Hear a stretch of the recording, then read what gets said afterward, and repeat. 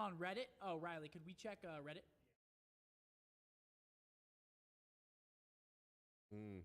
Well, we can do that. We can do that in between matches. But that's okay. No, because we have to do it before it starts. Yeah. Let's get through the predictions. Okay, so LAT versus Boston, you go ahead. I'm going to go Boston 3-1. Boston 3-1. I'm going to follow that up. Boston 3-1. Boston 3-1. Damn. You guys got no faith in the Thieves? Listen, the Dark Prince is going to show some things, You but said Boston. that doesn't mean that it's not going to be a hard-fought fight. I don't know. I don't think. Who do you got? I think I'm going to give this one to Thieves. I think Thieves, they're going to come in today. Boston's already.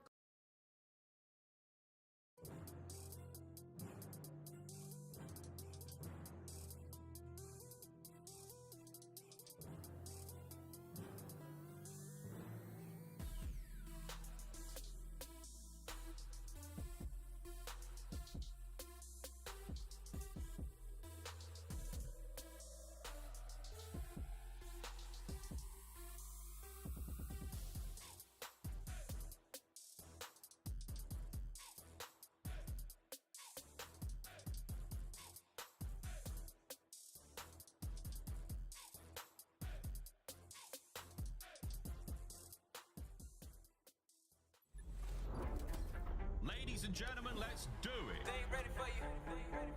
MW2 is going to be a ridiculous year. It's just been insane. What other dirty tricks have you got up your sleeves? They ain't ready for you. Will it be sugar, spice, and everything nice, or slugs, snails, and puppy dog tails? Let's find out. Oh, Kismet blows it wide open. Kismet wins it! Oh my! I do not believe what we are seeing. Pandemonium! The thunder from down under. Knock it out the park, yeah, show it. Just like that, Scrappy puts them to bed. Come with it. I know you say you want it. Now you gotta get up on it. Whoa! Unbelievable! They ain't ready for you. I cannot believe what I am witnessing. And that will be the game. It is over.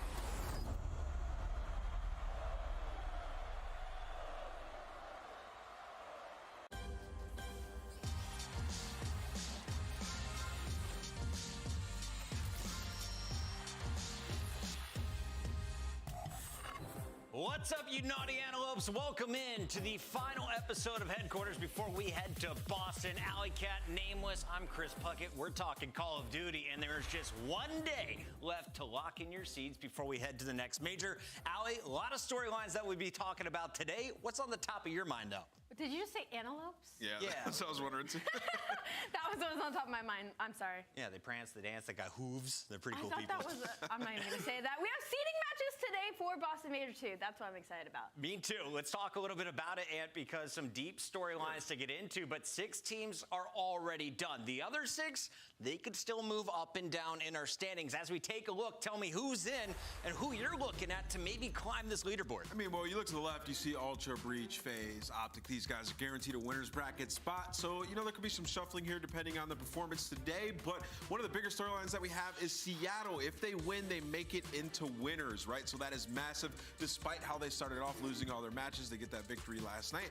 And now they have an opportunity to make it into winners. And then Rocker, if they lose, they're safe unless LA Thieves 3-0. There's a ton of implications today. We'll get into it in pre-match setups and post-games. We'll be giving you guys the updates all day long. But keep your eyes peeled. Big surprise for me, Subliners are coming in with a 5th seedish to the event after that 3-2. As you said, Seattle's still in the hunt for a winner's bracket spot. But all of these teams are going to Boston, and you can join us. So make sure you are getting your tickets right now. If you don't already have them, scan that QR code and join us starting next Thursday, Friday, Saturday, and Sunday. It's the MGM Music Hall at Fenway.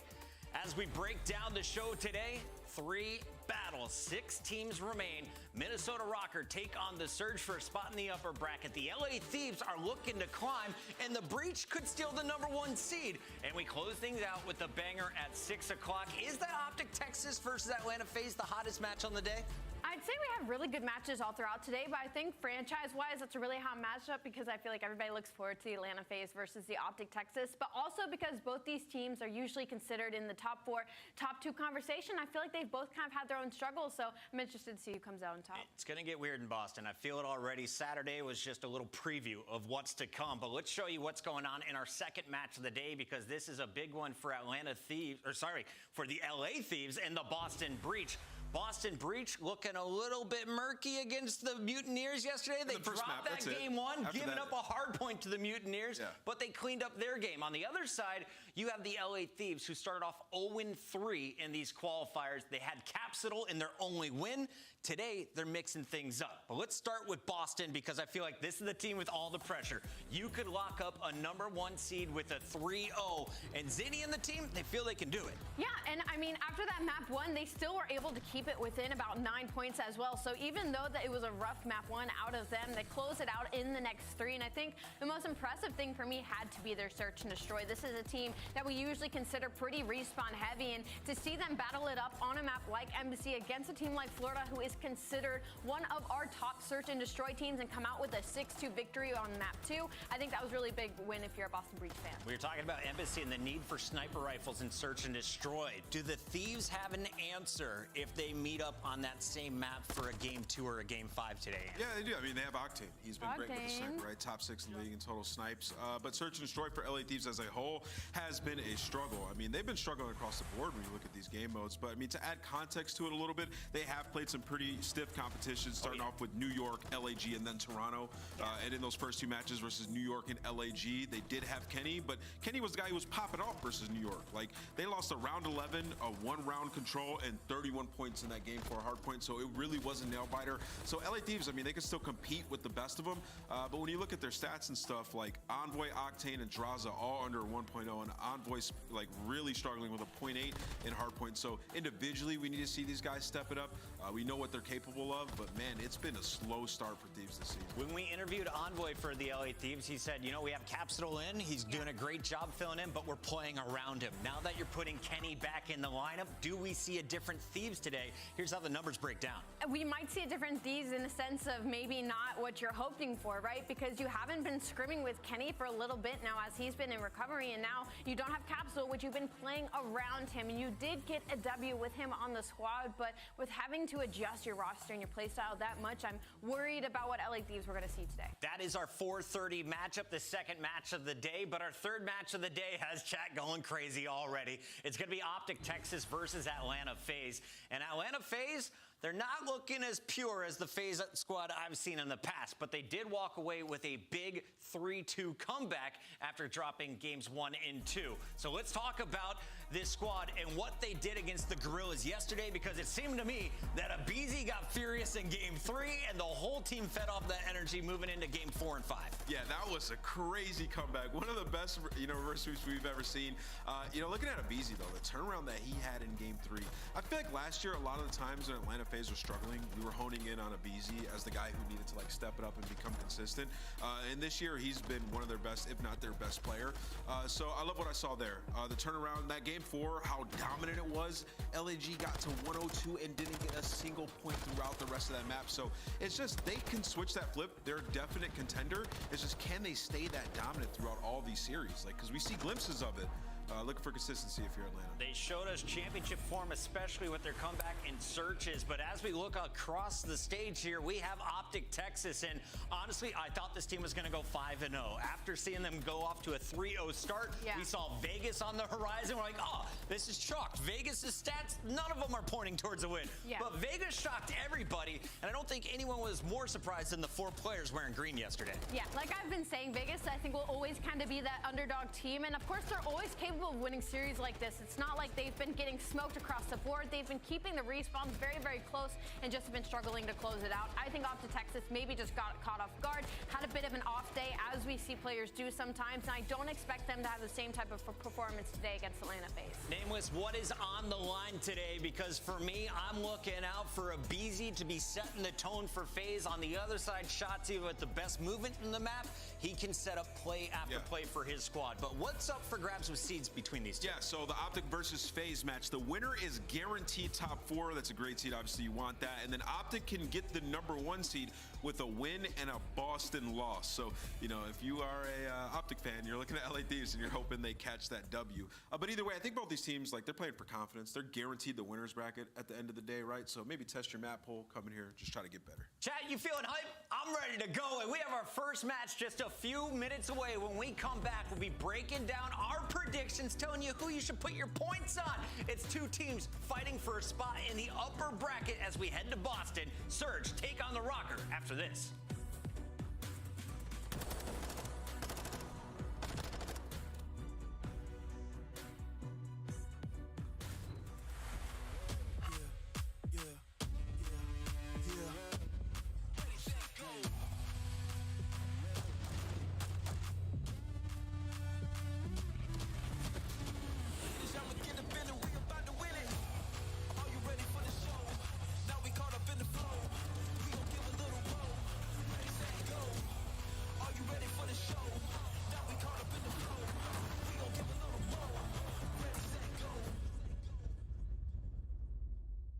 Call of Duty League Pick'em is back. One of the band, a few more points, and this will be it. Pick the winning team.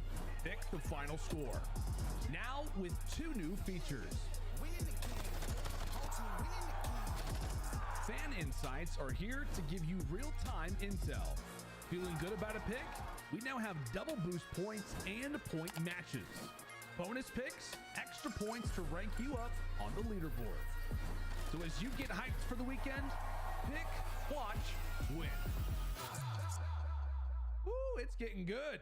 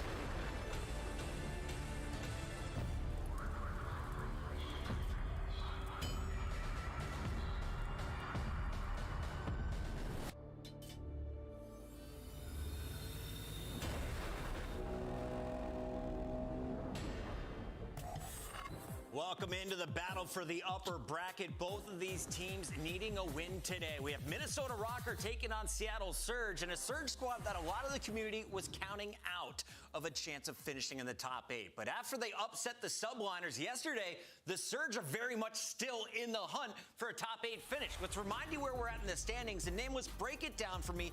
Both of these teams need the W. Rocker, we thought they were safe after the 3-0 against Atlanta, but then they fell to the Gorillas. Yeah, it definitely helped them, that 3-0. Don't get me wrong. But if they lose this series, like, they need at least 2 maps because they'll be safe unless LA Thieves 3-0. If they lose 1-3, it becomes even that much more difficult. So with a win, they're guaranteed 5th or 6th. But if they lose, you need 2 maps if you're Minnesota Rocker, at least. On the other side, if you're Seattle Surge, you're trying to get this done in 4, right? You want a 3-1 record. That would be ideal for you in a W. But let's take a look at the maps and modes, Allie, and tell me, Do we have a chance of going to a game 5? Or can Surge close this out in 4 today? There's a lot of question marks about this maps and mode set just because that first Mercado, we have not seen Minnesota on it at all. And should we get to that game for our hotel hardpoint, you're talking about putting Sib and Pred on their best map. Sib has a 2.19 on that map and mode, and Pred follows closely behind with a 1.47. So I'm also worried about that hotel control, mostly because Minnesota Rocker is 10th overall in the league right now when it comes to defense on hotel, which is a very offense-heavy map. So it's not looking good if you're a Rocker fan. All right, well, we have seen Minnesota in control. Make sure that they have a kill lead. Make sure they get that defense when they need it. Today, it might get weird in a game 3. Let's talk about these teams, though. If you're joining us for the first time, welcome to the show. This is an introduction to the starters for Minnesota Rocker, and there's some familiar faces. You had Bance go all the way to a second-place finish with Splice at a World Championship about 5 years ago. You got Attach, who's got multiple rings, but it's the young guns that I'm watching here. Afro and Cammy have been stars in the biggest matches. Can they get it done again today? Yeah, they've been pretty good. They've had some standout performances so far in the second qualifying stage, though. In hardpoint, Afro and Cammy are sitting at a 0.9. We're talking about your 2 superstar players, right? So they have to find consistency, be those guys to come in and take over games, because they're going up against Seattle Surge, who's been one of the best, if not the best, hardpoint team after New York Subliners. And you're going up against Sib and Pred, as Ali just said, in the hardpoints in this series, both of them, the average 1.8 KD for Sib in the hardpoints is just ridiculous. So, like, for Cammy, he's got to square up against that, and that's a really tall task, if you ask me. What I'm most excited about with Minnesota is, do they have any more tricks up their sleeves? They showed us some in their search and destroy, specifically against Atlanta, pulling them out when they need it most. Today is a must win, and that same thing going on over for the Surge. Do they have more in the tank than what they showed us last night? Because Sib and Pred put up ridiculous numbers. Sib, definitely the MVP of the game if you look back at the stats, but this was a team effort from start to finish to take down one of our top squads and the Raleigh champions in the Subliners. Stick to the GP on GD. That is what Pred let us know once again is the Seattle Surge's game plan in the interview yesterday. And when it comes to the Seattle Surge, even last year when they had their serious struggles, they are a team that you can always expect to bounce back and make some noise, and they did that yesterday. And this is probably the start of hopefully the rise for the Seattle Surge, as they're looking stronger than ever coming off of that matchup. The issue now, though, is they're going against Minnesota Rocker, and for seeding, this is pretty do or die for them. So need them to lock it in and take those respawns in this series. It's time to get our predictions in, and chat, you can do it right now. The predictions are up. Put all your channel points on the line and let it ride. It's a championship Sunday here in the qualifiers. Where am I going first? I'm feeling Bance. I feel like Bance has something special. Surge's run has to finish somewhere, right? Is it today? I think I'm going Rocker. Has to finish somewhere. It just started. I'm going with the Seattle Surge. Riding the Surge wave. What about you, Nameless? I'm going Seattle Surge. I feel like we saw some search and destroy improvements yesterday despite the loss. I think they can come in here and take a search and destroy even against Minnesota. I think they might win this 3-0, 3-1. It's not easy coming off a big win. All of that energy, you need to muster it back-to-back days. We'll find out. Is Surge final? Let's get this game ready to go as we send it over to our casters. Fellas, take it away. Thank you so much, Chris. Yes, indeed. And this is the best way to start off. You know, one of the final days before the Boston Majors, a good old matchup to decide who's going to winners and who is going to that elimination bracket chase. Seattle versus Rocker. It's about to get crazy, my friend.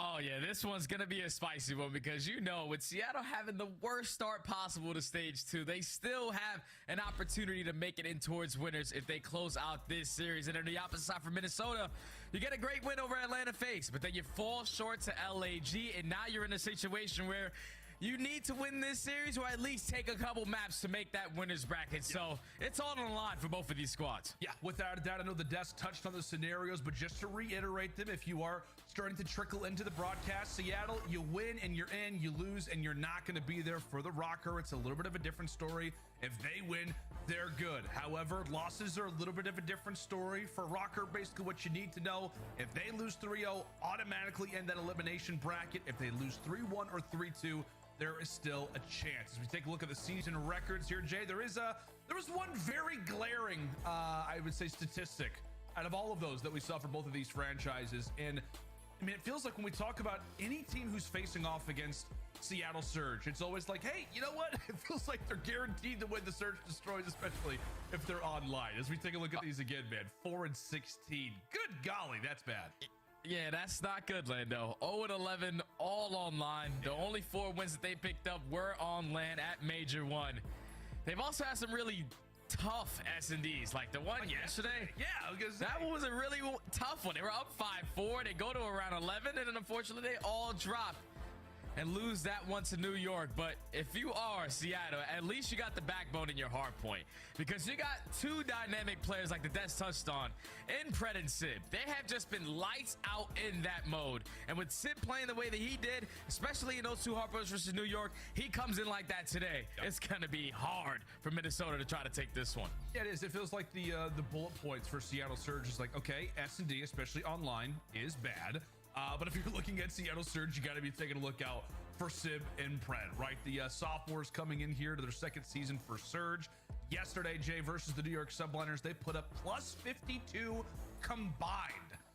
So that is absolutely terrifying, considering how great that New York have looked, the fact that they are defending Major 1 champions. Those 2 guys have the potential to do that versus the best teams in the league. Now, if we toss it over to the other side for Rocker, it feels like for Seattle, you kind of know what you're going to get most of the time. For Minnesota, though, it feels like it's kind of the opposite. Like, some days they're winning hard points, some days they're winning search and destroys, and some days Bance and Cammy are taking over. Yeah, that's the biggest thing. In that series versus Atlanta FaZe, it was all Bance and Cammy. And then even the last series when they played up against LAG, on the one map that they did win, Bance was the guy that took over on the map, won like 29-21, and thankfully that control is going to be into this series. Yeah.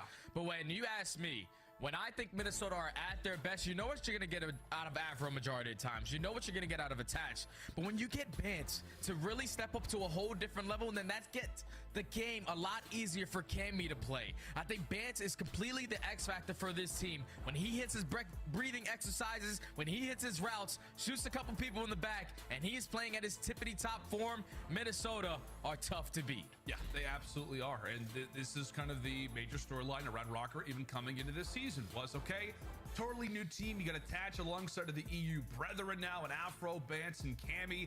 How are they going to play? It seems like we kind of know exactly where Afro sits, but even still yet, buddy, like we're in the middle, we're getting ready to close out our Major 2 qualifiers, and it still yet feels like we don't 100% know what we have here. Like, is it a team that's on the cusp of maybe starting to reach a contender type level, or are we watching a team that's just slowly starting to fall down the ladder a bit? And it's difficult considering that in this situation, at the Major 1 qualifiers, they had the #1 seed. Right now, they're just fighting for winners.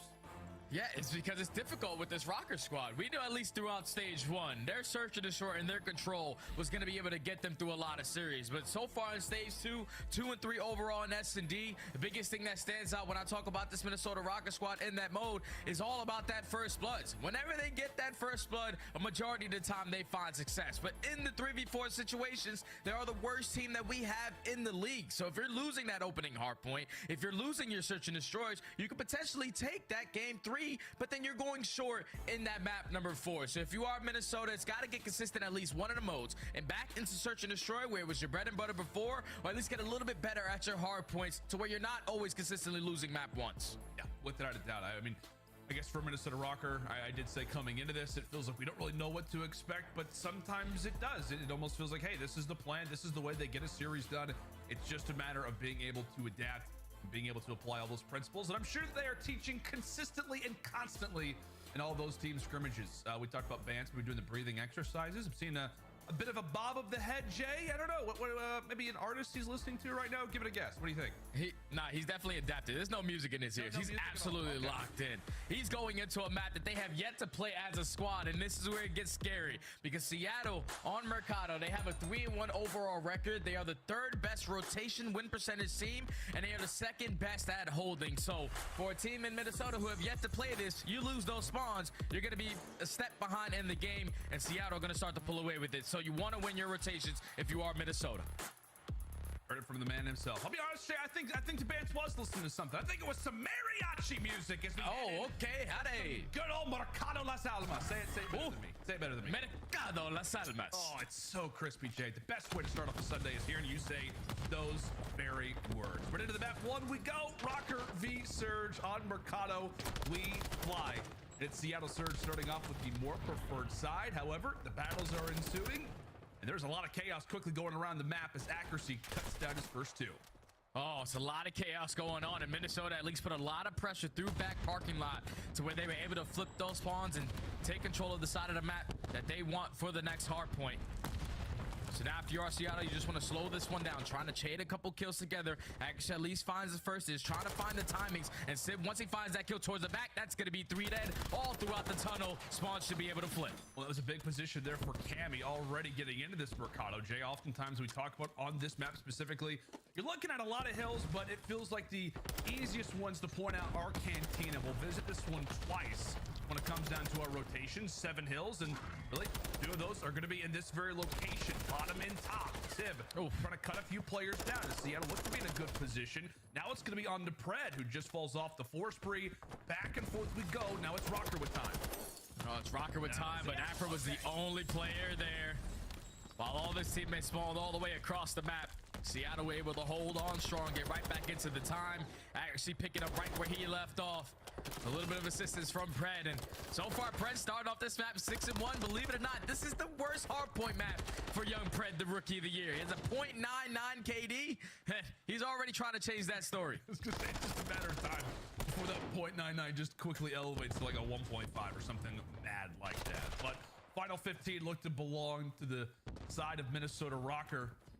And is now going to be that rotation over toward 10. As we said, Minnesota, a great team when it comes down to rotations. That is what they have built the majority of their game plan on. But Jay, the biggest problem, just as they're breaking, they can get to these hard points first, but it's just a matter of clearing out the waves. As here comes wave number 1 for Surge, and they get wiped away. Oh, they get wiped, and that's a 3-piece coming in from Bance. Big plays from Minnesota to also get that remaining 15 seconds off P2. Because once you're in the rotations, now you give yourself a nice little comfortable lead to where you're able to read these plays. The snap right there from Afro. Insane stuff. And Minnesota is just doing a great job of soaking as much time as they possibly can. Bans finds himself on a 5, making a 6-3. Already a cruise missile to work with. Yeah, this is great work so far from Minnesota. I mean, we're taking a look at the stat lines, and you got Bance piecing on one side. Already he's got that streak. You got Afro, meanwhile, who's already reached into double digits. The first player to do so. An engagement magnet. Right now is young Afro as he continues to piece, he continues to fry. And Jay, it makes you wonder when you're seeing both the SMGs play like this, why has Minnesota not played Mercado more? Oh, well, it's obviously they have the proper game plan as they are just not making mistakes. A full 60 hold at 10. You win the rotation over to Barber. And one thing that I looked at when I was looking at the numbers for Seattle is that they always responded. Whenever they lost, whenever they had a hard point, went into their favor, they lost the next one. But then the following one was always the one where they bounced back on by winning that rotation. And so far, this is the first mishap where Minnesota were able to chain that P2 and already started off with some good P4 time. But the break comes in from Seattle through back alley. Now Minnesota have to slow down. Yeah, and considering that score line, this is much needed time if you are Surge. You cannot allow for that time to go the other direction. They break exactly when they need to. And Barbershop, while it is a chaotic hill so far, it's really come down to just one team fight. And that is Surge getting back into this game little by little. Bance continues to poke away. Pred frustrated. Come here, Bance. That's 5 in a row now for Pred. As we said, Jen, that KD is getting better already. Yeah, he's doing what he does, but it's just another Minnesota Rocker. Winning rotations, attaching Bance, the last 2 players up. They're able to stay alive, find that 2-piece, control the spawns, and now force all of Seattle to try to execute a break once again. Great shots coming in from Sib. All out pressure coming through 10. Just have to hold your strong, hold your irons up if you are Minnesota. These gunfights are big. Often we talk about the SMGs trying to lead the way. Oh, Minnesota, Pred with some crispy shots. 14 and 5. Continues on his spree. In Seattle, well, they found a few kills and they quickly just hop inside of the hard point. Pred tries to make a play. However, it's Bance on the other side. Accuracy has to get his hands dirty, but it's Mac who comes away with the gunfights. Trades, it looked like for a moment still favoring Seattle, and now it comes down to a 1v1. 20 seconds to go. Sib, is he going to be able to take it? No, he does not. Bance, another crucial gunfight. Big time still going the way of Rocker. All right, Rocker with the final 15 and winning rotations again. Now you're forcing Seattle to break one of the most difficult hard points that we have. You said it in the beginning, we have 2 hills in towards Cantinas. This one's on the second story. You have to check all your corners. and clear out at least one alleyway to work it. They find the kill onto Cammy. Now all out pressure through backside Barber Alley. Only 2 players here from Minnesota, so you probably want to put the step on it right here. If you are Seattle, you can win the trades. And Kevin, a bit of a slow game so far, but he absolutely can turn the tide of this game if he can have a break. But it's attached who combines for 2. Attached who combines for 3. It's a triple kill there for Dylan Price to level the score, to make things much easier on his teammates as the lead continues to build. And as we said, Jay, coming into this series for Minnesota, it doesn't necessarily have to be a W today to guarantee winners, but every map that they get absolutely helps their case. And right now, they are playing fantastic. And Bance, it's his turn now to go off again, 16-9, and getting closer to a 100-point advantage. Let's step aside and see how the comms are sounding with a very fiery Minnesota lineup.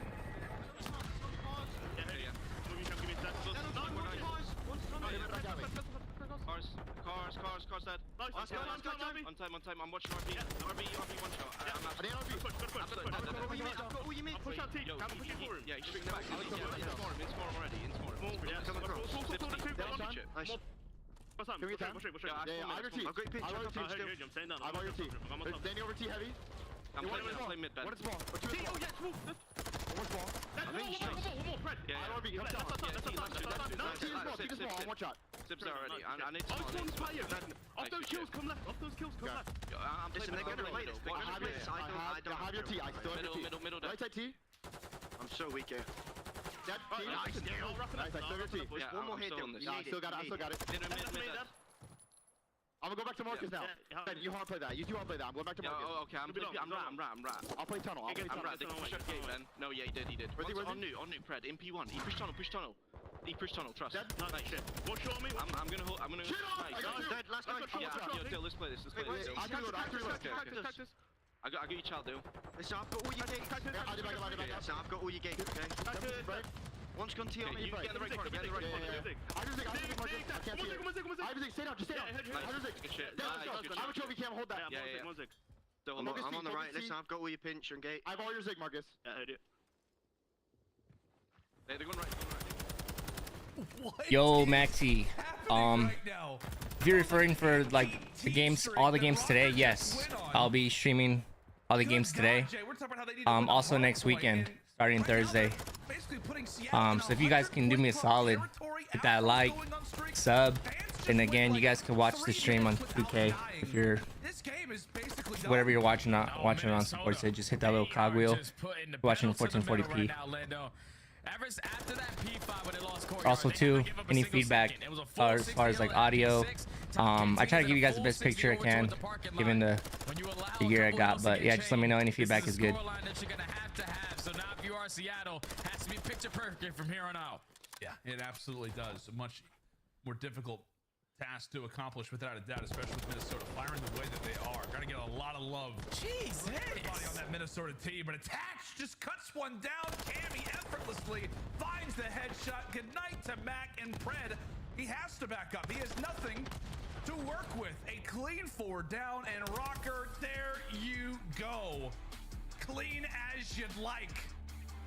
And my God, for the first time playing Mercado, they made it look completely spotless. That is a statement victory to kick us off, Jay.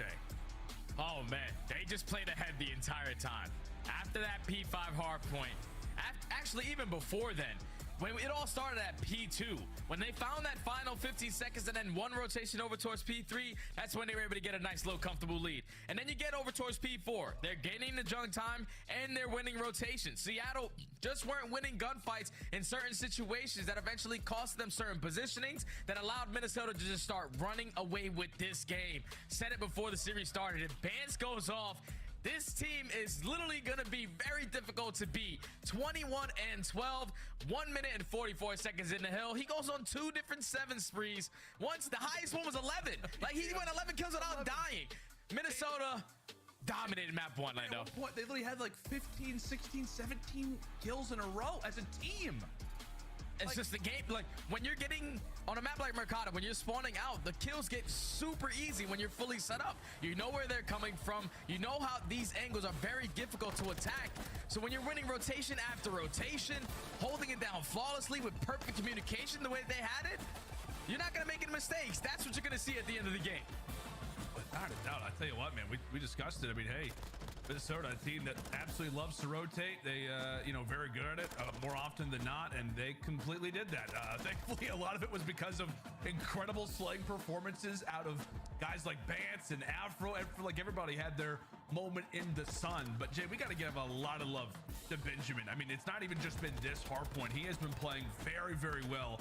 As of late, he was one of the primary catalysts to the 3-0 victory over the Atlanta FaZe, and despite the loss versus LAG, still puts up like a 1.18 KD. Is it something?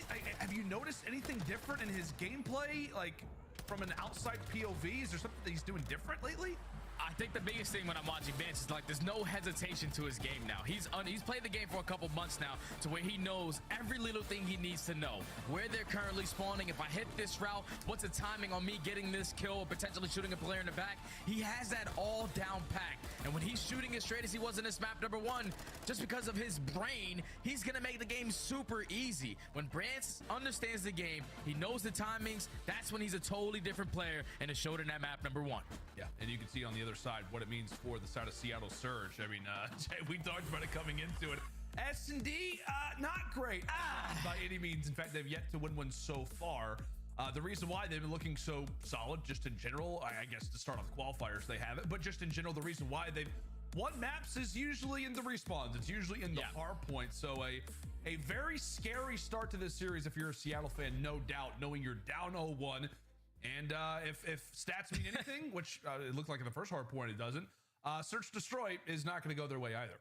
Yeah, Search and Destroy is going to be tough, but I saw one stat that gives me hope. Okay, gives me hope for Seattle to be able to potentially take their first Search and Destroy. And it's because, like I said earlier, it's all about the first bloods, at least on the side for Minnesota. But it's also all about the first bloods for Seattle. This is the 11th and the 12th team in 3v4 win percentage.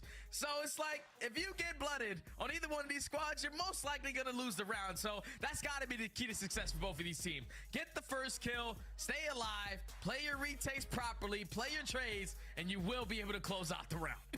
It's so funny, Jay, because like, that's such a wonderful statistic, but it's also like, at the same time, like, so obvious, like for Minnesota and Seattle, it's like, yeah, you're losing Search and Destroys because you're in 3v4, just because you have a man down. Yeah, kind of writes itself. It writes itself. But I'll tell you what, this is hard to look at, Jay. Search Destroy ranks for Seattle Surge. Yeah, let's get that out of here. Not looking good. For those who already don't know about it, 0-11 in online Search Destroys for Seattle.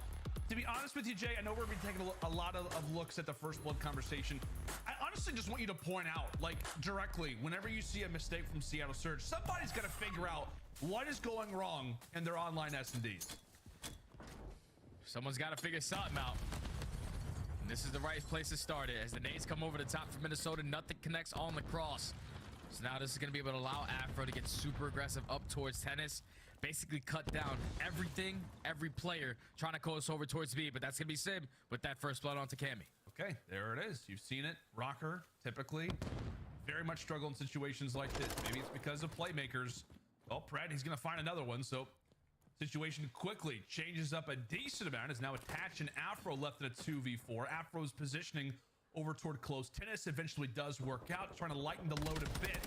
And okay, there's a second pick as well. Attached. Desperate need to stay alive. Eventually does get pinpointed all down to Afro now. Afro in the 1v2. Dead silence is about to be earned. But the bomb is getting planted down towards A. You have Sib who's watching the middle of the map.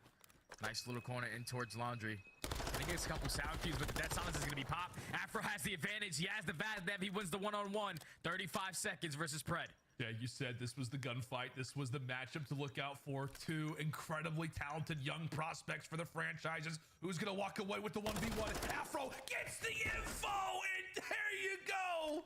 Takes down 1 HP. A 1v1 and a 2v4 to kick us off. Oh, man, 3v4, throw it out the window. How about a 2v4? We stand a better chance at clutching that one, especially when you got a player like Afro who wins unbelievable gunfight after unbelievable gunfight. First one on to Sib, and then with 1 HP remaining, wins the gunfight versus Pred and takes round number 1 from Minnesota. That kid's got some ice, man. He does indeed. And this is just, I don't know, man. It just feels like after a hardpoint victory like that, everything's different. Number 1, yeah, everything's going right for him. And Afro is a scary player when he's got that momentum, without question. Sniper's already out here for attach. We talk about it so often. You got to have it here on Embassy, as he'll look to put the boomstick to good use. Sib at least stays alive to see another day, but Vance able to put a decent amount of shots. So Rocker definitely have found a bit of information, but they are hesitant to make their way past that 50-yard line. Yeah, they know. They don't want to give up that first blood. Just going to take it slow.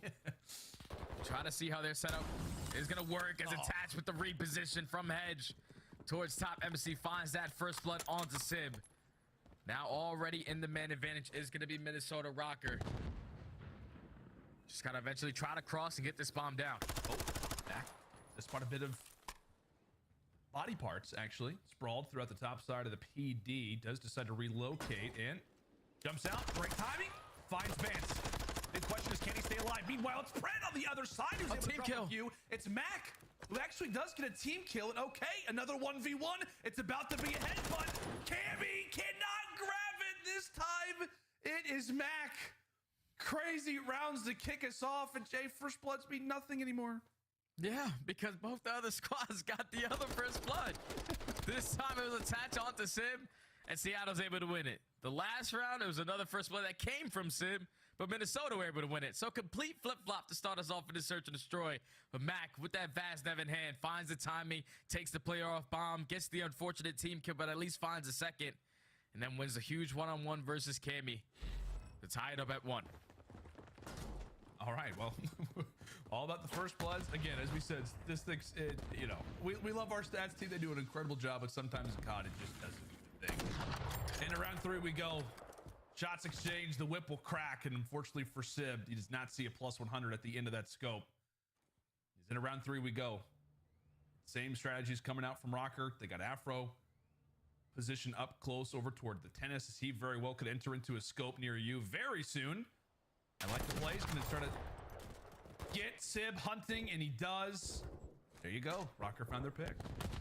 Rocker first blood. Afro aggressive once again through Hedge as Vance finds a second. Another 4v2. Just make sure we play our trades. Don't give up anything easy. They still have to plant the bomb on the side of Seattle. As Afro has all the B bomb covered. They have full coverage of A. Don't want to give up free one-on-ones as accuracy finds the first on the Cammy. Minnesota, don't do this. Don't do this, Minnesota. Thank you, Afro. Puts accuracy to bed, and now it's Mac in a 1v3. 20 seconds to go. The only positive is I guess he does have the bomb on his back, but that's not going to be anything. That quickly hits the floor, and Rocker will grab their second. And Jay, that was just great coordination. We really saw it. The observers did a phenomenal job of kind of highlighting.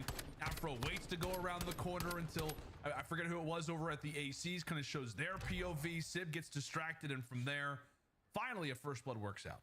That's just a perfect defensive setup right there for Minnesota. When you get Sib towards top AC, knowing that no one is aggressive towards B-bomb, then you get Afro works his way all up through sign. Once he takes that position, you solely put your focus on the top windows and the bottom bathroom hop out to make sure no one pushes through middle alley. You just have one player watching towards street.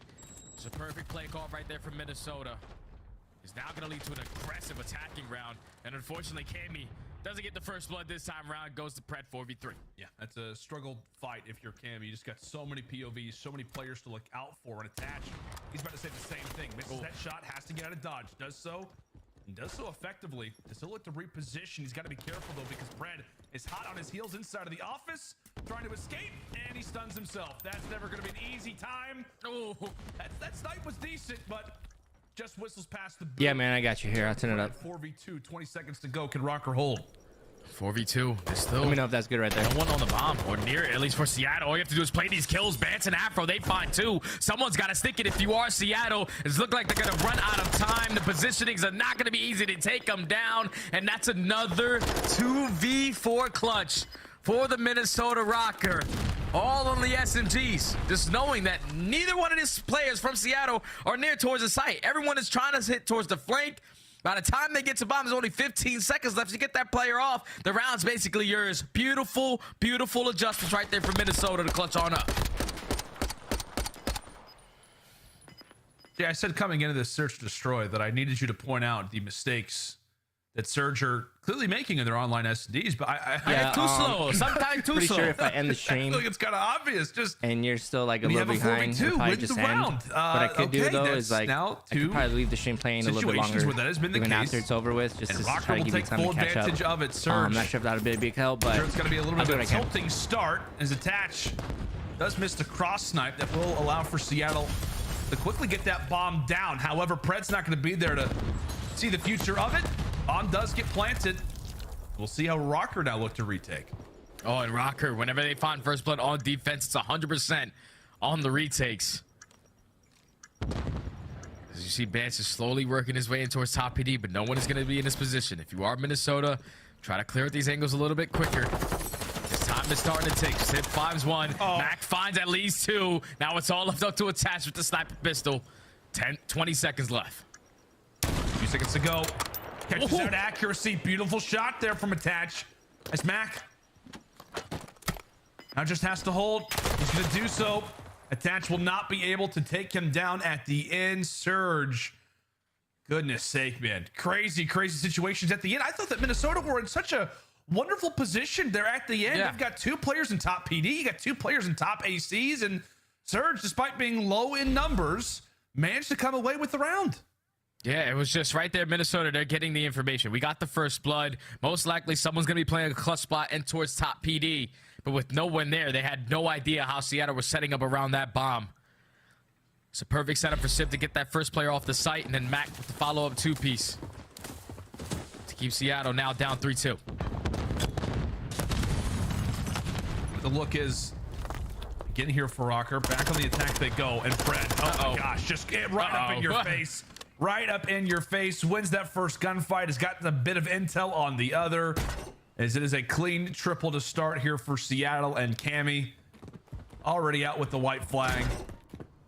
1v4. Best of luck. He does have some time, but I guess he does have dead silence as well. Yeah, Pred, not a chance. Hat trick for him. Seattle right back in it. So far, Seattle last 2 rounds have made the adjustments. They did not allow Afro to get pushed up on the defensive side towards Hedge by being super aggressive towards B. And this time they don't give up that free bomb plant towards B with the aggression from Pred. As the stuns come over, you slow those players down crossing towards the site. And you know when you find yourself in that position, especially for a player like Pred, he's going to most likely get that 2-piece and get out with his life. Big plays from Seattle. Bring it back. Now 3-3. I will say, I mean, Pred, looks like statistically, you know, he's at like a 0.99, I think, in Search Destroy. It's the highest right now for the team, but he's made some big plays. All right, into this round we go, and it's Cammy starting things off with the first blood. So Pred, life gets that much more difficult, and there goes Sib as well. This could be a very quick round unless accuracy can manage to find a pick. As we said, this game's all been around 2v4s. However, a 1v4 would be interesting. One of the faster rounds that we've seen in Minnesota are getting hyped. Bance trying to stay awake. Another perfect setup right there for Minnesota. The nades come on the cross. You get the hit markers on with 2 of them. Get that first blood. And then once you spot no one else crossing towards side, you know that they're trying to get aggressive in through the embassy building, trying to push out towards street. They're ready for it. Guns are ironed up as they find all 4 kills. Clean round right there for Minnesota. 4-3. Vance is cracked, Jay. He is not. He's so locked, man. He's so locked. We were trying to figure out what's been the difference maker. The guy is just locked. He just enters into this state of, I don't even know, just perfection. Not a blink, not a smile, not a smirk, nothing. Out of Benjamin. 4-3 for Rocker, as you called it, buddy. And here we go. Afro and Pred. Whoever wants to shoot, just go for it. I won't say a thing. Bomb's about to get planted. Once that happens, Pred's going to try to push through this door. Great cover fire there for Minnesota, as patience will pay off. Bance, after getting the bomb down, he's able to find one. Wait a minute. To begin to line up a few. He drops. And accuracy, he falls as well. Goodness sake, these rounds are fast. Yeah, Minnesota's just taking it right to him. They said, we're going to cross towards this bomb. I know you shut us down last time because Pred caught us off guard by being aggressive through orange. But once you get Afro, that other dynamic SMG that's in this game. In that same position, watching that cut. As soon as that bomb goes down, Pred tries to get that player, but Afro's ready for it. First blood goes to him. Bans finds a second, and everyone else starts to drop for Seattle. Minnesota with the perfect game plan on a map that they haven't played in quite some time. Since December 16th is the last time they played Embassy Search and Destroy. Okay. And now at game point. There it is. This is about to be 0-12 in online Search Destroys. We're about to find out. Surge, it just feels like maybe this is the round that they take. Try to make a sweat for it. We go to around 11. Okay, well, they start things off nicely. Bance is at least out of the fight. Afro is as well. God, Jay, I feel like we can't keep up. God, give me a break here. Attach 1v3, Jay, take it away. 1v3, all left up to Mr. Dylan Price. He finds the timing, finds the first kill off the sim. Hold on, 25 seconds. He picks up the boom boom. Boom. Should be better for these long range gunfights. He spot smack. 20 seconds, 1v2. Access, absolutely not. You think I'm going to try to challenge that? No way. Jose. All right, Seattle, they're still in it, Jay. They're still in it. Minnesota right there, they tried to hit the switch up. They knew that the last time it was super aggression coming in from Seattle, and they got that bomb down for free. They tried to send 3 players through the flank. Then when Seattle opened up those first couple of kills, Pred being the guy to shut down that push on sign. Get that bomb down, you hold down your flanks, you win your gunfights. You don't ego chow attach right there. Good stuff from them to keep themselves alive in this. Good strategy. Good strategy indeed. Do not ego chow attach. Grenades are out. Could that be the problem? Kick off this round. And yes, it will. Great toss there for Sib. So Rocker, their objective man is down. Bomb in somewhat of an awkward position. And based off of that, really, you wonder where the pick's going to come in from. And thankfully, it's going to drop in there from Cammy. So they'll be able to find that one and attach. He'll just hop right on the plant, Jay. Yeah, he's just going to get this bomb down because look at the positioning right now from Afro. He's just sitting in towards orange.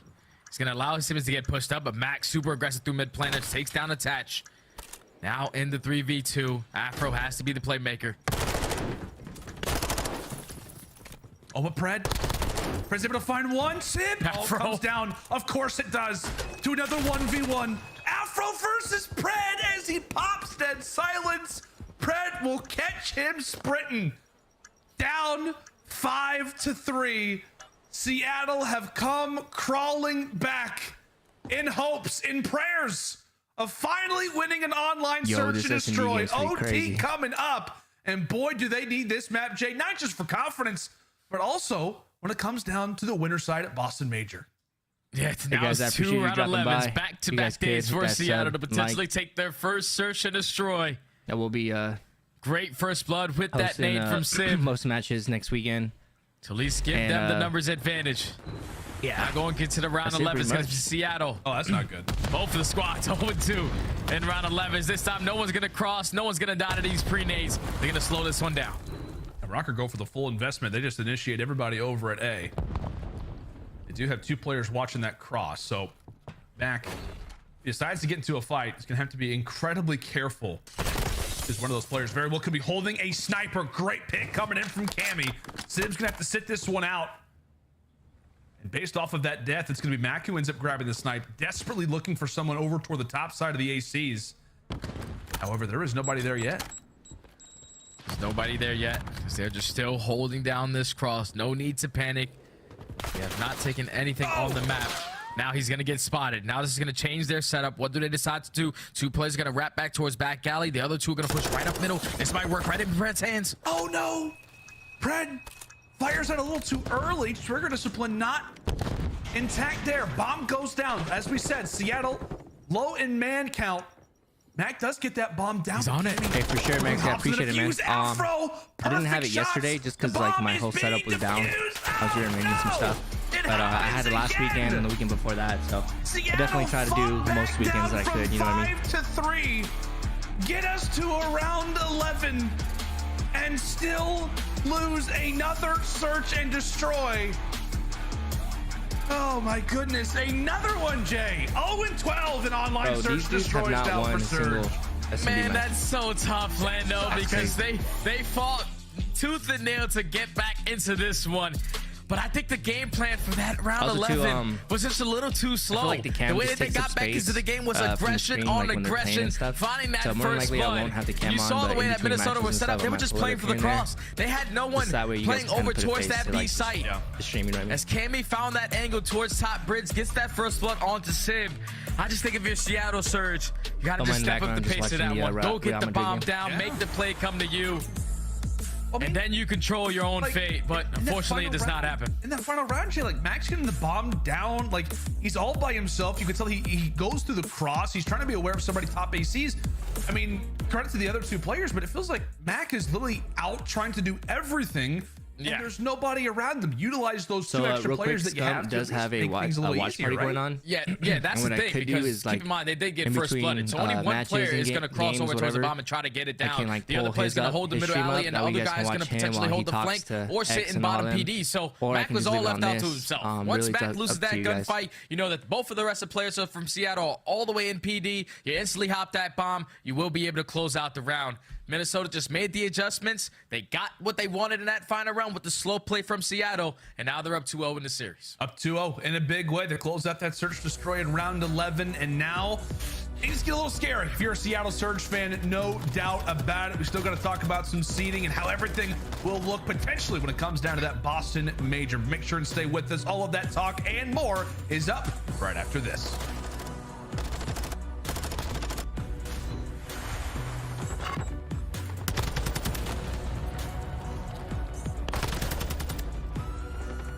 Brock Purdy got injured? Huh?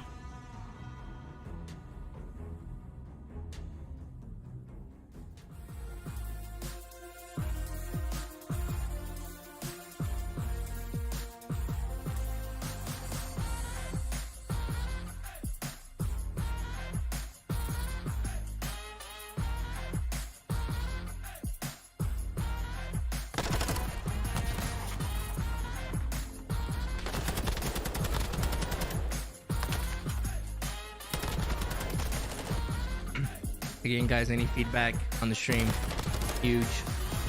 If you guys got anything to say about it, if you guys like it, anything, I'll take any feedback.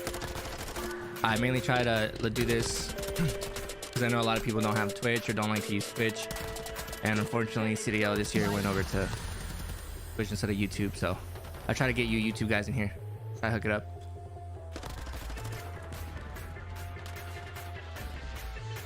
Also, too, I don't know if my boy B Shaw is watching. I know he can't comment because of you know, stuff, but my boy B Shaw here. Hey, shout out B Shaw, bro.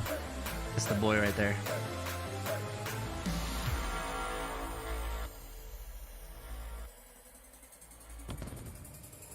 Here, I'll show you guys. I'll show you guys what's going on over at. And they're in. It's gonna be Rocker lose 0-3. So those both can't happen anymore. So now it's literally, if Rocker gets reverse swept, LAT has to 3-0. That's like their only hope. You're in there too, Hex? You're in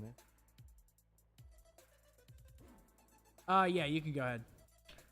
Dude got Riley, back to the main cam. We should probably full screen for AJ, this. some pretty fresh AJ Guys, we're not doing a giveaway right now. If gear. we pull my ink card, we'll do a giveaway. If we pull it.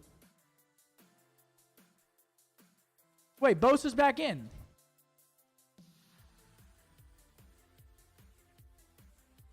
Oh shit, I'm excited for these.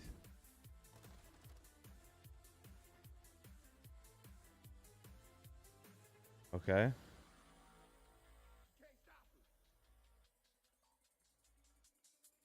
Fellow. Sorry. Hello. Sorry, I'm watching the game, Cammy. I'm not gonna lie. Fellow, Tyler Johnson. Looney. Looney. Wait, What is that? Ashy. Fan Choice Awards. Brandon.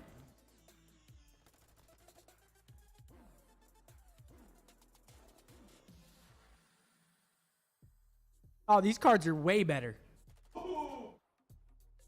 Ooh. Oh. Wait. Let me see that card. Hold on. Bring that card over here.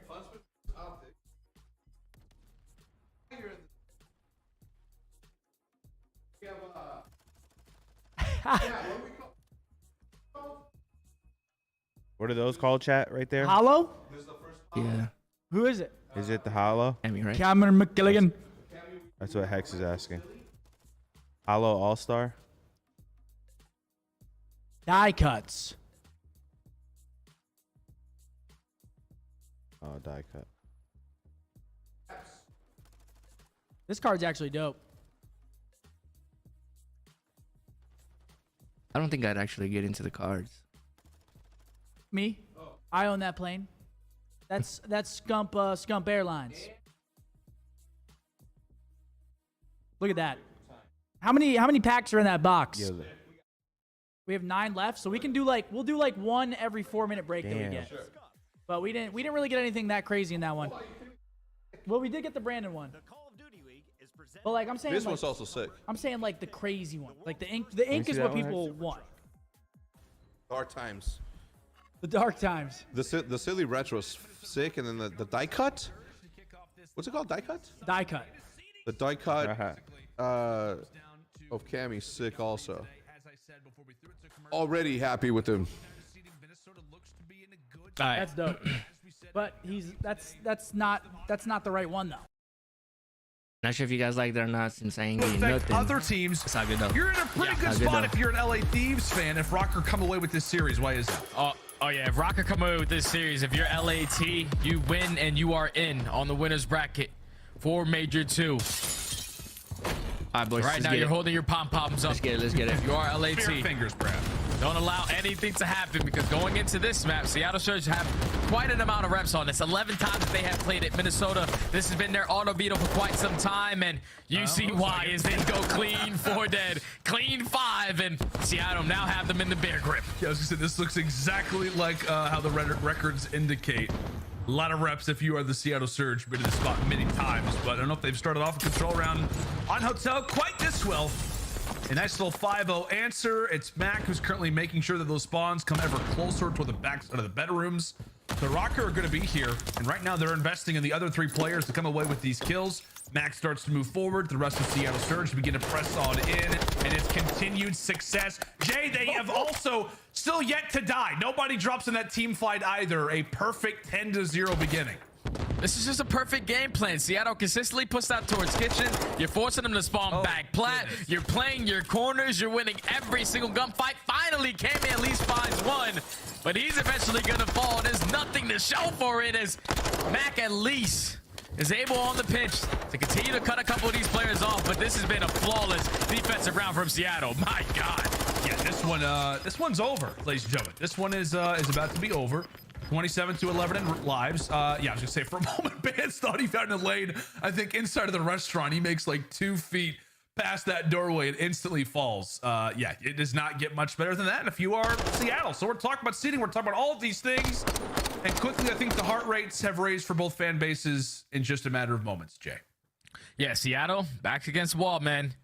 You have to come back if you want to have a chance at winners bracket in Major 2, and that's a good way to get the momentum on your side. Early dominant defensive round 1.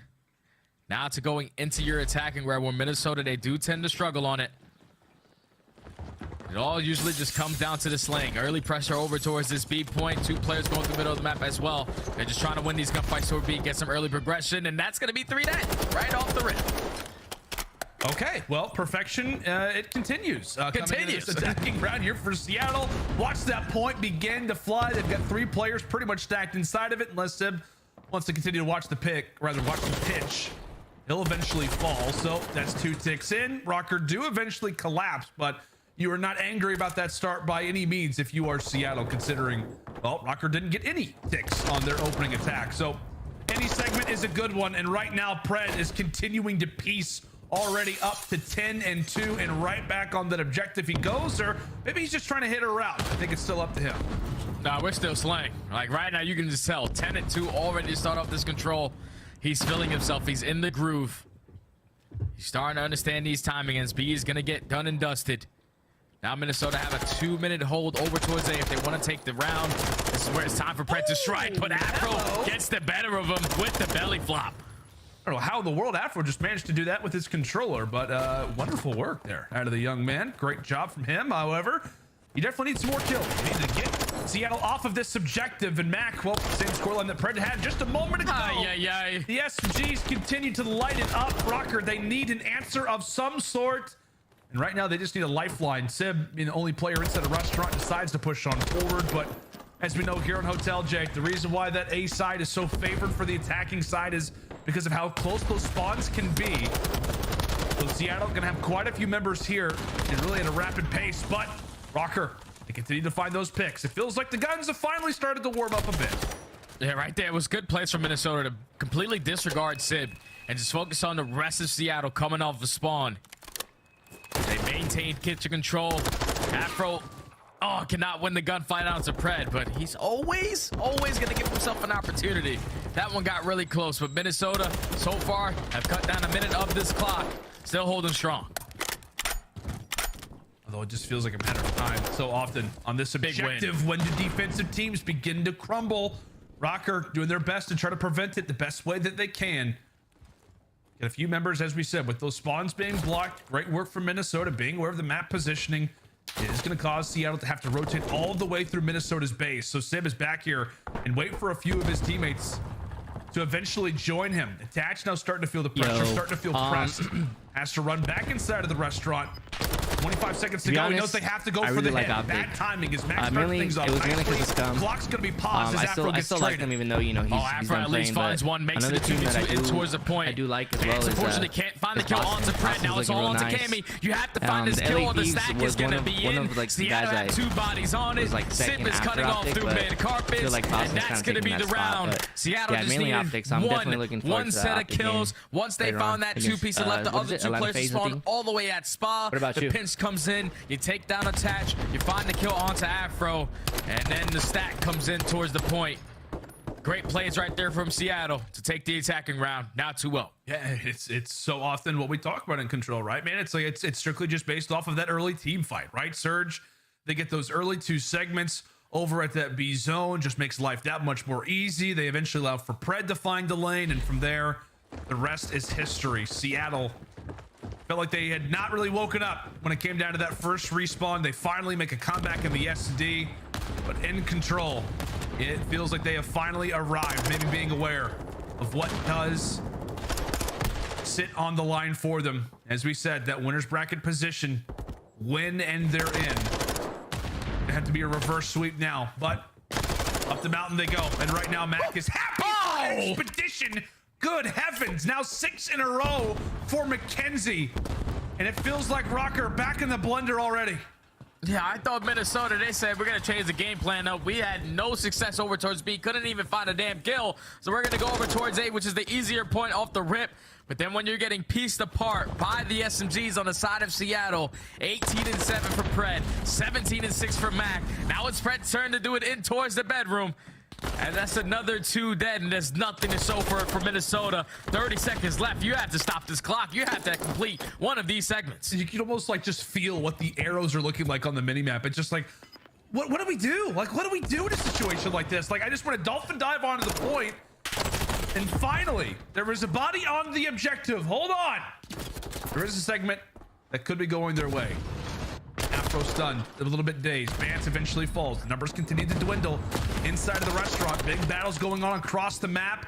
As it's Afro who falls, Attach has to win this 1v1. Able to do so. Time will remain, well, I'm going to say a bit of a situation. Bit of a barrier, if you will. Attach is going to be on it, and there's only one player here to maybe try and contest this late. It's all up to accuracy. He falls, and this should be another minute added onto the clock. It should be, but it's looking like Seattle are not going to give this one up for free. As Predator's just trying to find the timing into mid carpets, but it's looking like they're not going to be super aggressive in towards Diner. Time is going to be extended by a minute, but Seattle are up by 9 lives. You look at the positioning right now from Mac. As Attached with no dead silence in hand is playing for this kill. All of his teammates are dropping across the map. At least you take somewhat bedroom control, get those closer spawns to not push forward. Yeah, I mean, it's great for Minnesota. Like, you're making some plays here and there, but you just got to stare at the top side of your screen. 8 versus 18 in lives. You've got 2 more good team fights at this, and that is it. But at least Vance able to start things off nicely. Tries to go for the initial challenge onto Mac. Has to stay alive. Lots of Rocker players in very valuable positions. However, they begin to drop 5 versus 17. Might as well be a 100-point comeback in hardpoint. This is not going to be easy for Minnesota. 30 seconds still to go, and that timer may run out before they even can get there. Wait, however, there's a few. One more player here is going to be Sib. Jay, they found a few kills. They're on the point. They found an opening. They found the opening. You just can't lose these gunfights. No more respawns for the players on the side of Minnesota. The 2-stack is going to be here. Vance wins the gunfight also on the flank. So all you have to do is hold your irons up, win these kills towards back spa, but they cannot do that as Sib and Pred combine for 2. Pred finds the final, and Seattle Surge clean 3-0 in the control. Oh, and Phoenix just rapidly comes out from the backside of the barrier. Hype. After a 3-0 win like that in control. I mean, Jay, that's exactly what this team needed, honestly. Like, I know we're talking about, you know, they're down 2-0, you know, whatever it may be. They lose that round 11. They know that they know the records in Search Destroy as well. You needed something, right? You needed a life. You needed some momentum coming into a map, and they absolutely got it right there. A 3-0 bop over the Rocker, and the score lines, goodness sake, are impressive across the board. But specifically 19 and 10 and a Mac. He at one point went on that 8 spree. Fred was having a phenomenal time on the hotel, Jay. He was bouncing all over the beds. Late checkout for him, 26 and 10. Impressive work there from the Aussie, as Seattle, it all of a sudden feels like now we're right back in this. Yeah, this is the team that we saw yesterday when they went up against New York. When you allow the young players on the Seattle squad to turn up to a different level, this is what it looks like at the end of the scoreline in a respawn map and mode. Because now we go into another hard point where if you are going to be the Seattle Surge, it's going to be a hotel where you have quite a bit of reps on it. You've played it a total of 9 times. Going up against a Minnesota Rocker squad who's only played it 4 times. So I just think the biggest thing that we have to take away that we learned about in map number 1 is that Minnesota, when they control the spawns, when they were the guys that were playing a step ahead, that's when they found a lot of success. And they are the #1 team going into that hotel hardpoint off rotation as well. So if you are Seattle, you gotta win a couple spawns this time around. And with the guns being warmed up as they showed in that last map, they're probably not gonna have a problem with it. I think this was going by. You think so?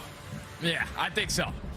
I mean, it's that's against the wall. Like, it's hard Seattle need this for winners bracket. They gotta bring it back. We're looking at just an absolute highlight reel of Seattle Surge. I cannot say anything to subvert that by any means. It absolutely looks like Seattle Surge have got something good going coming into this next hard point. But it is an interesting story. As we said, it's all about seeding here on this wonderful Sunday, the final one, the final day that we have before that Boston major. Rocker felt it. It felt like it could have been a 3-0 for them to guarantee that winner's bracket side. Seattle aware of the exact same thing, a win and in situation there for the Seattle boys as they wake up and now have got night number 2 at the hotel still to come back for us on. And Jay, if I remember right, we were talking a lot about the series yesterday, right? Seattle Surge, they upset the New York Subliners, win that in a 3-1. Hotel Hardpoint was also in that map set, and it was a very solid dub coming in from the Surge side as well. I want to say Sid finished off like 29 and 15. It was a crazy stat line. I'm pretty sure the Des touched on it. Like, going into this map number 4 is statistically the best hard point for 2 players on Seattle, which is Sib, which is like a 1.8, and then Pred, who's like a 2.1 or something like that. Like, yeah. You gotta be feeling good if you're Seattle. You get all the momentum after the control. You're going into one of your strongest hard point maps with some of the best players on the map. So as long as you're playing ahead in this game, Seattle Surge, with the way that their guns are shooting, like I said in that last map, have a good chance of being able to force that game number 5. I just think the player that has to shut them down, shut down their game plan, is going to be nothing but Bance. Like we saw what he did in map number 1, 21 and 12, went on 2 7 sprees. One of them turned out to be an 11. When he's playing at the best, flipping those spawns for his squad, shooting people in the back with ease.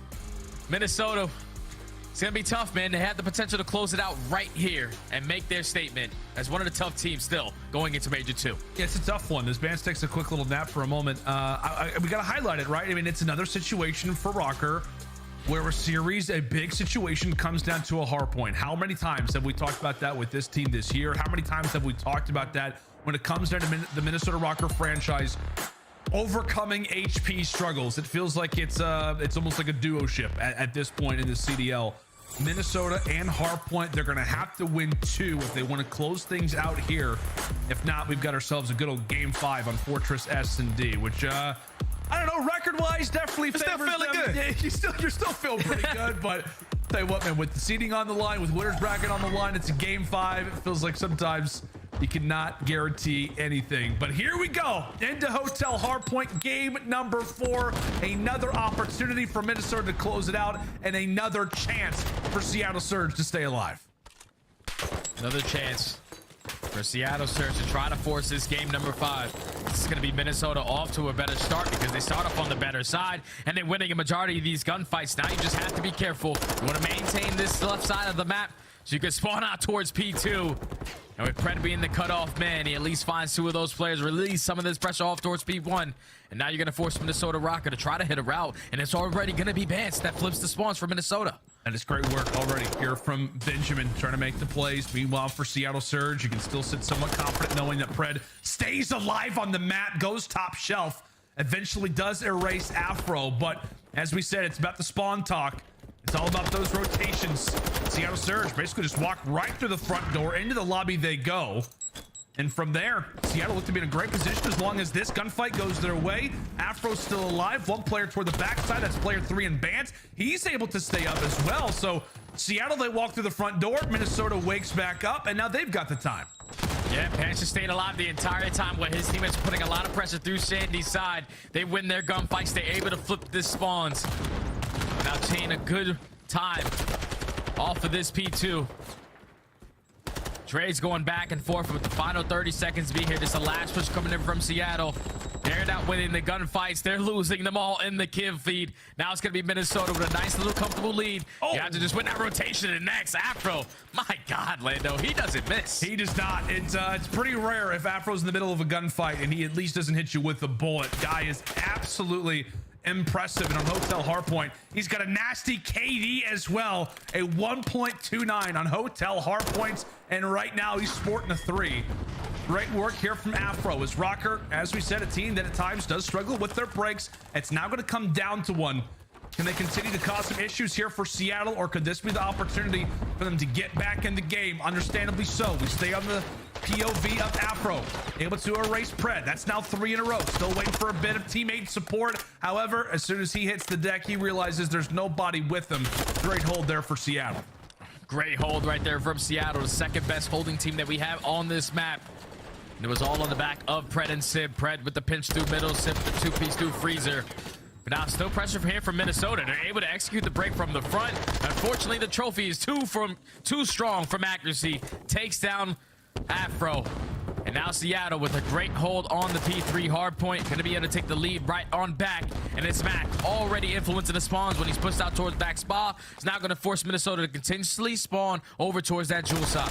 One of those many plays that just don't always pop up on a stat sheet. We so often talk about the Seattle Surge, the slaying duo there of Sib and Pred, but without a doubt, accuracy and Mac, they've got their moments.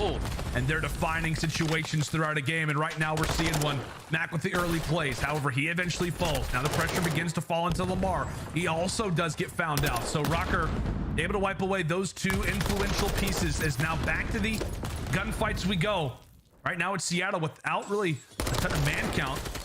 Preferred positioning, but not the members, not the man count to really do a whole lot with it. Sim eventually hops in. Sam take down 2. Rocker with the trades, a 1v1 for the time, and it belongs to Mac again. Some close spawns and a race toward next, but right now Surge look good to grab the final 15. Yeah, Surge looked great. They were just winning the trade battle right there to eventually find the final 20 to 25 seconds. And now grow this lead the way that they have. Now off the rotation, these gunfights are going to be big. This is going to be Minnesota fully set up in towards Diner. Afro finds the first. Afro finds 2, and Cammy with the 3rd. You win your gunfights. Now it allows you to get fully set up, try to get back into this one. You can see the comms coming in from accuracy, just waiting for the teammates to come off a spawn. How do we want to try to break this? This is a hard point that we oftentimes see at the very end of a game. And a lot of moments where there has been some breaking opportunities. Cammy gets a bit aggressive. He eventually has to pay for it. So Surge still knocking. Rocker not happy to give them a reservation. Good work from Bance. He eventually falls. Back and forth we go, but still it's Minnesota with the time. Another lead change that's about to be inbound. and they've got it. 20 very valuable points still to fight for, and a rotation toward parking to think about. Great job here from Afro. A team kill actually that comes in from Bance. A little odd to say the least, but he at least has got the positioning to help give his teammates spawns for next. Yeah, that's a full 60 hole from Minnesota, and they win the rotation over towards the next. Bance just sneaking his way through back kitchen, takes down Pred. The one that was trying to influence that pinch. Cammy was also the guy who was here nice and early. Takes down Sid. And now Minnesota with the controlled spawn towards the back. They lose their gunfight. Seattle, they find a break, at least for now. 45 points, a lot when it comes down to the scoreline. What it could mean for Seattle, what a massive swing it could mean now for Rocker. The big break, the final hard point of the first set of rotations. Let's step aside and see how Seattle Surge are sounding with a listen in. One more stop. One's gonna go mid. One's gonna get shot from the back, Dante.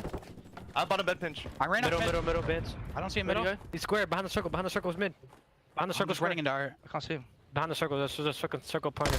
They're hitting me at all. One shot at all. I'm sitting in the corner in our. P4. Dance is fucking. I'm trying to play the. There's 2 old. Okay, I spawn here. I'll pick up left. One was on P4, Lamar. One's square. Carry him, absolute carry. Square, one shot, man. Carry went bread. Right side square. Carry went bread. Nice, Mac. Carry went bread, bro. Okay. The guy left's gonna go back. Couches on me again. Right side big door. Okay. I'm shot him. I shot him at Carry him dead. Vance is big door. I think it's time. Couches got me after. Couches after. We're missing Vance. I'm trying to get couches. Couches dead. We're missing Vance. Wrap left. Top gun, big door. I'll kill Cat. Top left cut. Right side big door. Big door. Absolute big door. What's couches, I think? Back in. Yeah. Couches, Cammy, one old, okay? Honda man? Couches could go P4, one old. I got the top dead. One player. I got the guy. Top cat, no. Okay, top left cut. Just standing there. Big door. Top left cut. I heard you. On the block of time. Block of time got me bent. Because we get him twice. One deep left. Top left cut. He just dropped on time. I got the guy. Last guy, no. Dylan. Perfect. They're spawning kitchen. I'm holding this. You can go. I'm holding back. Okay. His counter just came out. Time dead. He's one. Back square. Dead. Back square after. Someone has to get time. I will, don't worry. One more there. Play slow, Mac. Okay. I'll get time. I got it.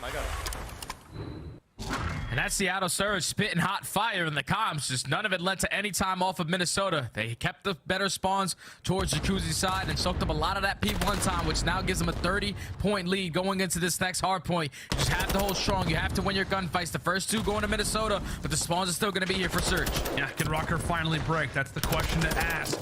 Great cover fire coming in from the ARs right now from Seattle. One player that's rogue in the back. He eventually gets found out, so they cut them all down. After to turn around, Seattle do what they need to. Everybody's starting to heat on up, going a bit of a spree, and I think it's like the 9th time that I've said it, Jay, but a lead change now toward the direction of Seattle. A slim advantage at that.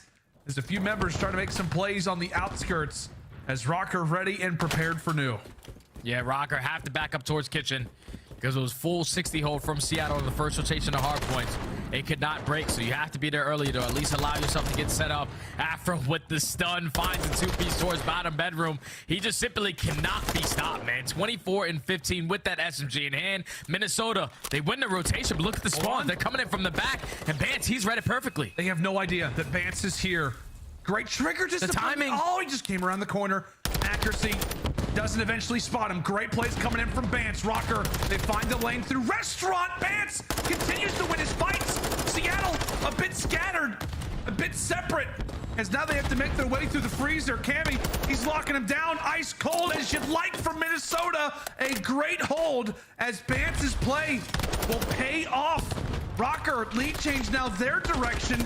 Bance eventually drops a big 1v1. Cammy versus accuracy, and Cam will take it. Good heavens. Back and forth we go as now we rotate toward bar. And Minnesota, they have the numbers right here. They win the first gunfight onto Pred. They have bedroom control. Trophy systems are not going to help you when you're trying to throw those tacks out. You have to try to get these kills if you are Minnesota. You know where they're spawning towards back spa. Just have to open up with one. Bance is going to invest that cruise missile. Tats also finds one. The break might be in now. Could be. Seattle's going to be aware of the streak. They're going to be aware of the close plays coming in from Afro. The tosses of utility come in as well. Seattle trying true, staying strong. Mac and Pred able to combine for a few. One player over at that desk. Pred's going to be aware of it. So many things, so little time. Rocker, rush on forward. Of all the things that they have tossed, Seattle not able to hold on, and now Minnesota 15 away. They can win the game here. Minnesota just have to hold strong. Seattle are not going to give this one up for free. You just have to at least trade efficiently, and that's going to be 3. That last player's accuracy. You have to take this player down, and you can close it out right now. Oh, great plays again coming in from Vance. Cammy's watching the cross. Seattle, they keep lining up, but they've at least guaranteed rotate now. Another hard point. Oh, big 1v1. Attach is able to take it with 1 HP, and that should be it. Rocker close it out in 4, and it's off the back of a round 11 search and destroy and 2 hard points versus coming into this series the #1 record hard point team in Seattle. What a game and what a result as Rocker guarantee themselves winners at Major 2. And now if you are Seattle Surge, your S&D woes continue in this series, and now you have to go into a major, starting off in the losers bracket. It's so damn tough, man, because they're one of the best respawn teams that we have in the game. But when you're not winning search and destroys, you're definitely not going to win any championships. As they fall short in that one 6-5, you win the control clean, but Minnesota just had the playmaking today. Winning spawn after spawn, the SMGs made the plays, and Minnesota quiet all the doubters and are going into that major with a nice 3-1 victory over Seattle. Yeah, I mean, it's impressive. I mean, you take a look at the maps and modes, like the Mercado was perfection. The Embassy Search Destroy, there was definitely a few issues on it, but they ended up making a very nice early advantage to kick it off. Hotel Control, we'll forget about that one, but I think the story of this series, my friend, is the fact that Minnesota just won 2 hard points. That's a very good sign. I know Seattle's record is not great, but they're one of the best hard points teams in the game. Minnesota, that was our worry coming into this series, was the hard points. They now win 2. How much, I guess, does that make you feel better about Rocker going into the Boston Major? I feel great about Rocker now, because if they're search to destroy it, they're not getting first blooded, they're going to find some success. You're winning hard points, even better. So just can't wait to see what they do at the major. Without a doubt, it's going to be a blast of a time. Minnesota guarantee winners. Seattle will be in the elimination bracket come Boston time. That's going to do it for myself and Jay as we now toss it over to the desk. Puckett, take it away. Thank you, Papas. Let's get into this one as we revisit the series. It was a quick one. It could have been 3-0. Instead, it's 3-1 with the hard points going to Minnesota. And as Lando said, you're playing against a Surge that is 17-9 on that game mode. So for me, very impressive Rocker victory. And you saw this one coming. Let's revisit some of the moments here in game 4. Who are the star players for you today? If you're looking to shine a light on some of the studs that could go off in Boston, who are we looking at? It's Afro and Bance 100%. We saw Afro have an amazing performance throughout both of the hard points in this series. And then Bance as well, man. Situation like he's switching up guns. We saw him pull out an AR in that rotation towards Kitchen Hill. Picks up a big 2-piece in the back. Fred knows where he's at, but he still anticipates that kill and finds it. For the Minnesota Rocker here, like, this is just a great display of the improvements that they've made, and also for Seattle Surge, this is what happens when Pred and Sip aren't going God mode. Simply put, if these guys don't turn up and go God mode, they are not winning series, and this is just stressful, man, if you're a Surge fan. Stressful indeed. I mean, I will say, though, I really liked that first map out of the Minnesota Rocker, that Mercado, that we haven't seen them played yet. And it wasn't because other teams were banning it against them. It was actually more so they usually auto-vetoed it. So to see them come out in the way that they did at the beginning of the series was really impressive by the Minnesota Rocker. They were out-rotating the Seattle Surge. They were holding incredibly well. And that's what we saw the scoreline of 250 to 121. So I'm hoping to see that more often in their map pools. And you look across the board here, 6-5. That was a round 11 search. That is going to be one that Seattle is going to be kicking for themselves on. Yeah. Not clutch is a great way to describe Surge when it comes to the S&Ds they need to win. Minnesota Rocker, though, I think you nailed it. That Mercado, they shocked us all with how strong they were looking. And one guy who is looking strong across the board in all game modes is our man Afro. He joins us live right now. Afro, congratulations on that win with the W, the 3-1. You're now locked into a top 6 seed entering Boston. What are your thoughts on entering your second major of the season? More confident than the first time. I feel like our hard points got a lot better. our S&D, obviously we're 5-3 up. They went to a 5-5, but it's nice to see that we have ice going into round 11. So yeah, things are looking good. 2.33 in search and destroy today. It just looked like you were finding every kill you wanted. What was good about that game? Was it the communication? Was it just your confidence? What was working for you? A bit of both, but honestly, I think our comms today have been on point. Like, if you had to listen for the Mikado, our comms were literally unreal, and I couldn't be more proud. Avro, congratulations on a really big win heading into Boston. And I have to say, at least for me, statistically wise, this has put you in the conversation for me as one of the best SMGs in this game. And I wanted to ask you what that's been like for you in this game. If you just feel more comfortable, is it your team? Is it the environment? What has made you such a solid and consistent player this year? Honestly, I think it's the team. I think the team like helped me set up just for greatness, and I can't thank them enough. So yeah, that's all the team. That's all the team. Afro, who's the jack dude in the back giving fist bumps?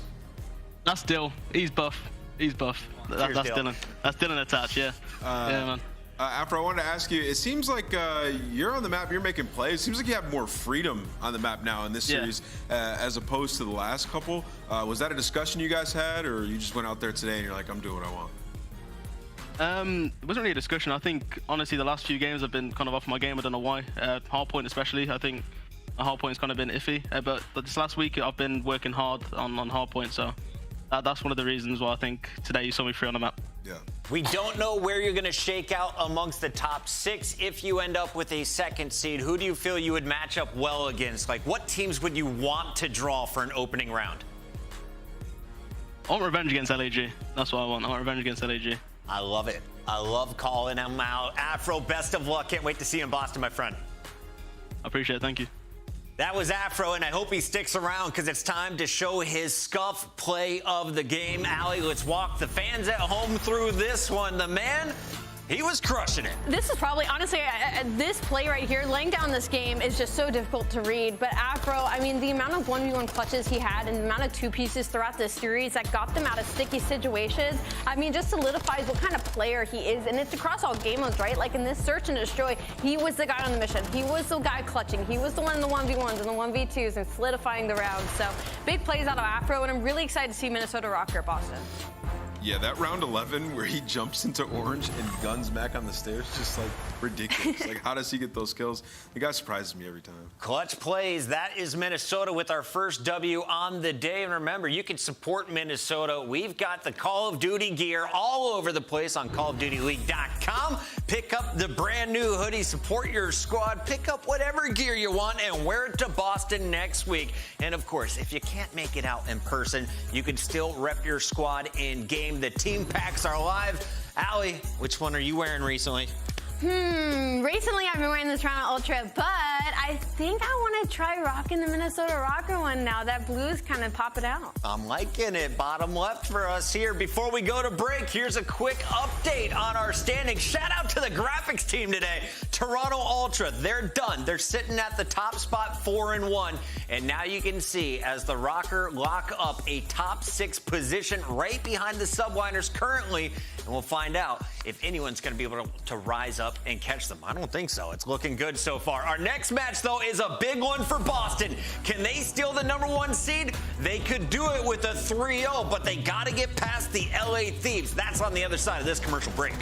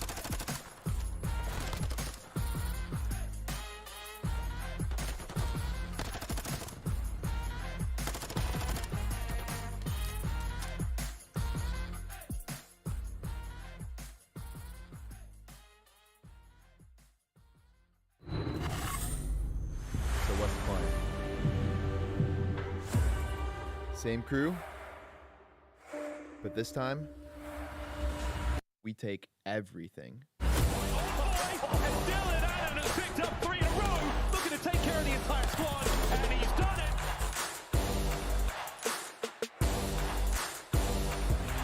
Here we go. Number 2.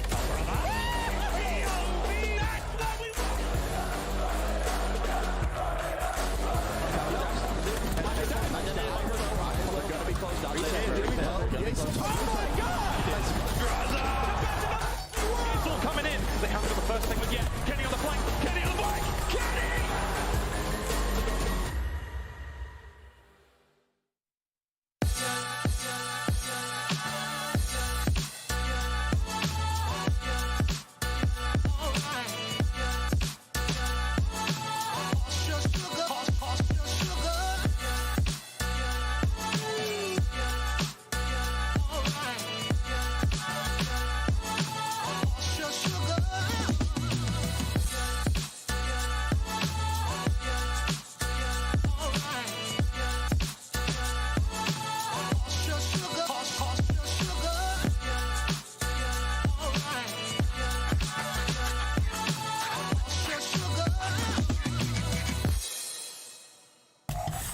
Welcome back in, everyone. It is already time for match number 2 on a 3-match day, the final day of qualifiers before we head to Boston for major number 2. And with $200,000 up for grabs, seeding is everything in our winners bracket. This is a big one for the Boston Breach and the LA Thieves, especially considering the Thieves are looking at a spot in the losers bracket or the lower bracket if they don't win here. The team is currently 1-3, looking for their second win. Meanwhile, Boston, if they clutch up here with a 3-0, they could dethrone Ultra for the number 1 spot on our leaderboard. Yeah, pressure definitely more so in the LA Thieves court side of things, but Boston Breach, I mean, heading into their own home major, going to be wanting to cinch that top first seed as well.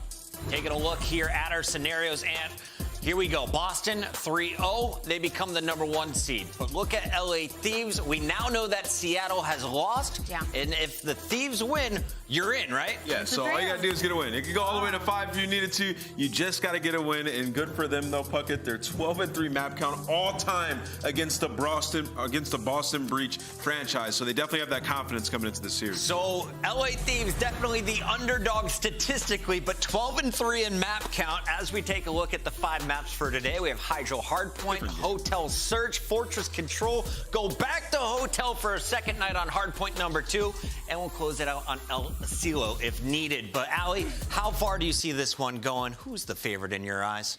I think I could go pretty far because statistically wise, you would definitely favor the Boston Breach in this with the way LA Thieves have looked in this game. But historically, like Ant brought up, the LA Thieves have not been beaten by Boston, at least not very many times in previous years. So it's tough to call it. I will say that Hydro kind of worries me because even though Boston have shown some good things on that map, LA Thieves have like 3 ARs. So I'm worried about map 1. We got to get into the game right now. And shout out to D Young. He put 217,000 channel points on LA.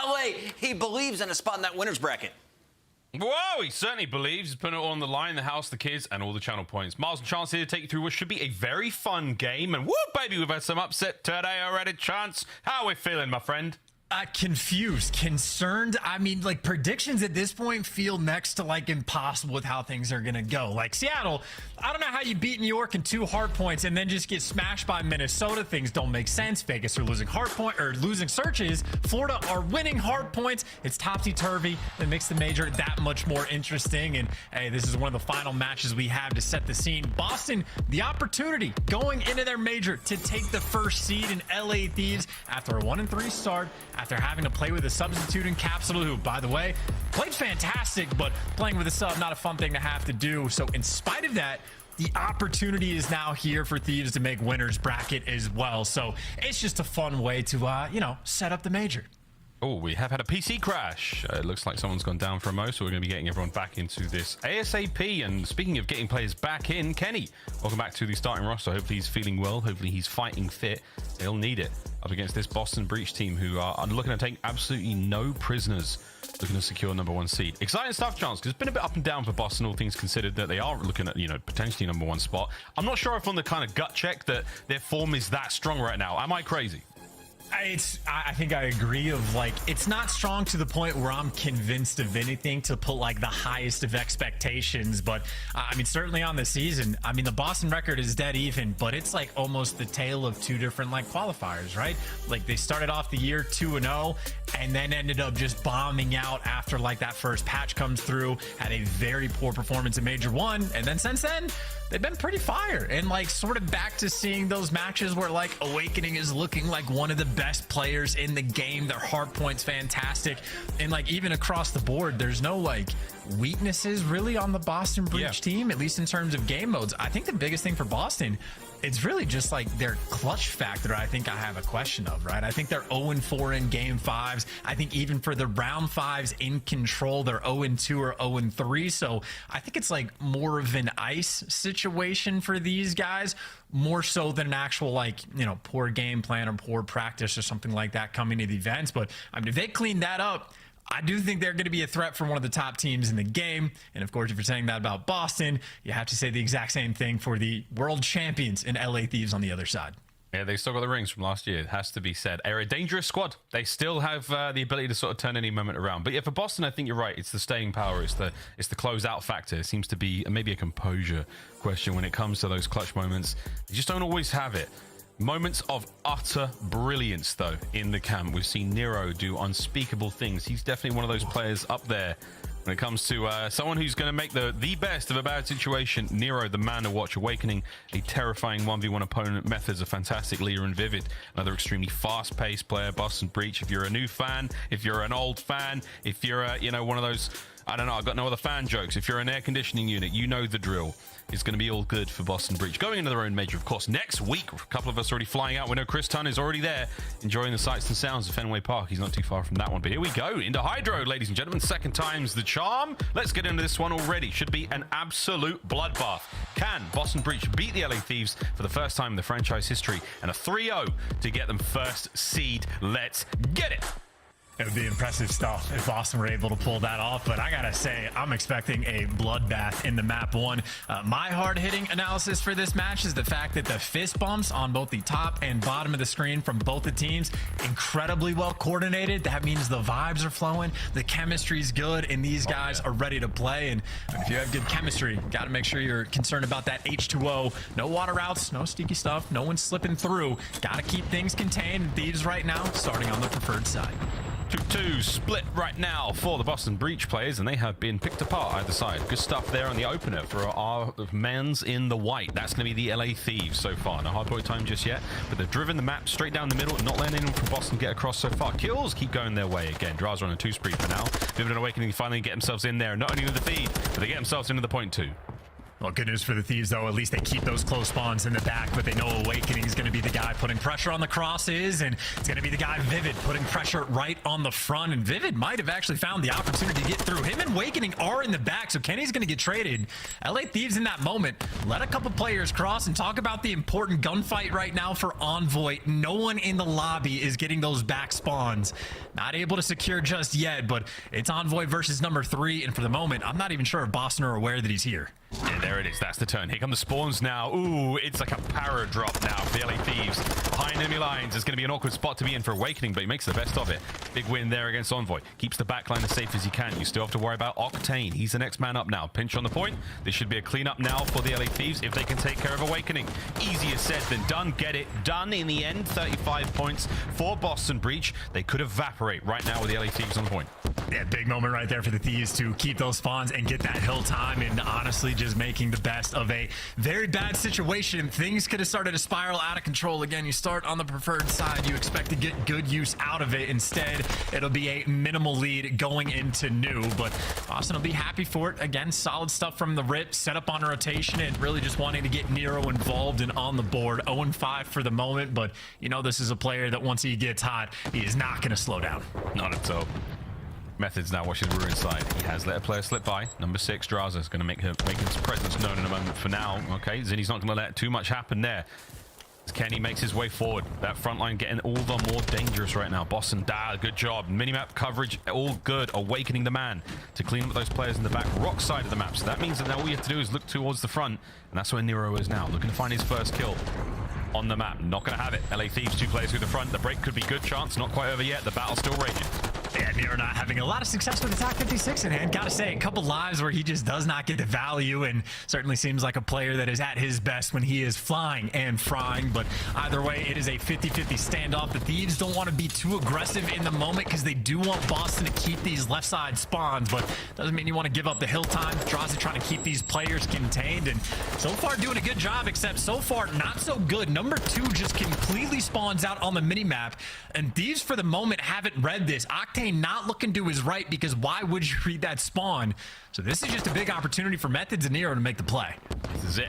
Methods on the back line now, making the peek forward, and he does get it. Job done. There we go. Nero goes from no kills in a row to 4 kills in a row. Good stuff. Now on his 5th. Brilliant work out of him. Looking to get streaks in just a moment. 50 seconds remaining on the point. Then it's a good rotation for Boston Breach. A wonderfully strong start here on Hydro. Here come the Thieves, though. A couple of them submerged, and they've slipped on through. The ruins are now broken into. There's the streaks invested. Viv is going to get another kill on the point, and you are doing everything you possibly can. Back and forth. Boston with the numbers. They're out on top. And this is just like in prime position. We talk about how Nero had a slow start. By the way, he's almost caught back up to dead even. And in the meantime, someone who did not start slow and has not slowed down, Vivid. 13 kills already to his name. The only player in the lobby with double digits. And now he gets to rain in score streaks from the sky. Kill streaks, rather. And we'll see if he can actually kill something with the crews. At the very least, gets the intel. That trophy is putting in overtime work. But you see what his teammates are doing. They clean house. It's Methods that's flying in with the Vaznev of all weapons.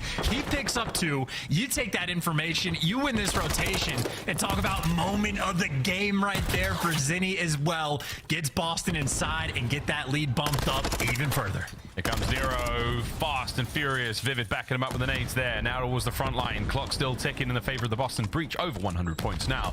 14 and 8 for Vivid. What a run from him. You've got Octane on the pincher on the point. Methods eyes on. Doesn't quite win the fight. Trades are there. Boston still holding down the point. Kenny towards the front side, trying to make his presence known. Can he knock on that door and find his way in? He does, but he meets Nero. Unwanted visitors. Good day, Kenny. Good day, Envoy. This hard point is Boston's. Yeah, Nero with the Vaznev. It's different. Again, seeing with that gun in his hands, it just always looks and sings so sweet. And by the way, look at the spawn management for Boston. They knew that they let those back spawns open. They're trying to trap LA Thieves on the left side of the map, and even more so the routes. Nero just swam, or not even swam, just took the route all the way across the map, found the only player from the LA Thieves that was able to get out of the spawn trap. And as soon as you win that gunfight, I mean, for LA Thieves now, you're in about the worst position possible. Wrong side of the map. Nero's got the hot hand. Vivid is still frying you, and you just have such a long way to go. LA Thieves, I mean, 42 seconds. I think they had all of that on P1 and P2. Since then, they have been getting obliterated.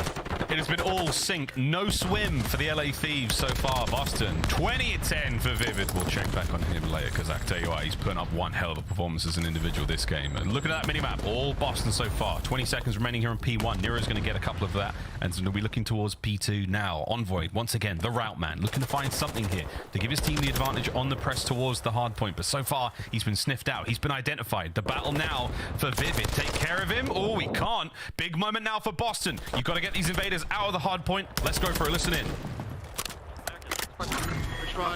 Dead. I said he's top down. Okay, Octane's top down. I'm gonna top down. Let's go down. I stunned it. I stunned it as well. I've seen it, bro. Deeper, looking at her. Back left hill. I don't see him. I touch rock. Back hill. Hold that. Okay, I'm down. I'm down. I have time, boys. Okay. Play your hard kill.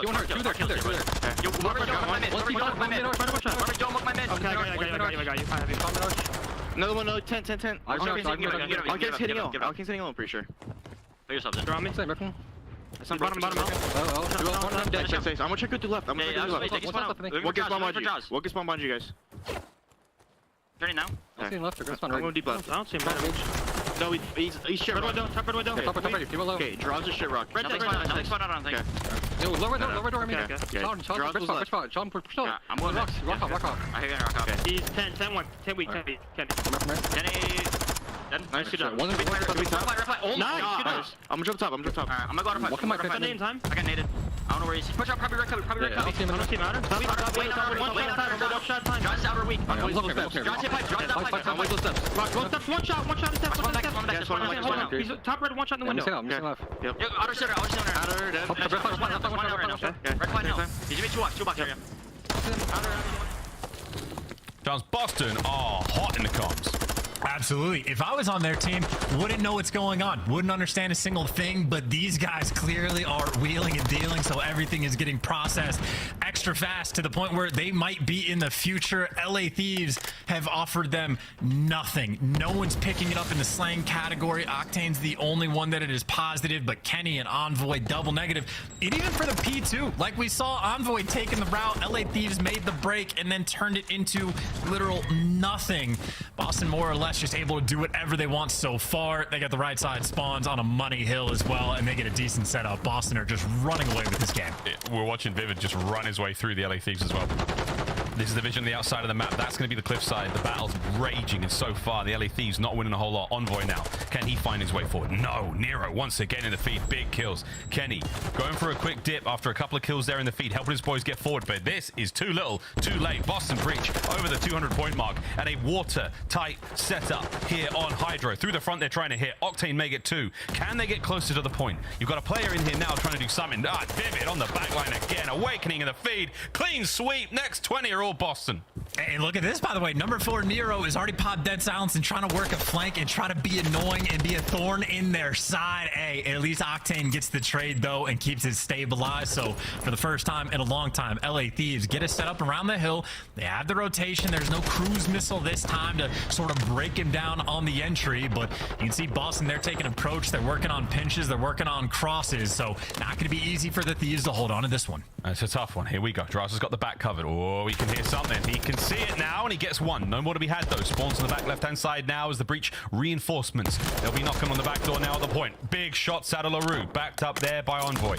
Good work here from the LA Thieves. Got to keep doing this now for the next 35 seconds at this point, and keep Boston Breach on the left side of the map. I mean, hey, they're doing a good job. They're reading the spawns and trying to keep them contained, but Dolphin Dives are not. Boston are finding ways out, and the player that Dolphin Dived across your POV, by the way, from Octane was Vivid. He's picked up 2 kills in the meantime, including a third with the nade connect on Methods, but it's enough for the break and maybe not enough for the game, but Boston have just set themselves up so well. 5 seconds away, and they're going to win this one, and I mean, LA Thieves are getting picked apart along the way on that rotation. It's Boston there first, but it is just desperation time for LA to pretend like they can win this game. It's 5 seconds now for the win for Boston. They've got themselves in the point. They've mopped them up shoulder to shoulder there, and that is map 1. Boston Breach take it away on Hydro.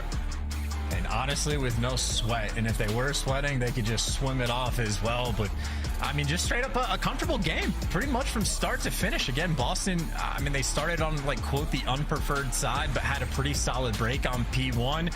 Did decent enough on work on P2, even though Envoy was trying to make, like, a sneaky play towards the back and try to get the spawns for his team.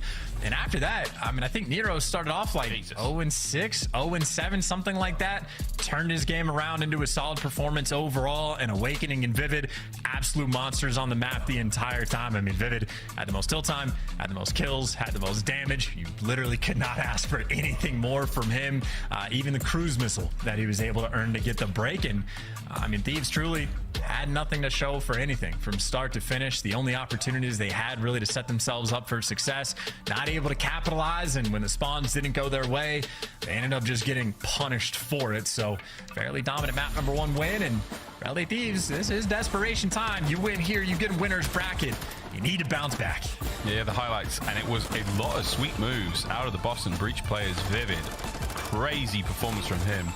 Big wins across the board. A chance, I mean, Hydra's a tough one, man. I mean, there's a lot of routes to be worried about here. It's not easy to actually hold a setup, and players can come from quite literally under the water and out and about behind you name it.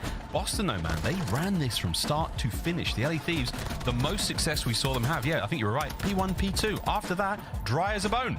And that's sort of my thing, right? Because, you know, if I'm LA Thieves, I could look back at that map if it's a close loss and look at the moment where, like, Method spawns out on the back sort of randomly on a rotation that's just incredibly difficult to read. And I could just, like, chalk it up to a moment like that. But I think it was a bad enough game that you're just, like, there's too many things you have to go and, like, rework and fix for. There was too many opportunities you created, specifically on the P2 hill, where you should be able to get a decent bit of time when you put yourself in a good spot. But again, the execution was not there, at least not on Hydro, but you know, maybe not something Boston is unaccustomed to. Again, strong hard point team overall, so happy for the map 1 win. To a hotel, we're gonna go for map 2.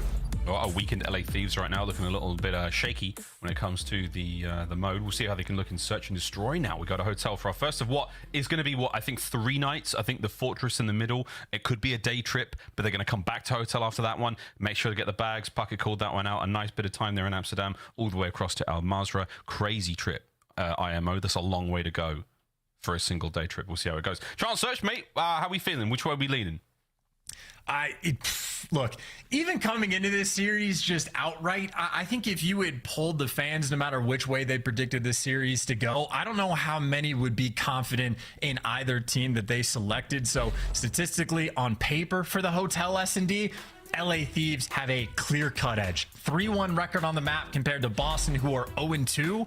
And Boston's record specifically, their stats are abysmal because they got 6-0'd by Vegas on it. But that's just what the stats say. I'm not too much of a believer in that for this series, especially not the way this weekend has gone. So it'll be a fun one because LA Thieves, you're expecting to get the bounce back. It's a map they do enjoy to play, but I would imagine that if Breach are letting it through, it's definitely going to be one that they have talked over. And I mean, even just thematically, Miles, for the Breach, you know, it's S&D was sort of the weirdest thing, where at the start of the year, it was the Outbagger Fortress S&D was the only map that they were having success on. And the way they've come into the Major 2 qualifiers, it's every single time we see them on a map that's not Outbagger, they're starting to get those wins. So I think they had a very clear weakness coming into this split. And Boston, by all means, it shows in just the standings that they're at now, have clearly identified and worked on those weaknesses. So I think they'll have something cooked up for Hotel. Hey man, they're putting in a lot of good work, and you would want the exact thing going into their own major next week. Again, if you're going to be there, looking forward to it, fans. For those of you who aren't coming, make sure to tune in right here, twitch.tv/Call of Duty all week long. It's going to be crazy. But now, speaking of crazy, let's get in a hotel. Search and Destroy coming up next. 0-2 thus far for Boston Breach. Let's see if they can keep this miracle run against the LA Thieves going. And again, just to highlight how bad those stats look for Boston. When you get 6-0'd on one of the 2 times you played it, that is going to nerf your offense and defensive win records just significantly. But maybe one of the shining lights on the side for Draza, his first bloods have been ridiculous. 0.22, by the way. I mean, he's been like neck and neck with the Beezy. If that's an easy way to just sort of address how efficient Draza has been. And obviously on this map specifically, Draza has been on point. So we'll see if LA Thieves can convert. We'll see if Boston's have a means to try and shut him down. And definitely next weekend, Thursday, Friday, and Saturday. How somehow he is dead silence popping to start the round. Do it again. It's so sneaky. He's so sneaky. The channel. It is really. He can't. It's impossible. Unless he's cheated, which is also most likely impossible. Yes. Here comes Envoy right into it. Eats him alive. Devoured. First blood. Vivid's there like, you got him? Yes, sweet. Let's go, bro. Right on me. Less than a minute to play with Drazen. Another corner. Another easy kill for Nero. Sensational.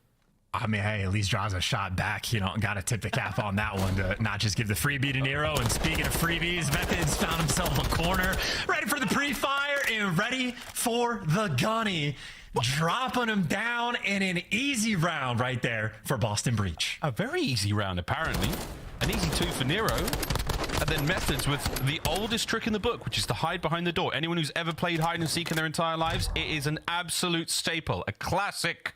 Zinni there, dipping into the childhood memories to win that round. I mean, hey, hide and seek world champion. That would be a competition I would love to watch. Don't know how you'd organize it, but Methods would be at the top of my list for players to compete. But again, that was just an incredibly easy round.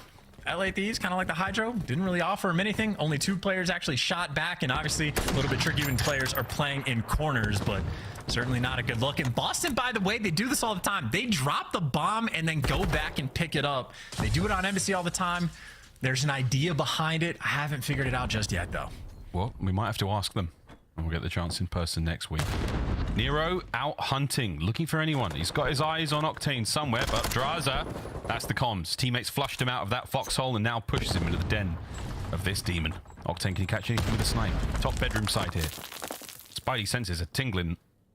And if it tingles anymore, he might have to get it checked out. 3v3. You see how far Kenny is like sort of wrapped back towards the map because they've been looking for Nero this entire time. Awakening jumped, and that is a lot of noise to be made. But so is popping dead silence, but it looks like Awakening didn't hear it. So there you go. Freebie for Envoy. So man advantage right now for LA. They're still very concerned about Nero, but might be forced to be the guy to make the play. Oh, he's making just enough noise. Octane can hear him. Here he goes. Door gets bust wide open. Oh, it's a pistol. Doesn't quite work out. Trades on point. 1v2. All down to methods. Prime position chance. 30 seconds now for Zin. He knows both of them are underneath as well. He's heard both of these players. He can hear the Semtex going off. He can see the shadow, and he didn't shoot. And I don't think Kenny spotted him. He can make this play for the 1v2. Here it goes. Easy. Lemon squeezy for Zinni there. An incredibly patient and well-disciplined round out of Boston Breach. I mean, again, just clinical, easy.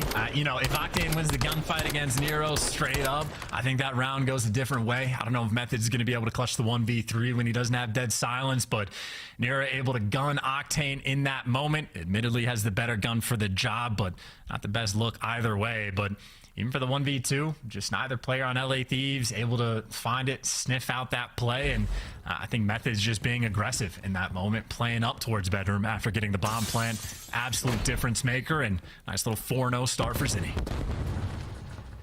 Nero not too far behind at 4-1. No spree for him, though. Damn, good shots out of Octane. Wins that fight from the back of the old leather armchair. Good ears from Awakening. Shame about the shots. Kenny with a big headshot there takes care of him. Vivid answers back immediately. 2v2 as this round has oscillated back and forth. I'm going to get a little bit of quiet now. And it looks like B is going to be the call. That's where Kenny's wrapping the bomb towards. And Envoy obviously has the opportunity to pinch Vivid in the site. So a split set up right now for Boston. Which just means as long as you're coordinated on sort of this like 2v1 effort, you at least have to trade out this kill on Vivid. Here he goes. Unfortunate timing from Kenny there. I hesitate to say the old YY, the classic, but Envoy is in a very good spot here. Quietly to maybe nab this bomb and get back into things, but his shot is shot. Gets the kill. Immediate rebuttal there from Zinni as Breach once again 3-0. Yo, Boston, too Envoy nice. a little bit too late to the party there. Zin in full control of the last two rounds. That's a painful one as well, because that's a, you know, I mean, you just lost the 1v2 to Methods earlier. You got picked apart in the first round, and now you're in a 2v2 with an opportunity and just cannot convert. Unfortunate for Kenny, you know, just no dead silence makes a little bit too much noise, so Vivid gets the kill, and it just makes a heads-up play. Gets out of dodge, dives across the restaurant, and even though he falls, Methods is very quick to be there for the reinforcement. So I mean, they're already we'll play 2 versus 2, and Methods always there at the end of these rounds, getting the final kills. He is indeed. Can he get the first in this round? Potentially. Here we go. He does indeed. Manages to get Envoy there. Keeps the spree going. That's full streaks now for Zin. 6-0. I'm sure. Adding to what has already been a brilliant performance here on Hotel. Optic and Phase. I actually can't believe Jaza was able to dodge those nades as well. I thought for sure he would have at least been tagged up in towards couches. And gunfight like that coming through. Awakening gets left in a 1 versus 3. And obviously with bomb down, LA Thieves looking poised to secure their first round. Well, they've got to get through Big Wake first, and that is where it's so easy. Draza, hold that angle. He's going to come around that corner eventually. 40-ish seconds remaining here on the round. Awakening, can he recover the bomb? Oh, it's in trouble now. There's Octane from up top. Kenny's maneuvering in a position to pinch him as well. Draza's got the couch side covered. All three of you, guns up, ready to take on Awakening. But they know. I know 6-0. Demon Joe. Crazier things have happened. You have to show him the respect, but what you don't have to do is worry about that clock, because it is running out. Yeah, I mean, honestly, these are good reads by Awakening as well, but just simply nothing you can do. LA Thieves played that perfectly. Had the bomb down, play a nice little tight setup, wait for the information, and everybody just playing in a safe spot, watching the crosses, no over-challenge gunfights, no over-commitments, and efficiently done. And again, I mean, LA Thieves, when they're putting themselves in good spots in S&D, they can absolutely make plays. They just Had a few difficult first few rounds, but looking to get some momentum in their way. And now I'm back on the attacking rounds. We'll see what they have cooked up. One's all it takes to break the seal and get things going for a team in Search and Destroy. Is that going to be enough now for the LA Thieves on offense? 2 spree for Draza. Let's see if you can add to the pile here. Trophy in hand, ready to get going. Into the point we go. Oh, this is just like a day one strat. Run straight at the A bomb site, get the trophy down, and go for the plan. Don't even need a smoke, but didn't have anybody watching the door, not quick enough, so Awakening is going to slow the push down. But LA Thieves, they are all about speed right now. 2 players pushed up towards bedroom. The bomb does get planted, so as far as 3v3 goes, is a great spot right now for LA. And it's going to be a bit of a slumber party in bedroom. Everyone is lining up for this one. Here we go. Bring your own pillows, kids. Oh, my Vivid, God. though. He's swinging. He's swinging. He might get a tag with the nade as well. He does. Envoy, last man up. Give it to him. Vivid. Absolute perfection there on the top of the ladder. Removes Envoy from the equation. And that's the defuse. That is 4-1 Boston Breach. There's just so many rounds where LA Thieves just aren't, like, they're not finding spots to shoot their guns. Getting shot in the back, getting caught climbing ladders, like in the 2v1 against methods. One guy's on bomb, the other guy's looking the wrong direction, and these aren't always easy reads to make, but this is just, I mean, how many times? It is just unfortunate through and through. LA Thieves just never quite on top of the game, and so many of these gunfights, they're free. That is the classic Boston Breach and clear. Textbook move, baby. Thank you. Thank you. I'll be here all next week at the Boston Major. Let's get it going. Vivid once again, 3 spree for him. An absolute dominant performance in the hardpoint and now in the Search and Destroy 4-1. Can we see something out of the LA Thieves? Turn this big old ship around.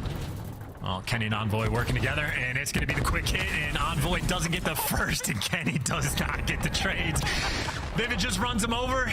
The cruise missile has at least the intel on Octane being over towards bedroom, and look at where this bomb is going, by the way. They get the double entry over towards B. They're expecting LA Thieves to wrap back, which is the correct call. Octane does wrap back and looks that direction, and this will be a bomb planted A.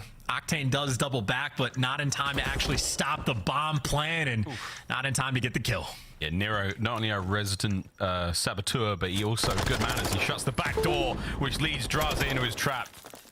Last man alive, Octane. And he will be dealt with here handedly. Boston Breach. Is history in the making, Chance? Is this it? The first time they defeat the LA Thieves and first seed at their own major. Oh my God, they're not okay, Kenny shot back at least for the trade, but again, how many times are we gonna see just like weird or awkward timing for LA Thieves when, like, you know, we were watching Vivid have a standoff with the door, I think, for the first 15 seconds of the round, and apparently the moment he decides to kick it open is the moment that Envoy turns away. So this is just LA Thieves, man, they gotta be going through it right now. Oh, this is tough. This is tough. 5 spree for Vivid.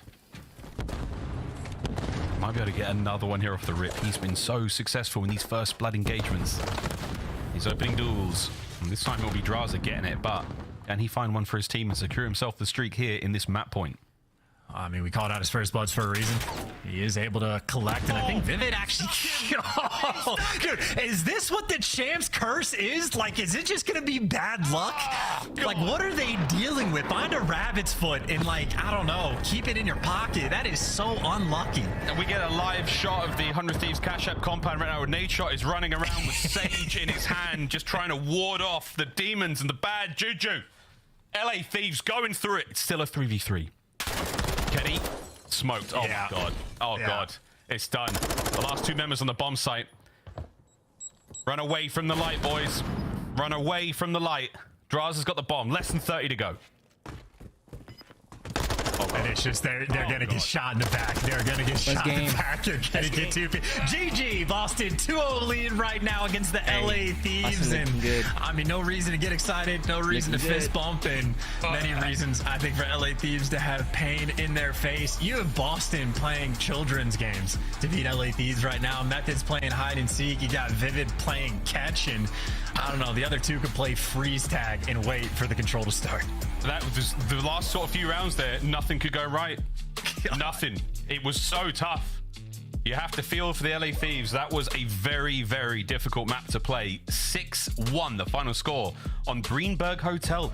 My goodness. And well, Chance, where do we go from here? All I saw was Awakening did 181 damage for 2 kills, and when he was in the 1v3, he was getting tags on Octane up top. So he maybe did 90 to 100 damage to get 2 kills. So that's how easy of a game it was for him. And just a wild game for Boston. There's not much to say. I mean, 6-1, a lot of unfortunate rounds, not a lot of luck on LA Thieves' side, and that's just, we'll move on with our day. Yeah, I don't want to talk about it, Kerr. We're going to go to a commercial break. When we come back, we're playing Fortress Control. Yeah, baby, that's right. It came out on broadcast. A man of my word. We'll see you after the break. Guys, let's take a look at what Scum's doing. Yeah. Dude's doing giveaways, pulling cards. Yeah, that's all, Hector. I actually have to pee. If you want to run a pack, I gotta use the restroom. I'll let both. All types of stuff.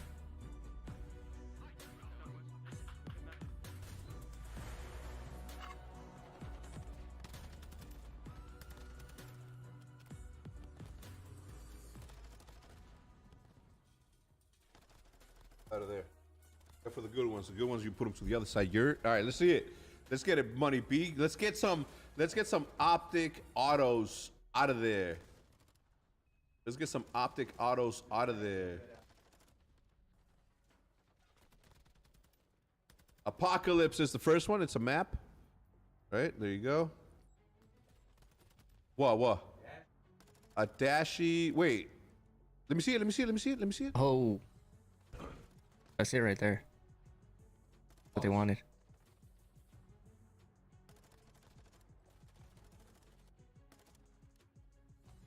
I think that's what they wanted was Optic signatures.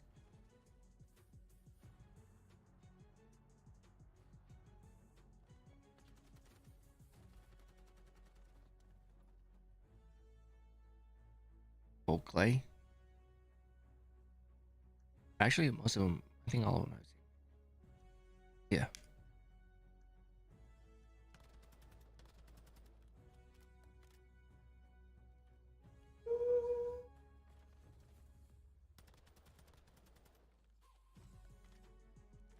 Chat, Seth's gonna sign that one, and that's gonna be part of the giveaway.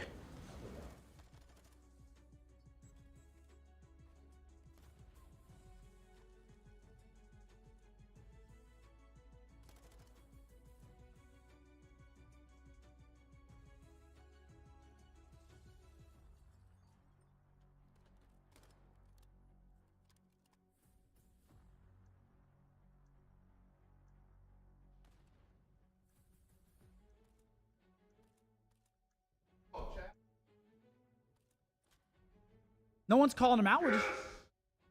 Yes. Ooh. Is it signed? Yes. What does that mean? What does that mean? Yeah, that's like 3K. Hey.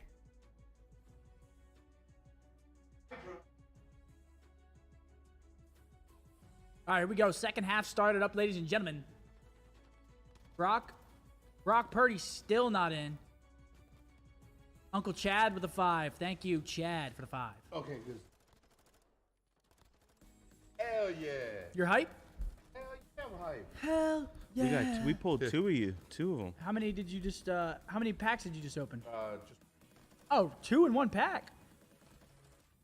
We gotta. The sensor one's fucking sick, too. Yeah, dude. Dude. He's so jacked, man. Bro, dude, you can tell he does pull-ups. We got an Optic Chicago one and a Huntsman one. Don't bend them. I'm not bending them. Konos. I'm not bending them. What's the Konos? Guys, the giveaway is not right now. We'll probably do it during our match, honestly. All giveaways will be done during the Optic match. Yeah, the one that's online. So go ahead and tweet out the stream, everybody. Let's get this party started more. Oh, pick that. Oh. Almost would have picked. All right. I like how the chat's ready for the giveaways, though. I like that. I like that about you guys.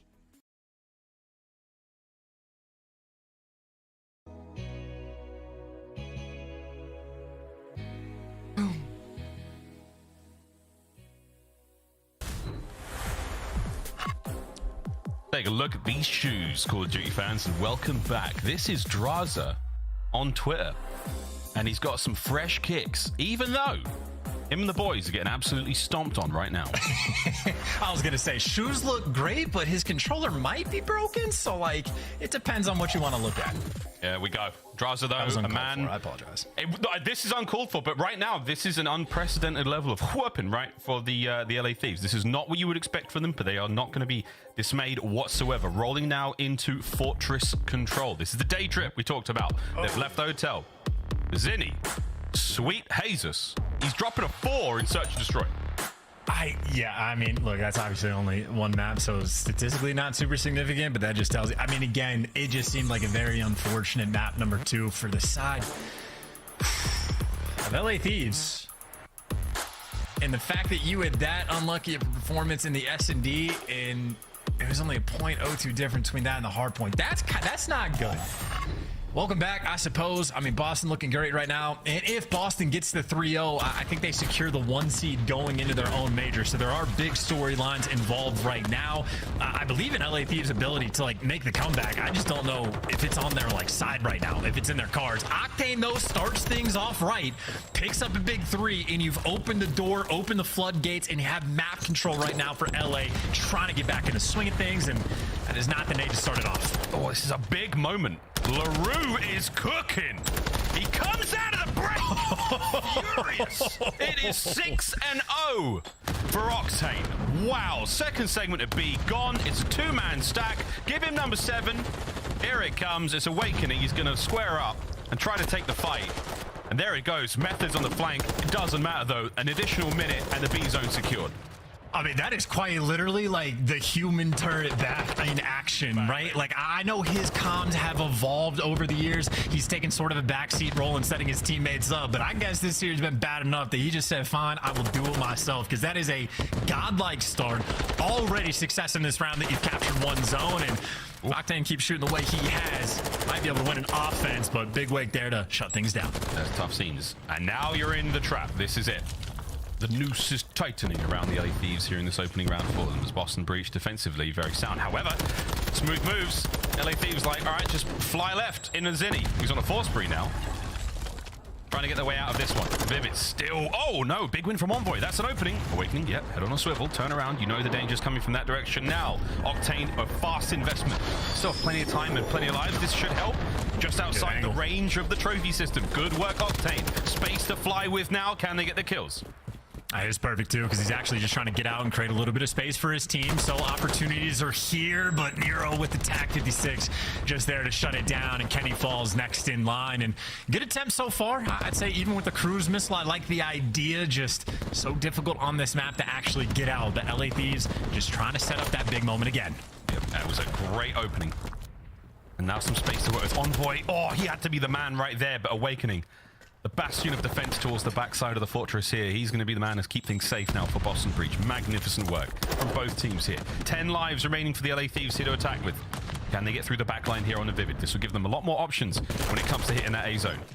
Oh, that is beautiful timing, too. Draws ends up, getting a little bit of help from his teammate on the bait in that moment. And now Nero down low. You can see doesn't know what direction he needs to look. 2 players above him. Pressure on the point potentially. And Draws has got a dance. He's got the knife. Hit him with the shank and move towards the point. Kenny wins the next one. And LA Thieves can get this done. They're in 16.5. Here comes the stack. It's 3 members of the LA Thieves. This is a massive turnaround. The first segment long gone. The second's on its way out. Kenny in and out, throwing shoulders. Vivid's now quick contest. Oh, they've wiped him off. Interesting. 4v4. Should be it. Final 4 lives. Oh, God. Madness in the opening round here on Fortress. Not quite over yet. There is a slither of hope now for the LA Thieves. Fly, boys, fly. Out into the guns. Done. Finished. What a round.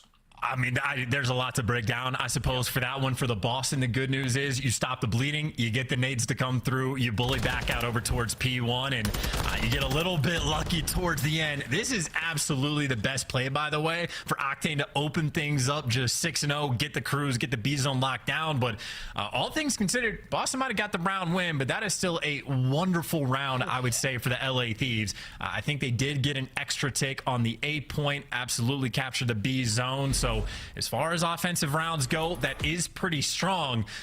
But then I'm looking at the kills, and Awakening actually got 12. So Octane started off 6-0, and somehow Awakening has 12. There's a vicious opener for both teams there.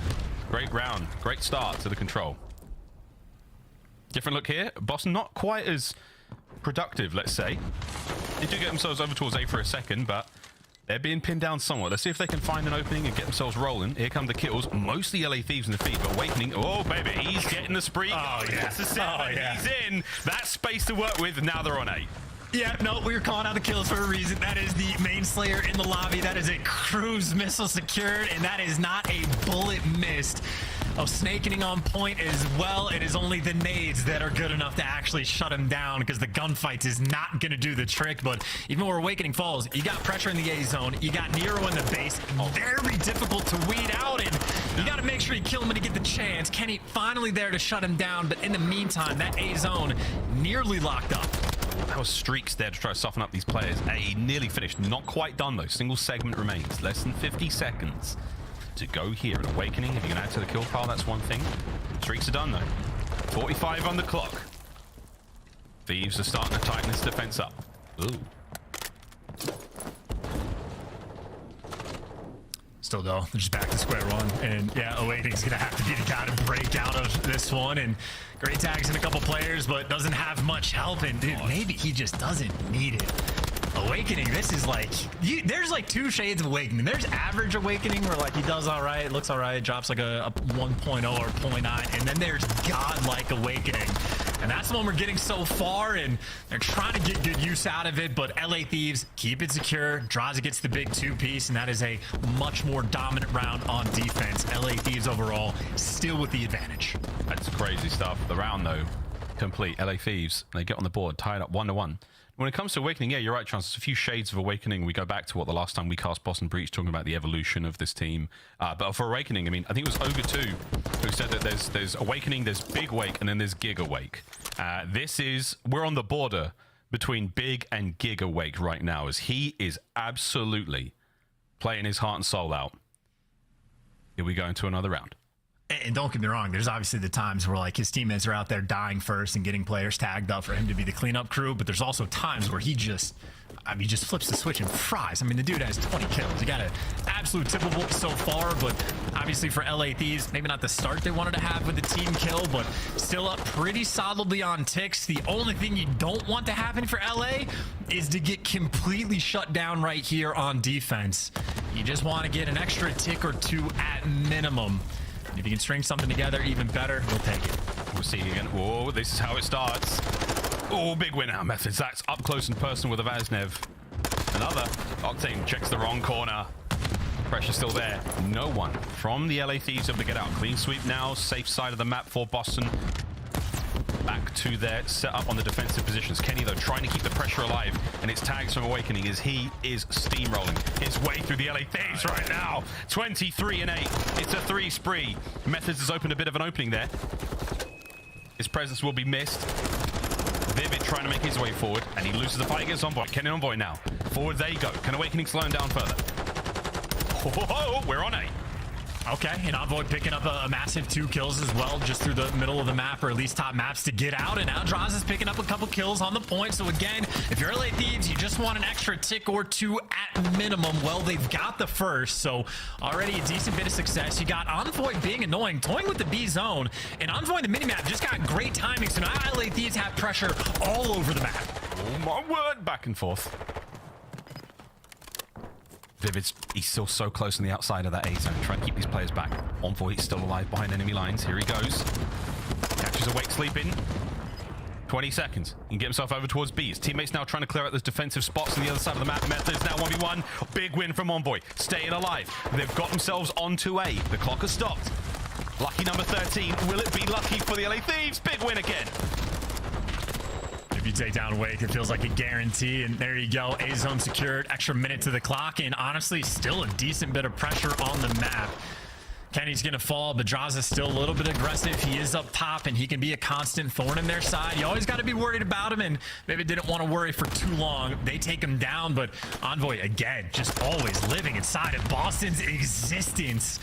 up in their face and making the big plays, but still down on lives, and maybe Envoy can even up the odds. Oh, it's just unfortunate. He had 10 bullets left in the mag. He might have been able to do a bit more there, but his teammates now trying to make their way in towards the B zone, and without the sort of scalpel-like precision of Envoy, the LA Thieves are not able to get themselves onto B. Here comes the wind-up punch, though. They're looking for as many spots as they can, but what? Kenny wins the fight upstairs in top fortress. Now you got a bit of time. Can you get yourselves going? Last 4 lives for the LA Thieves.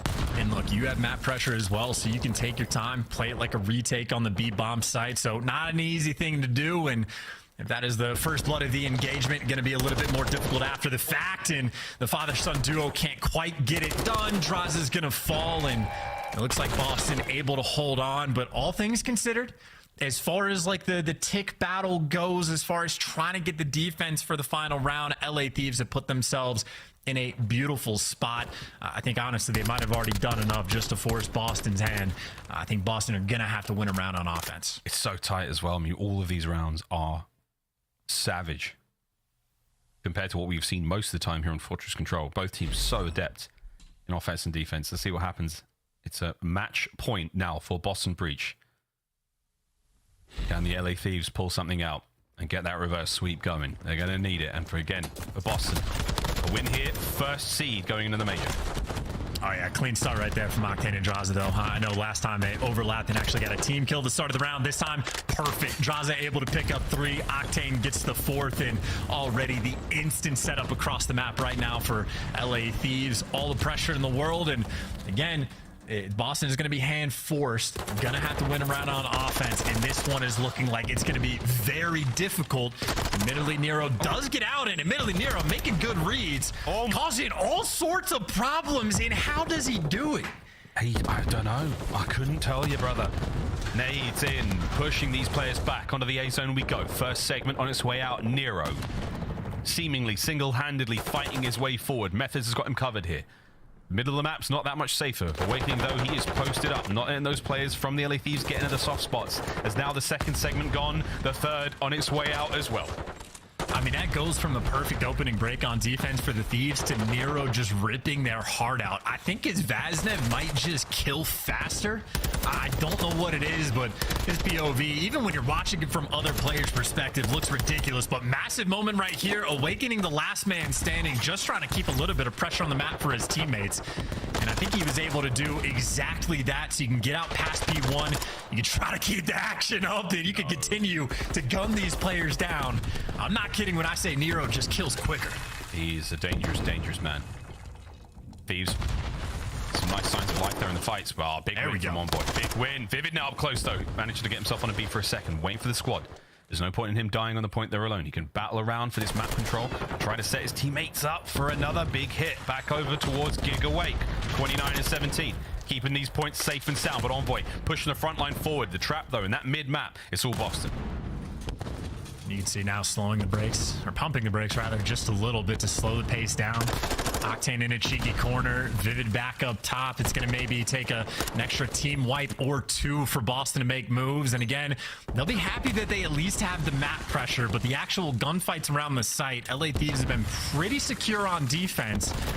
And with 40 seconds left on the clock, technically this could end one of 2 ways, but Boston are going to have to stop the clock if they want to think about the lives, and if they want to think about the lives, they need to start winning gunfights as well, because LA Thieves, that is a clean moment for them, winning every single gunfight, keeping things secure.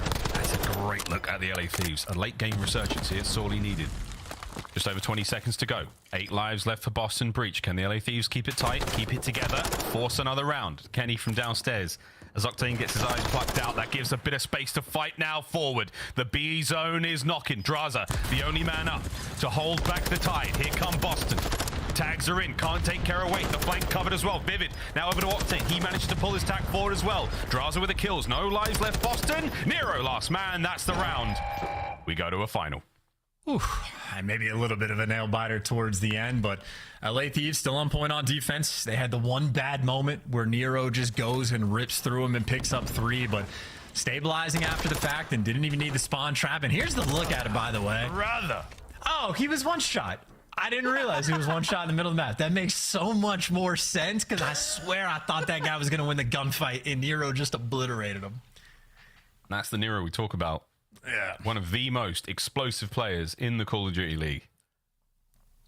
You give him an inch, and he will take a continent. Over to the LA Thieves now, though. This is it. Do or die.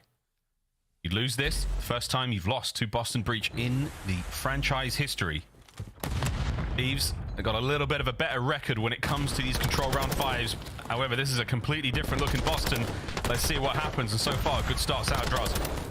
Yeah, I actually forgot about that. The sort of one detractor from Boston Breach, while the record looks decent across the board for everyday game mode, it is these clutch moments, and a round 5 for Control is exactly that, and they're not in the best spot. Just the fact that they're on offense, and more so that they are much more stuck in their spawn than they were before. I don't know if Nero or Awakening have a little bit of magic left in the pockets, but Kenny right there to shut him down, and this is, what, 28-23 on lives? Best looking round we've seen on defense so far. Really good. Out of the LA Thieves. How long can they keep it going for? Well, they need 45 seconds worth of good time, but will they get a little too eager? 2 players have managed to sleep on out. Draza might have eyes on them. And maybe too late. Oh no, good timing, good shots. Oh, beautiful 2 from Draza. That's massive. Oh yeah, he's challenging for sure. Next player in line. Vivid's gonna fall clean shots as well for every single one of them. And I don't know. Boston have had great looks on every single round, but this one just not enough in the tank. 17 seconds to go. There's still plenty of pressure on the map, and Draza on the 4 spree looking to finish the game with the cherry on top. That is obliteration in the round 5, and that is LA Thieves bouncing back after that S&D. Miles, we might have a series on our hands. Just maybe, baby. That is it. LA Thieves managed to stay alive here on Control. The stats don't lie. Sometimes they lie, well, not lie, but they don't exactly paint the greatest story. But right there, Boston still unable to find the magic in the round 5 of Control. The LA Thieves buy themselves a lifeline here in the series, 2-1. As we go back to the hotel, take care of some business in Hardpoint, get our bags and check out. And I do tip the resolve from the LA Thieves as well, because obviously, you know, a pretty tough first hard point. Things just weren't going your way. And, well, if things weren't going your way for map 1, you have to crank that up to 1,000 for the map 2. How many rounds got ended of you just getting shot in the back? The number 2 piece even on that Control of players on LA Thieves just getting shot in the back, or for the S&D, excuse me.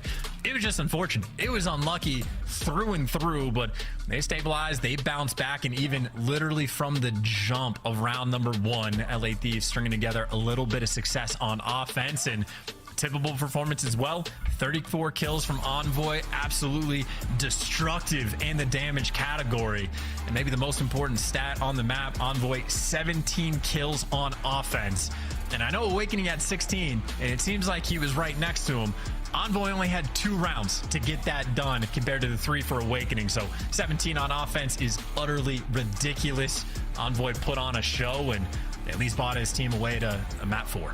He really did do everything for the squad there, trying to make those plays happen. Kudos again to the LA Thieves staying alive here. Let's see how far they can go. Boy, we really saw it all in that Fortress Control chance. A lot of fun both ways.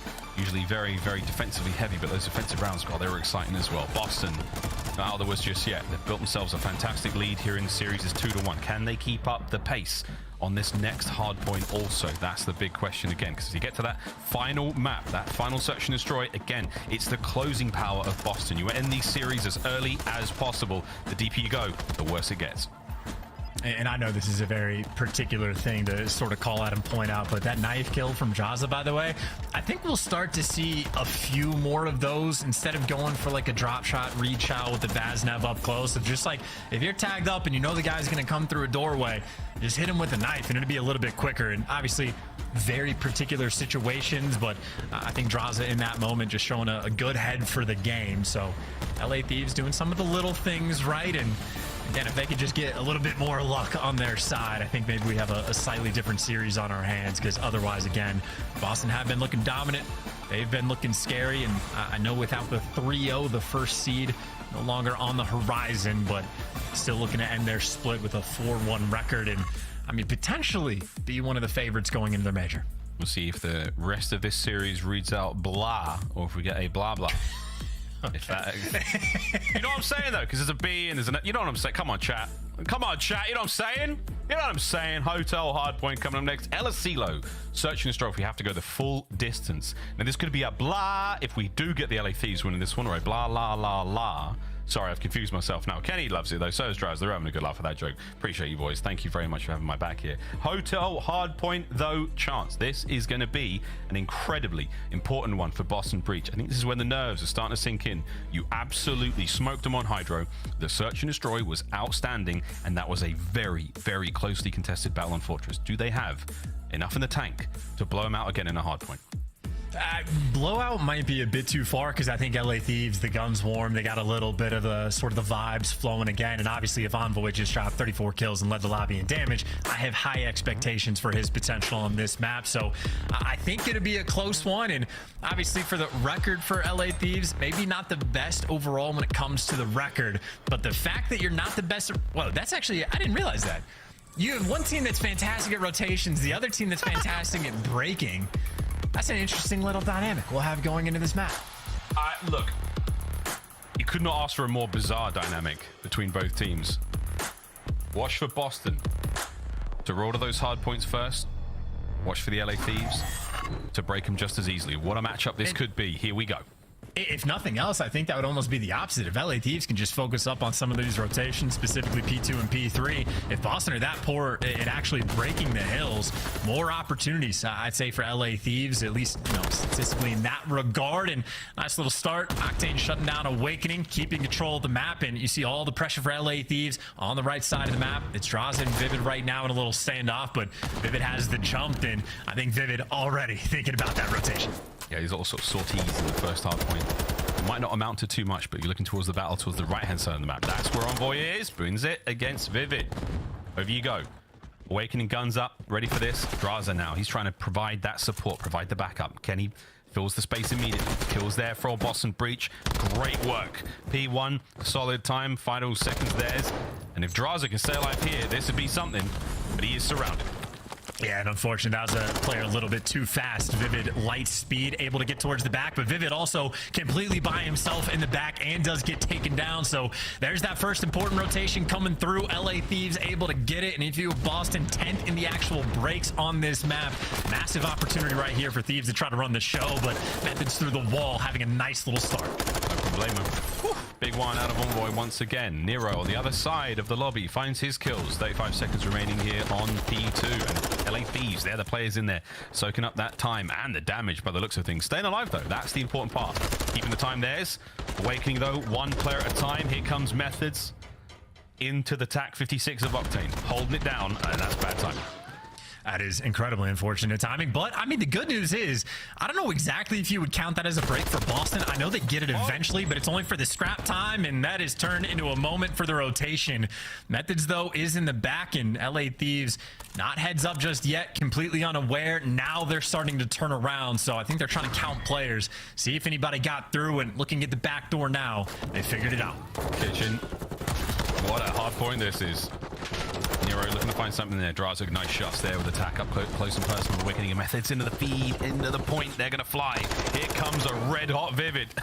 Cooked, though, by Envoy. 3 spree from him. Still one player on the back line. Here comes the pinch. Octane, though. Woohoo! Looking good. Subtane finds 2. LA Thieves hold. I mean, this is perfect. Again, 2 for 2 right now on the rotational battle. Boston not the best of the breaks, and the last one probably doesn't count because it was only for the scrap time. And, I mean, 25 seconds left. Now it's best case scenario. You're just fighting for scrap time for Boston.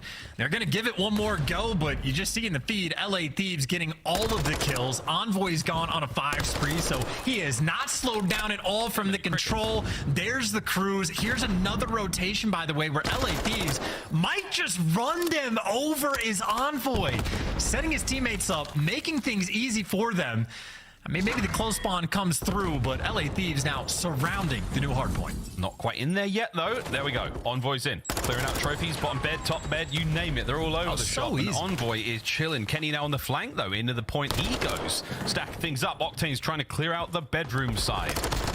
Shots are in. Finds himself a few more. Whoa! Okay. It's a 6 spree for LaRue. Yeah, and you can see in the player cam how he felt about that one. A very calm, oh my God, did I just do that? Well, yes, he did, and he hasn't been stopped. Maybe the battle isn't between LA and Boston. Maybe it's Envoy versus Octane for who can get the most kills, and right now Envoy has retaken the lead. That's another to the pile for both of these players. Rotation's already going down as well. Look at that mini-map, 5 and 6. They're making their way across the map over to the restaurant now.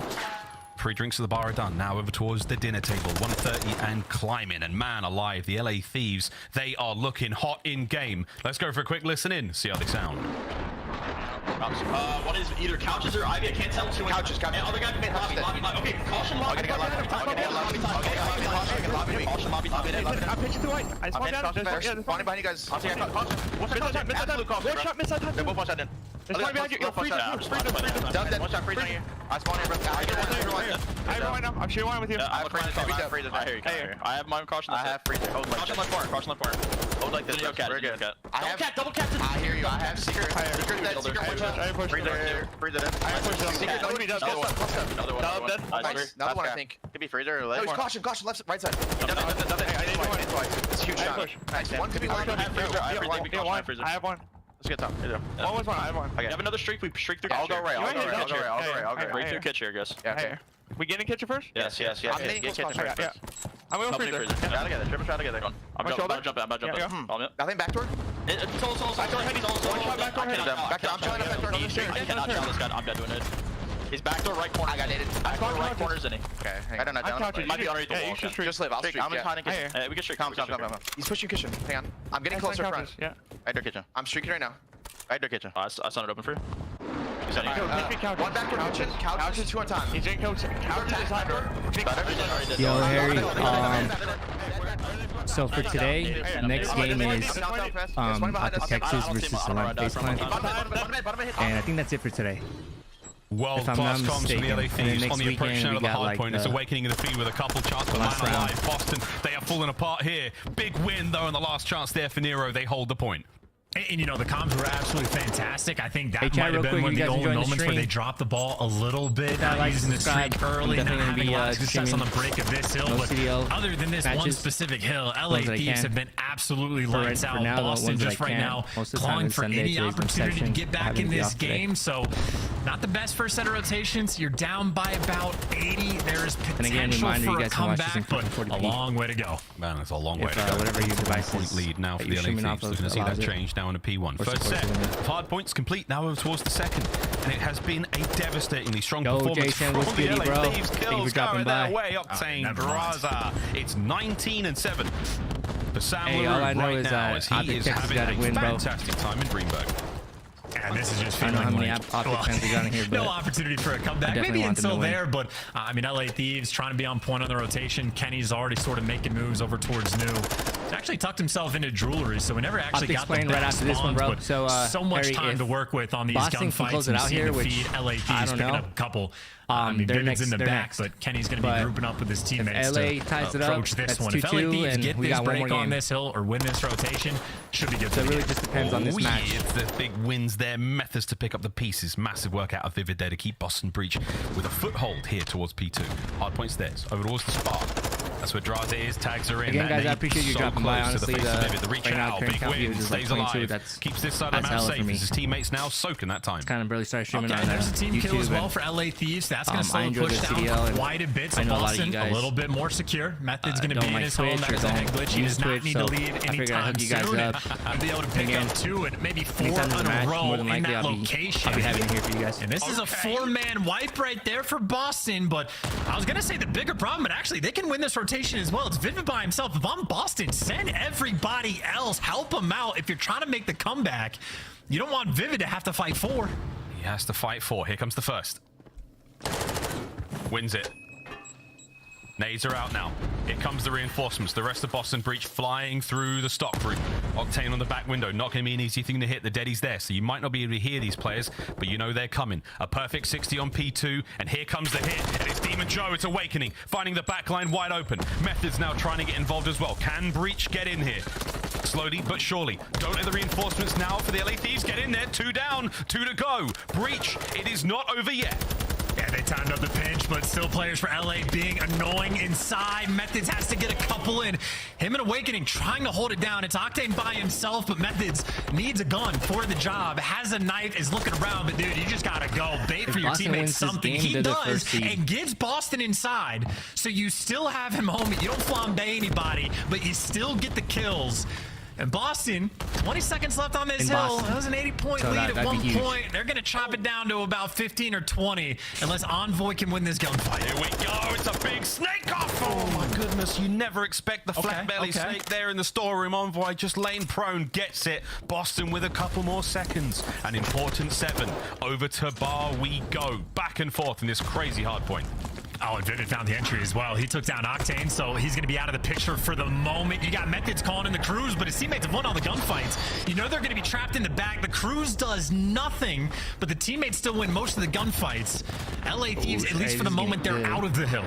Seemingly an infinite number of streaks right now for the Boston Breach players. No one really out and about here. Kenny might get caught.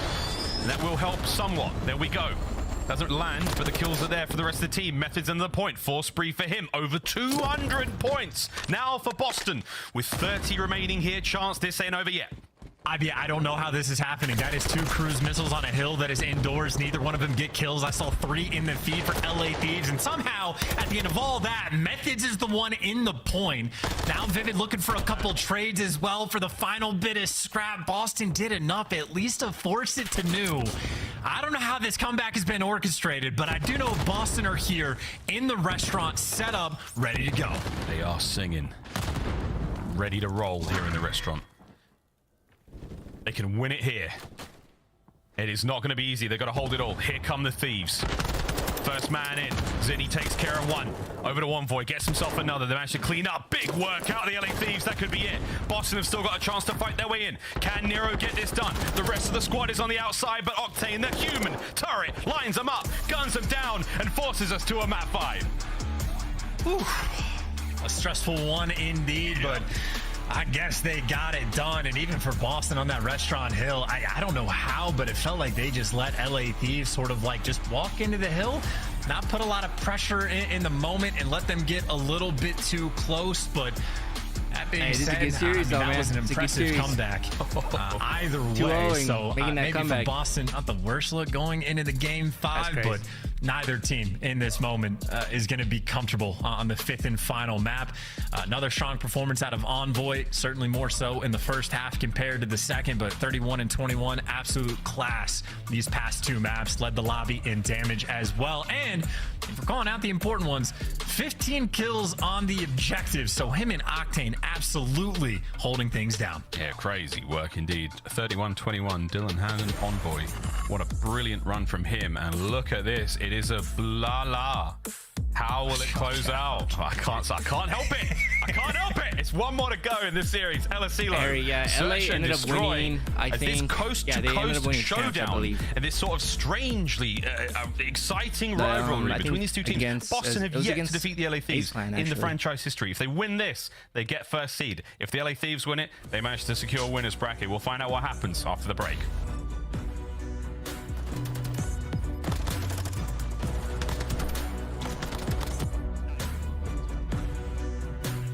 All right, chat, who we got? Seriously, start 2-2, who we got?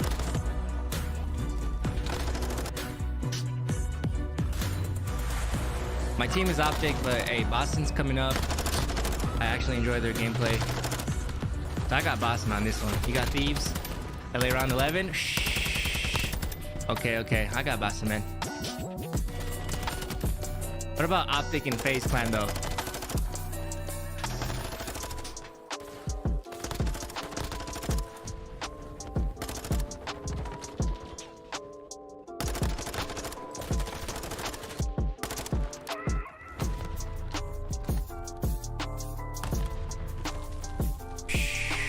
So, I mean, I don't know, man. They're still pretty new. They got potential, but yesterday they lost, bro. They lost yesterday against who was it? I think it was like Legion. They lost yesterday, bro, and that was like pretty sad. Not gonna lie. And it's not like it was like a close match, because it was not. But I hope they turn it around today, because I definitely want them to win. They're not doing too bad though.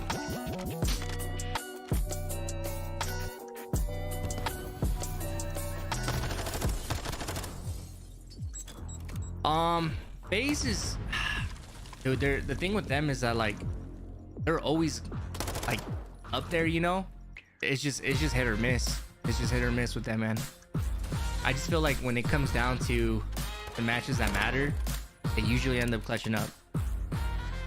Damn, you feeling phase? Damn. Okay. I mean, they good. They good. We'll see.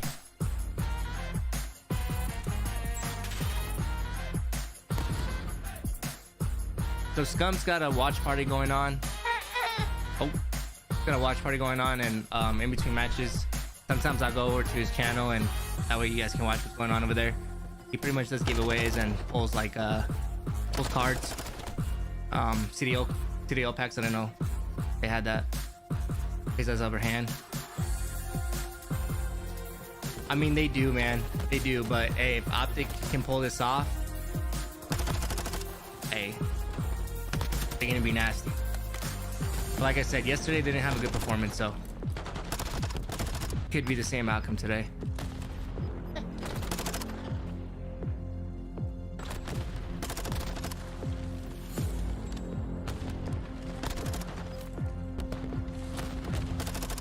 And also too, for like in between matches, I'll usually pull up the cam just to kind of, you know, on Frostbite, just kind of put a face to the channel.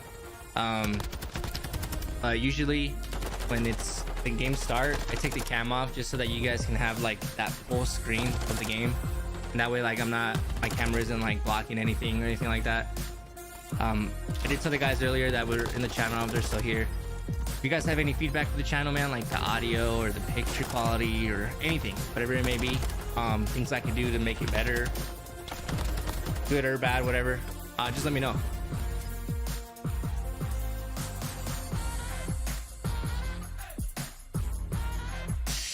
Bro, Seattle is good, but man, I don't know if you know, but they haven't won a single S&D match.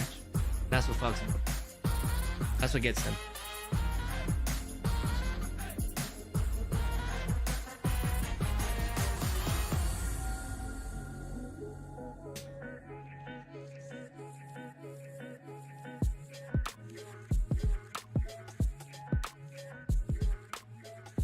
You guys play? You guys play at all? Whether it be like Warzone, Modern Warfare 2. Here we go, game 5. We're not going to waste any time whatsoever. Chat, we're going straight into this one. LA Thieves, Boston I feel like Breach. there's a lot of people that enjoy watching the CDL, and Boston but don't Breach play finally break the curse and win a series against the LA Thieves and secure first seed at their upcoming major. Or will the LA Thieves do what the Thieves do and beat Boston? Yeah, well, I mean, obviously, Envoy standout player. First two maps, not too great. Second two maps, absolutely fried. I will say, the standout things for me for the map 5 is the fact that Boston Breach 0-5. Yeah, there you go. 0-4 on the map 5s. I might have gotten a little bit ahead of myself, but it's just the ice. Like, they're a very solid S&D team, just not in game 5s at all. The record has suffered in these moments, and for LA Thieves on this map, they have a 1-5 record overall, so they have been not successful on getting wins, but they have the best first blood percentage in the league on this map. So they create opportunities. They just can't convert, so neither of these teams really in a good spot. Bomb down today. They may have a man down. The bomb plant is going to force the hands now of the Thieves. Great timing from Envoy. He's cleaned out the entirety of the A-bomb site. Vivid now having to make his way in from the outside. Awakening has the back doors, but Envoy, a dangerous man on the inside of LSClo. He's spotted the nade out. Will he be able to make the reads here and get things going? Vivid, big win once again. Dylan Hannon on the bomb. That's the defuse. Awakening, though, is still alive and kicking out here somewhere. Into the fight, though. Octane, what a snap. That's the round. Shuts him down, and big plays from Envoy. Again, past couple maps, he has been on a different level, and that round he delivers as well. One of those interesting moments, I think if Vivid doesn't throw that Semtex, his position isn't known, and maybe Boston have a slightly better chance of making something happen, but obviously Boston very concerned about the bomb being defused, so they were forced to do something. But either way, retake on point, kills going their way. I think the first blood is well to follow. Quick and easy round right there for LA Thieves. It was quick. Maybe too quick. We won't be seeing too many dead silence or trophy systems into round number 2. But we'll see what happens here. LA Thieves now on offense towards the defensive side of the map. That's going to be Boston Breach. And a big fan out. You can see Awakening deep right there. He's got tags in. He is in trouble now. Thieves will start to apply some pressure here, and again, he's so close to that dead silence. Not that's going to make too much of a difference here. Bomb still making its way in towards mid. Yeah, and you see there, well, if they're wrapping it back, that means instead of dealing with Awakening, they're trying to find someone else. And I was going to say Nero was in prime position, but he gets dropped, and LA Thieves jump on it immediately. I mean, that A site wide open, bomb's going to get planted, and I think Draza spotted Methods in the back. He's creeping up for the chow, and Draza had it the whole way, but Vivid does get a kill in the meantime, so it is a 2 versus 2. Then he didn't see the tiniest of shoulders. Vivid Awakening now versus Draza and Envoy. 30 seconds, the bomb goes boom. Boston's got to take care of these defenders and hit the defuse. And it's a pinch now. Draza on the perfect flank. Envoy just trying to hold them in place with a little bit of damage. What a snap onto Vivid. Envoy proving to be simply too hot to handle. Awakening making a lot of noise, whether it's the doors or his feet, and the gunfight is won by Draza. LA Thieves again. Oh, man. I mean, it's almost like they see Envoy just like his name tag and get a little bit scared, because I feel like he should have been cleaned up in that moment, but clean shots out of him. Again, the hand has been hot. He's been very crispy, so he delivers. Quick sip of the water, getting ready to go for the next round. LA Thieves, again, very unfortunate first 2 maps. Since then, they have been on fire. And for this team, this is winner's bracket. They get the win. They make it to the top side of the bracket for the major. There's a lot of pressure on this team right now. Yeah, it's huge, man. 2-2 split. Boston. 2 hitting towards B, 2 flying in towards A. Heavy hail of gunfire has forced Vivid to literally just hit the deck. He is in so much trouble now. He might be able to regen, but again, there's not a lot of directions he can change here. Thieves don't have to guess too much. Run, Vivid! And he's out. And all that pressure towards the field as well. Vivid draw enough attention that, I mean, the A bomb site was effectively given up for free. So Thieves are going to trust their retake in this moment. Yeah, Kenny with dead silence working a flank, Awakening playing even deeper corner as well. And the stuns don't connect. Boston knows someone's back here. And I was going to say, you don't read that, but Awakening turns. Everything falls and the round just crumbles. And Methods can't even win the gunfight. Draza guns him down, and talk about a team that now gets to play with all of the confidence in the world. Almost the opposite story from the map 2. Everything just fell into their lap. Oh my word. That was a round, ladies and gents. I mean, this gunfight was tough indeed. Oh dear. Yeah, my goodness. Even with that heavy, high lumens LED ceiling light blinding Draza, he could not miss. A big win, and the Thieves are starting to run away with it. And I'm just thinking about that 0-4 record in the game 5s, just like that. I mean, even they were 0-2 on the round 5s for Control, and admittedly, if you get offense on Albagra, it's just going to be like that. But this is, I mean, it's the theme for the Boston team. It's not the theme they want. A well-rounded squad otherwise, but they've yet to find the success here in the game 5s. Here we go, Vivid. Nades up. That's going to land. No, it doesn't get any damage in, but again, lots of information passed over. Here comes Boston. The 3-man hit towards the backside of B. In they go. Fast plant. LA Thieves. Can they get out of the site, or are they going to take the battle on the inside? Draza, guns up. Here we go. Nero first into the feed. Awakening trades are bound. Draza gets a force spree. You're running out of numbers. It's going to be streaks there from Envoy just before he dies. Oh man, it is all down to Awakening. What have you got, big man? Try to find the kills. It's a 2v1. It's still doable. Bro, LA. I don't know about that. I feel like we're watching Draza's perspective, and Draza is just in it to win it. Yeah, hits him with the beat down as well. Draza over by that site was different. The shoulders were clean. The stuns were perfect. The comms were there. Even got the support from Octane downrange, and I mean, it seemed like in that moment, Awakening might have had to jump, but I'm telling you, Draza moving a little bit too quick right now. And that was a round where he was just able to do whatever he wants. They just ran straight at that site, got the bomb down effectively for free, and just made the big plays happen. And that is just the tales of 2 different halves of this series. Boston started out could do no wrong. Now they have nothing seemingly in the tank. Sadly, the longer the series goes, the more dire the scene for Boston, but it's not over yet. Crazier things have happened. The stats are not on their side, but maybe the COD gods are. Slow hit towards A. Oh, he can hear everything. So can we. The thunderous hooves of Methods there as he stampedes his way towards the top side of the map. Nero on the back, though. He is dead, he finished. He's going to have to pump the brakes.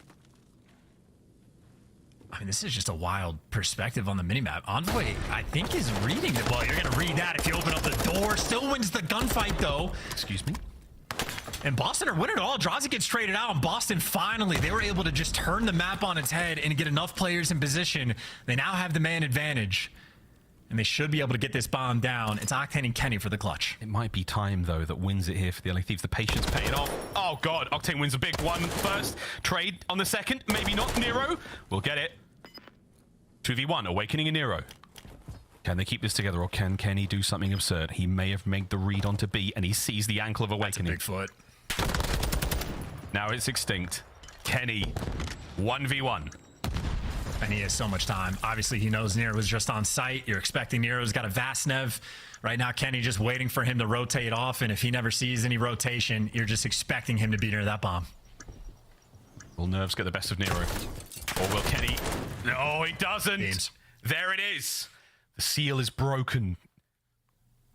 A single round now goes the way of Boston Breach. Is this enough to turn the tide?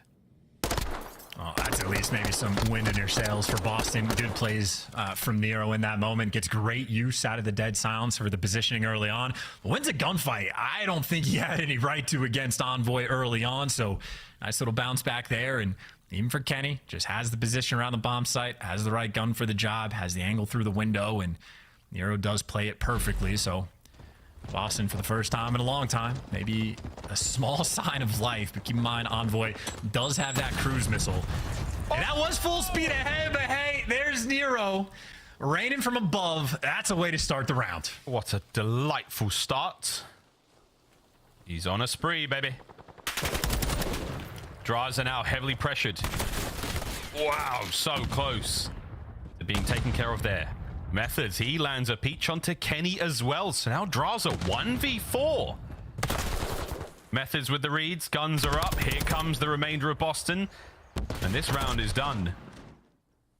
One round at a time. Boston Breach. And nothing to break down there. The only trophy in sight for LA Thieves is maybe the World Champ trophy they have in the background, because it was not near where those grenades were landing. So that is about as easy as a round is ever going to get on El Asilo, at least for S&D. And there's the peach from up top. Again, nothing crazy about it. I mean, that is textbook. That is something that a lot of teams will do on most of their rounds if they're ready for it. And I think the only people not ready right there was the Thieves, who don't want to let the game slip away. Again, a 4-0 lead. It's only 2 in a row for Boston, but talk about the cruise missile Envoy was able to get. Well, Nero's got a toy as well. Can be extremely Probably handy just here the, on the CeeLo. A lot of open inconsistency of the space to work games, with as long as bro. you keep that B-bomb This sight. game is just super inconsistent Good target. sometimes. Let's see how it goes. Rather might have been off way more than you can chew indeed. Nero, 7 spree for him. Nice first blood. That was an interesting sign. I think, yeah, Methods actually died up top, so I think Draza was looking for that kill if he needed it, but Nero's looking for every kill, because that is now 8 in a row.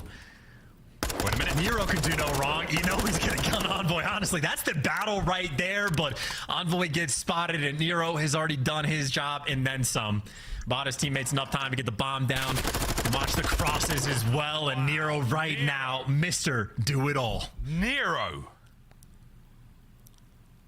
Another round. Boston Breach. 11-4 for Nero. It is far from over. But oh boy, are we seeing something here. Oh, he's starting to get a little bit of bounce in the cam as well. This man is feeling it in the moment. That is 9 kills in a row over these past 3 rounds. I know some of those have literally fallen into his lap with the grenades, but the gunning and the positioning there as well. I mean, he's out killing his entire team combined right now. Nero trying to put on a show. Can he nab another and make it a 10 spree? And on the other side of that wall. I love his timing. Number 10. Oh my God. Is he feeling it, or is he feeling it? Streak might land. Awakening's in trouble. Oh, doesn't get dropped. He was on the inside of the building. 3v3 though, still just over a minute.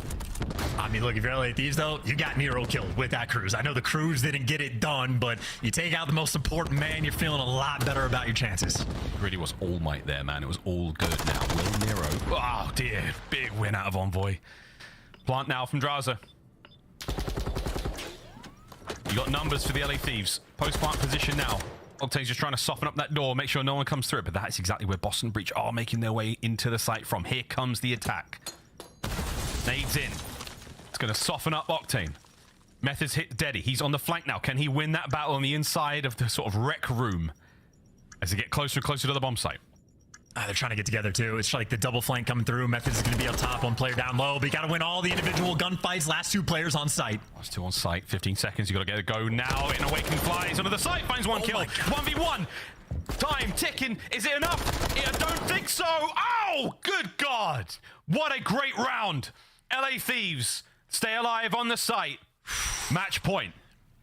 And this is just, I mean, playmakers on both sides. Draza, who has been a menace on this map, playing around the bomb timer perfectly, just able to play the safety net, and I mean, barely getting away with that round. Even for the 2v3 right there, Awakening Methods, mainly Awakening, put in some serious work to try to open that up, and a hell of an attempt, but we already saw as soon as Nero goes down for that first blood, these chances go up dramatically. Yep.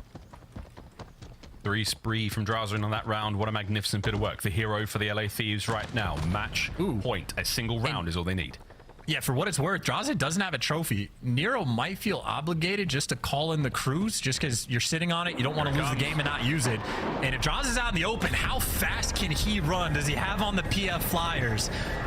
And I think he should be good to go, but you do get a little bit of intel. Streak's taken care of now. Nero, the top side of the map covered. Here comes the rebuttal. Draza's like, all right, brother, I got one as well. Awakening caught out and about. He was the first squirter, and unfortunately misses it. Hits the top ceiling side of the warehouse, so it won't get inside. It won't cause damage. Methods peeks forward. Draza wins it. 2v4. Nero now flying into the fight. Doesn't check the corner. It's all on Vivid. That was a good ass game. It's all on Vivid. 1v3. Can he defend the bomb? 1v2. 1v1. Oh my God. No way. Yo! No way. Oh my God, Boston, what a round! No way. Oh my God, the kills fall. Dude, shades of the map too, where the kills just fall into his lap. Octane gives him a freebie. Kenny at least tries to shoot back, but Vivid just with the hard read and that was knows insane, he's on bro. the bomb, but that is just attack in the right moment, keeping the dream alive. Hey, I'm not gonna lie, I was hoping to make some type of comeback. I just didn't think it was possible. Yet. Here we go. That was crazy. What an unbelievable contest this is. The least safe lead in S&D, by the way, 5-3. Never safe. Never safe. Vivid straight into the site. Streaks are all gone. We've finished those. 13-6 from Nero. 11-5 Draza. What a matchup this is. I think Nero's probably the point of concern for LA Thieves because, again, they are basically just turtled in their base, maybe waiting for someone to just hit a lane and make a commitment, but stagnation everywhere on the map. Vivid's got a friend on the other side of that door. Trophy's going to help so much, though. Here comes the opening tags. Anything gets thrown this way is going to get eaten by the trophy system. Don't worry about it. And I do believe Thieves might know that, and they're backing on out. Here comes the hit towards B. Not a whole lot of presence there for Breach. Well, it's Awakening as well. It's going to be watching this cross potentially. Well, that stun actually might connect. Yeah, that's going to hit Kenny. And look how fast Nero's going to wrap back. And Methods is jumping on the flank as well. So Boston reading this the whole way through. Nero finds it, obliterates him. And now you got the 4 versus 2 where Nero cannot be stopped. Oh, Number shit. 16, this man, he wants the record. That's crazy. Can he get the ace? No, he can't. What an unbelievable run, Okay, though. Boston, I see now you. obtain the 1v3. Round 11. Bro, you called it, Harry. This is it. Hey, but you said this LA is round history 11. in the making Let's for see. Boston Breach. Oh my gosh, dude, this series is hella good. This is winner's bracket for LA Thieves. History for Boston for beating the Thieves and trying to make up for the 0-4 record they have in the game 5s. So much more pressure on the Thieves, but honestly, pressure on both of these teams right now. And Nero, I mean, he's got to be that man to watch. The pressure. Okay, chat, let's get it. Let's get chat. Here we go. Into round 11, and it looks to be a very aggressive hit on towards the A-bomb site for both teams. Here we go. Stun checks, blast that door open. Frag grenade, well cooked. Trophy is there. Unfortunate time. He does get a bit of damage, though. Tension is in the air. Tension in both facilities. Tension across Twitch. Here we go. This is slow rounds. A lot of gunfire being exchanged, but no bloods just yet. A lot of dead silences just got popped, by the way. Nero's making plays. Nero's got the bomb, and he's the guy that's trying to get into your spawn. And by the way, 1 kill away from tying the record this year. What a godlike performance from Nero. If he can lay this bomb. Kenny's made his way towards that hillside, top of the mountain. The timing of this may be costly. Thieves haven't moved just yet. Kenny towards the deepest recesses of El Asilo he goes. 30 on the clock. Oh, kills aside, he's going to get the bomb down, so he's already done his job. You get Methods in position. LA Thieves trying to flank. Draza does get the first blood, so Awakening's going to have to worry about the flank. Everything else is going to be right around this site. Kenny's going to slowly creep round. He might be able to catch something out. Methods caught, unaware. 2v4. Numbers dwindling. Awakening, the last man left alive. Onto the defuse, they go immediately. Can they catch out Big Wake? Can he stop this one happening? Onto the bomb, he can fly. Damage dealt. Damn. LA Thieves have done it. That's crazy. They got the defuse. They landed it. I don't know, Jason. God. I don't know, Jason. They are the LA Thieves. They are the blade of Mikula, and they, against Boston Breach, have never known defeat. All across for the Thieves. I mean, they might not know defeat, but what they do know is stress, because that is a look from Octane of just knowing how close that was on that final map to ending up in loser's bracket. But hey, that honestly might be one series to just talk about implications as the year goes on. The difference between starting in winners versus losers for LA. That might chat, go real quick, man. Such if you feel a like long I came through way, for you, but we'll see how history ends up writing himself as we progress. But to winners bracket they go. In the game 5s, Boston will continue to suffer. Harry knows your shit, bro. And that's in spite of the fact that Nero just put on a ridiculous performance. I mean, an interesting setup by Boston. And by interesting, I mean not a good one, because they got absolutely broken down in that final round. For sure. In LA, man, I mean, for the way this series started, a map 1 that was not fun for them. It's not over yet, guys. We got one more game. Where it just felt like it was going to be a 3-0 and absolutely chalked. They fought back and a ridiculous fight as well. I don't know how they just got it done. I thought this series was over after map 2. I'm not going to lie, but that is just, I mean, world class. You know, in the control, like Octane flipped the switch for the moment. Like at the start of it, goes on like the 6-3, does a little fine. I'll do it myself. And, you know, Envoy starts to take over. You set up Draza for the map 5. That series had it all. That was an absolute banger. Wow, Boston still need a little bit of work in those game 5s. Either way, though, a high seed going into their own major. LA Thieves, congratulations on that winners bracket. Chance and I need a break. Desk, how you doing? Alice, before you go, quick question. How do you feel about that nade shot sage dance? Feels like the sage is burning clean out there in LA. It smells fantastic. I can smell it from here, Chris. All the bad juju is gone. LA Thieves are into the winners bracket. Great cast, gentlemen. Awesome to see this one go the distance. I thought these was that is Miles and Chance. Show them some love. Next time you'll see him is going to be in Boston. But we're going to see this team now in the winners bracket as LA Thieves dig deep. Down 0-2. They complete the 3 games. The reverse sweep is in, but it took them all the way to that round 11, Nameless. Yeah, just an incredible search and destroy. You know, they started off playing so well, right? They set it up on their first offense. They go over towards B, hit the rat back towards A, which allows them to get some great B pushes on later on because Boston doesn't really know what they're going to hit them with. And then when we get to that round 11, LA Thieves just got smacked like that. I want to show the people, Nameless, because it's our scum play of the game. Let's take a look at that round 11 and what happened here. Walk us through it, Ali and Nameless. I want to start with you, Ant. What were you seeing? Yeah, so I was a bit worried because, like, Nero had been making plays throughout this comeback, getting in and behind them, but this is a very slow, methodical offense on the side of the Boston Breach. They slowly get up towards B, and actually, like, LA Thieves had rat back towards A to commit to it, but they trapped themselves around that bomb site, and what happens is this is basically where they made the mistake. Vivid was the guy on the island. He was sitting bottom near ammo, trying to make a play. He had dead silence, but they locate him. LA Thieves find him. They know there's one lurking. They find that kill, and then they have numbers and converge, so it's just GG from there. Ali, you were saying Nero plant the bomb, Nero plant the bomb, Nero plant the bomb. We were looking at the mini map, but of course the players, they don't have that same information. Do you feel like that was the right call for Boston in the final moments? Was there something they could have changed leading up to that to shut out the Thieves? I think it should have just been more confidence towards the play. Like, once they realized, like, they weren't able to get into that B site, they should have realized, like, in that previous round, the LA Thieves is doing an absolute mirror of what Boston Breach did to them. They were forcing them to make that B push, but the difference was is Boston had the opportunity to just get the bomb down. And I understand it's like you don't know if there's a player in sight. You don't know if there's a player on the mountain. But once you kind of have that go-ahead, that's why I was saying that. I was like, you just plant the bomb, just commit to the play, because that puts yourself in a more favorable situation. You're running the clock down more. So unfortunate for Boston Breach, but it's good to see LA Thieves S&D improving. Boston fans, don't cry. You got a top 3 seed. You're going in with the 3rd seed into your home major, but this team is now going to be a threat in the winners bracket. And right now, we have Kenny joining us live. First time back in the building. Kenny, great to have you back in the starting lineup. And first of all, I just want to ask you, what was going on? How did Capsidal come into this lineup? What were you dealing with? And are you back to 100%?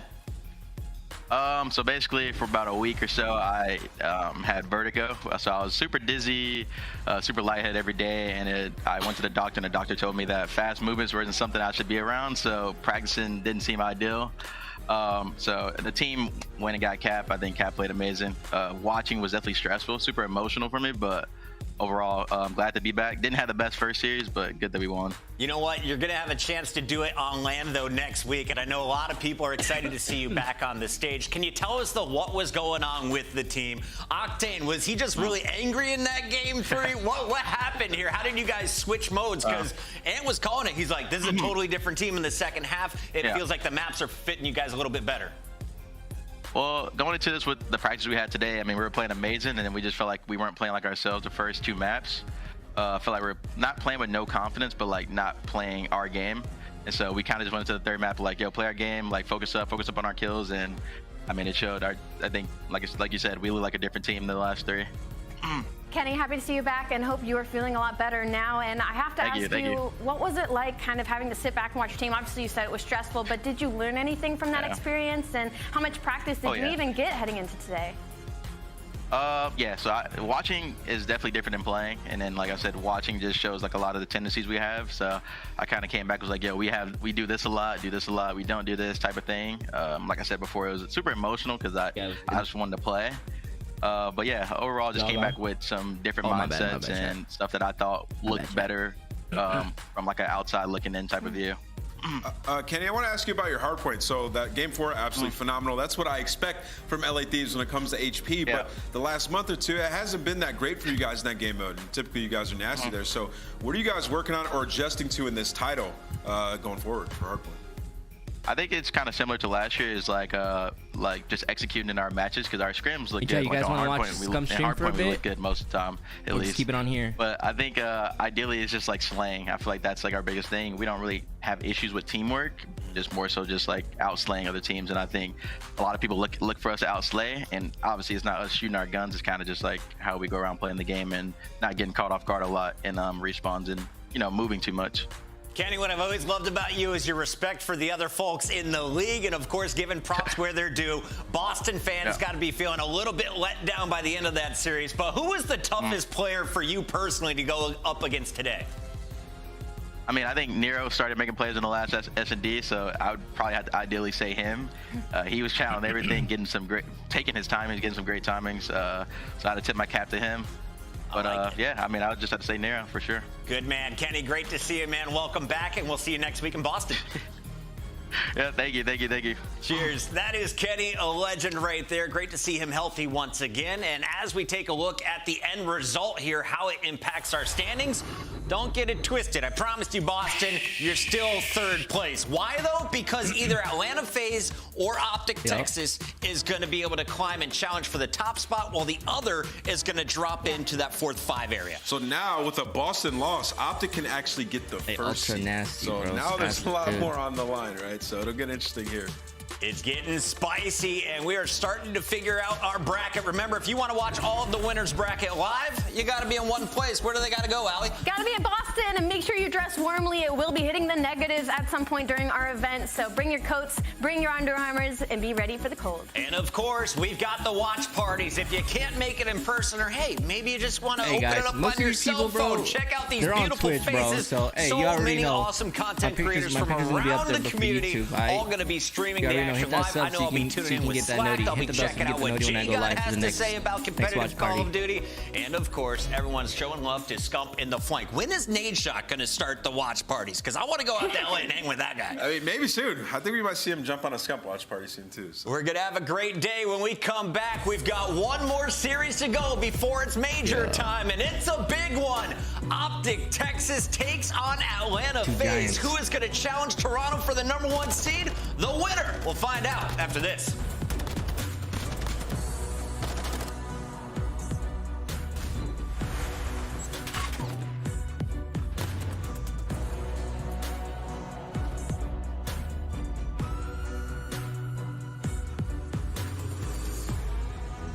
Four minutes? What should we do for 4 minutes?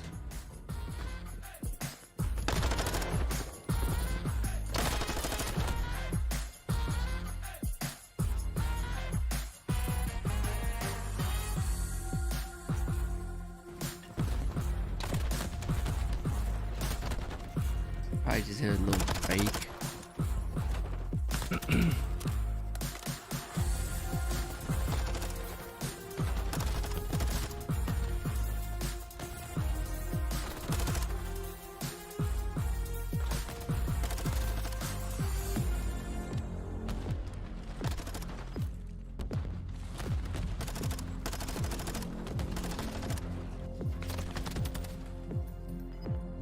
Our city's place for the LA Gorillas.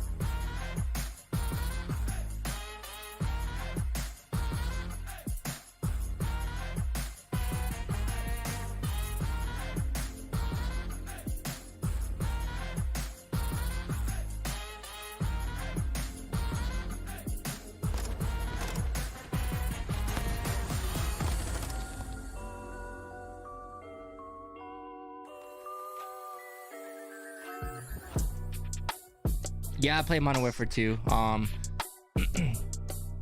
Usually on my days off, which is like every other Wednesday or Saturday. Saturday is not too much, but I usually try to stream too. I'll play a mixture of like multiplayer, sometimes Warzone, which on Warzone, man, I'm down bad. Yeah, I play Modern Warfare 2. You guys want to link up at any time too? Let me know. I'll drop my Activision.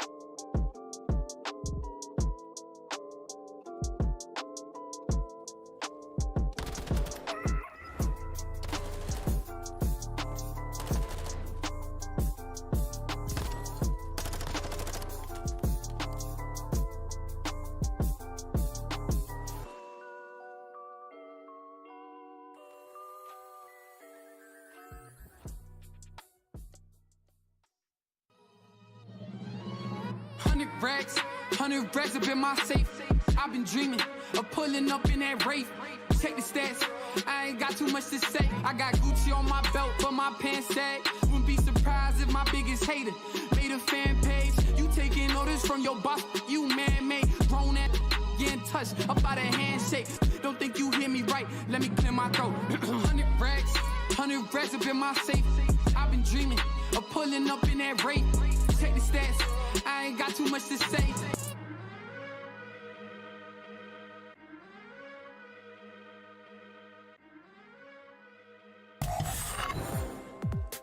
Up on channel points. I see over 6 million already in, and we haven't even started talking about the teams. Welcome back to headquarters. Chris Bucket alongside Ali Nameless, and we have one more qualifier match to go before we head to major number 2, and it's a big one. Optic Texas taking on Atlanta FaZe. And what's on the line here, Nameless? We were during the break, we're going over all the numbers, all of the scenarios with our stats team. This one has some huge implications. Yeah, loser drops down to 6th. You can see it here on the graphic, and then the winners guaranteed top 2. Optic, if they win it, they are first seed because they will win that tiebreaker against the Toronto Ultra because they did beat them earlier this week. So there's a lot on the line for Optic Texas here. Roster change and a potential win over FaZe for first seed is massive.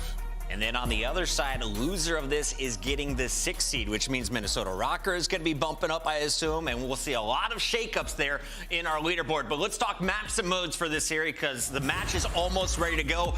Ali, I know you've been crunching the numbers. Embassy, Hotel, Fortress. We got some mirror maps here today. That map 5 Fortress is pretty interesting. So that's usually Atlanta FaZe's auto veto. So I'm wondering if they figured out anything new when it comes to that series. But honestly, I think this layout is pretty good for both sides of these things. Atlanta on Embassy is 4-4, Optic Texas 1-3, but with the new looks from Illy and Dashy, I don't think they'll have too much of a struggle. And one word, who wins?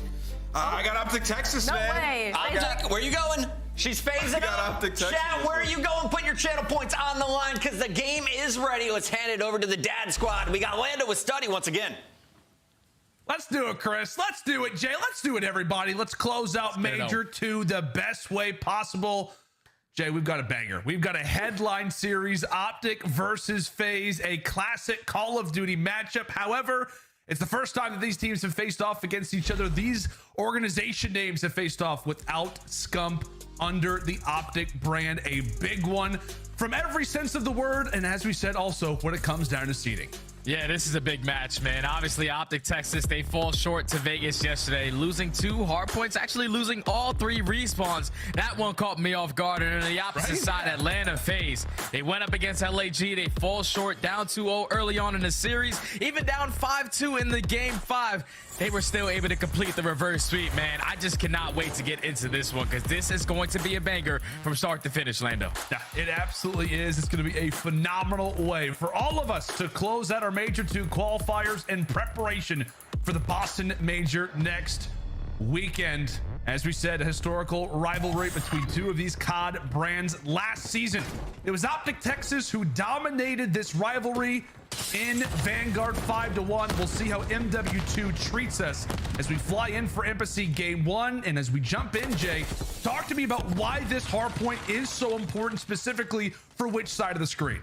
I think it's very important for Optic Texas because that map number 2 in Embassy Search and Destroy, that's Atlanta FaZe's best Search and Destroy map, undefeated on that one.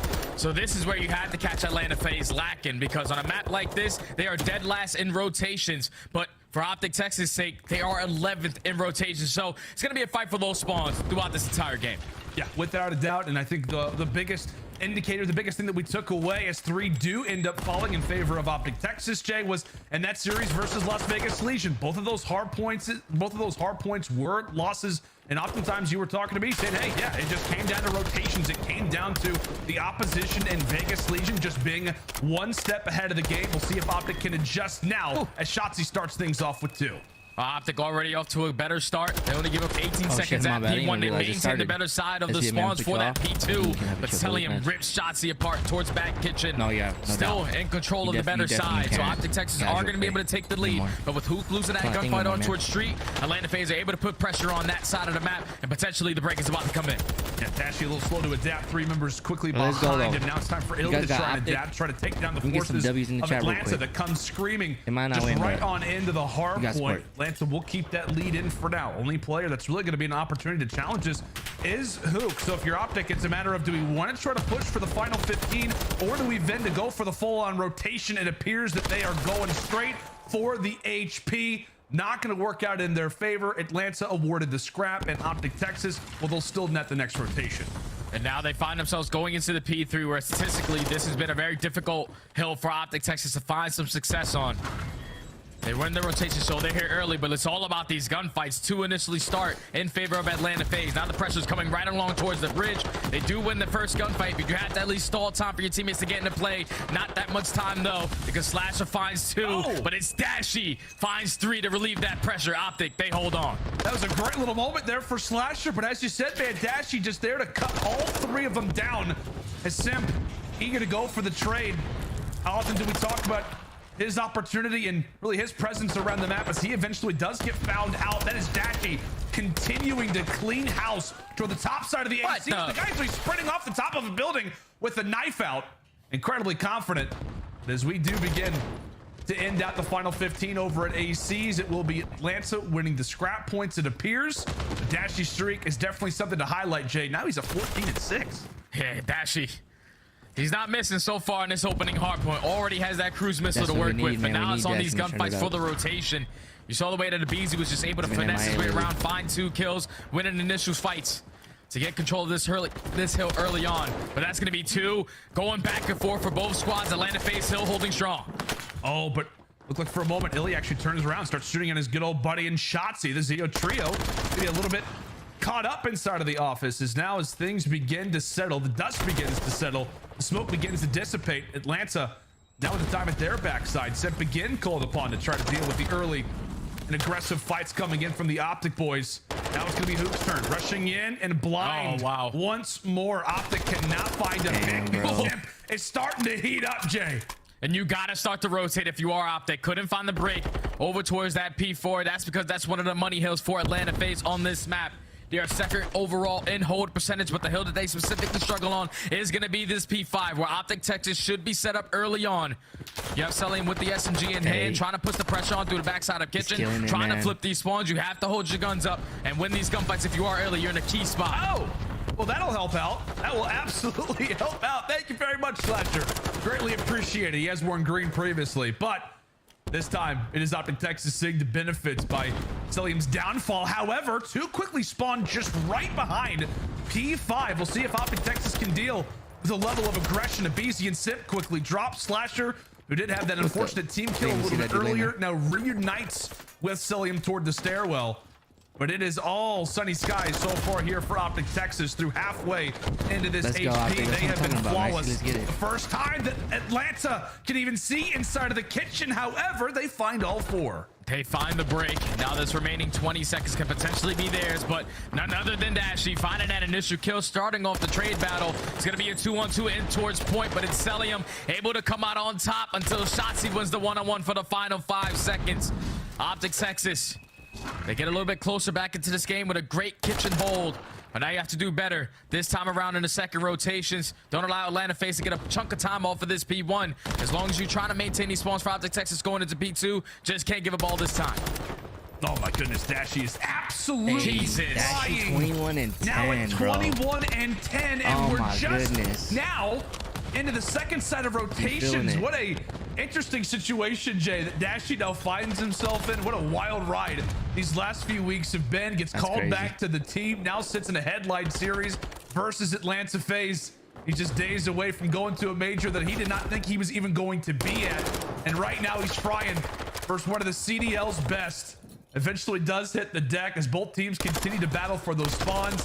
10 seconds remaining as now it's Hook's turn to go on a spree. Yeah, and Optic Texas, they're spawning over towards tennis side, so they're going to push right up back alley. They know that they want this side of the map, so it's easier to rotate over towards P3. As trades are abound, going back and forth. Simp wins that huge 1-on-1 onto Illy, secures the street connection. And now all you have to do is put your focus on towards back kitchen. Big kill coming in from Dashy, cannot win it, and Atlanta FaZe holds strong. Shotzi's going to try to make a sizable dent. This is where things start to get a little bit worrisome, and understandably so. Dashy fiery in the comms, quickly wants to lock in that cruise missile, but Shotzi, I think given that information is able to find 2. The heads coming clean off there from Atlanta FaZe as Optic Texas break. Optic Texas, they find the break. Closer to that 200, to that 100 point mark.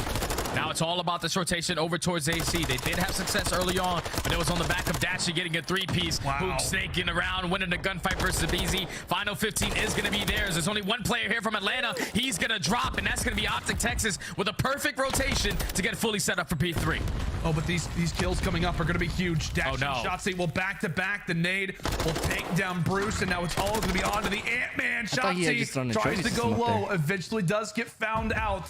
It looked like for a moment it could have been a chain of hardpoints back-to-back, and that absolutely would put Optic Texas in the driver's seat. However, Atlanta able to reply, able to respond. A lot of reps here on Embassy hardpoint, but this has been a battle from the start.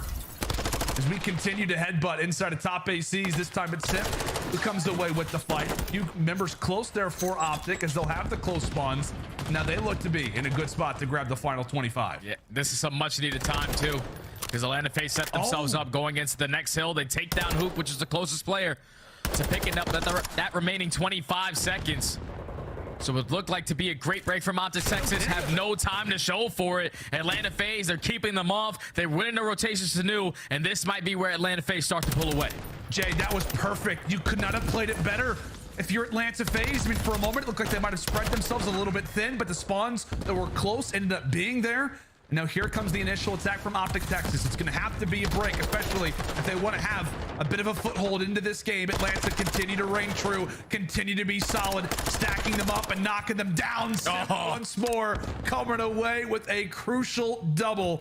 Now at 22 and 19 into the hallway of hesitation as Illy quickly drops. There goes Hook. It is collapse after collapse. The perfect pinch again there from FaZe. Perfect pinch right there for FaZe. Great hold so far on this P4. Let's step aside and hear how the comms are sounding with Atlanta. Nice. One's going bathrooms. Let's get bathrooms. Right that. I'm trying to say they're gonna be orange on you.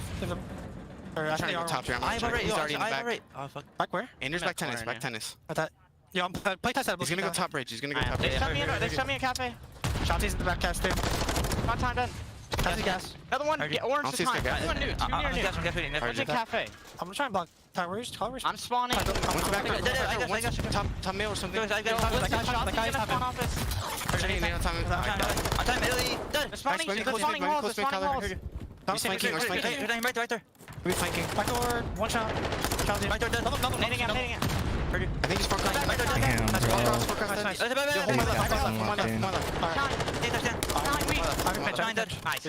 They're all P2 right now. Crossing God roll. Hey, Tyler, you're right, bro. I was talking about that earlier. They did lose yesterday. And I was hoping they were to start off hot, but it ain't looking like it, man. Sign. Dead. They're spawning halls now. Spawning halls. Yep. Oh, spawn back alley. Back P2. One spawn back P2. Spawn deep P2. I have your front door now, MC. I think he's got. One's going front. One's going front. One side. Bro, this team's hit on, bro. One's orange. Nice. I'm trying to go for top bridge. They're spawning P2. They're spawning P2. Yeah, they're spawning P2, I think. I can hold on the left. And we heard Abizi yesterday in his interview at the end. He said, when we're playing loose, we're going to be the best team in the game. And you could just tell the way that Selim is running around the map with the SMG in hand. He's looser than ever, baby. 236 to 146. Atlanta FaZe 14 seconds away from closing out map 1. Get this guy in a vest to have more yeah, they do. Holy cow, Optic. I was hoping they just kind of like came hot, bro. You know, like as we're within 15 between Atlanta FaZe and Colin Gabe as they begin to group up and try to go for their final descent here into P1. Hook and Dashy trying to lock things down. They're able to do so at least for the moment, but that scoreline, it just is not getting any prettier, Jay. Optic, they've got to focus up, be ready for P2. They've also got to make sure that they cannot allow for Atlanta to win off of P1. They've done just enough, and they've got that rotation. As we like to say, Jay, perfect HP from here on out. It's crazy too, because like, dude, Optic Texas do exactly what they need to do. Don't allow Atlanta FaZe to win off of that P1. You win the rotation over towards the next, and now you're fully set up. Hopefully you got a trophy in place to not get taken down by Selim's streak. No one's gonna drop, but the break does come in from Atlanta FaZe. 10 seconds till map 1 is over. Yeah, Shotzi just trying to find an angle, trying to find a bit of an entry. Does a nice job of taking down a Beezy. So that'll be 3 down.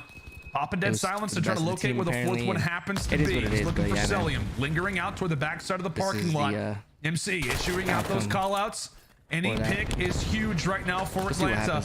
You cannot afford to fall. Play it like it's S&D. Optic, you got to give it all you got because the opposing team is within 10 points of locking up this hard point. A beast like Slasher does too. There goes everybody from Optic, Texas, and that will be game 1 in the books. Atlanta FaZe start things off hot. Atlanta FaZe started off very, very hot in this opening hard point.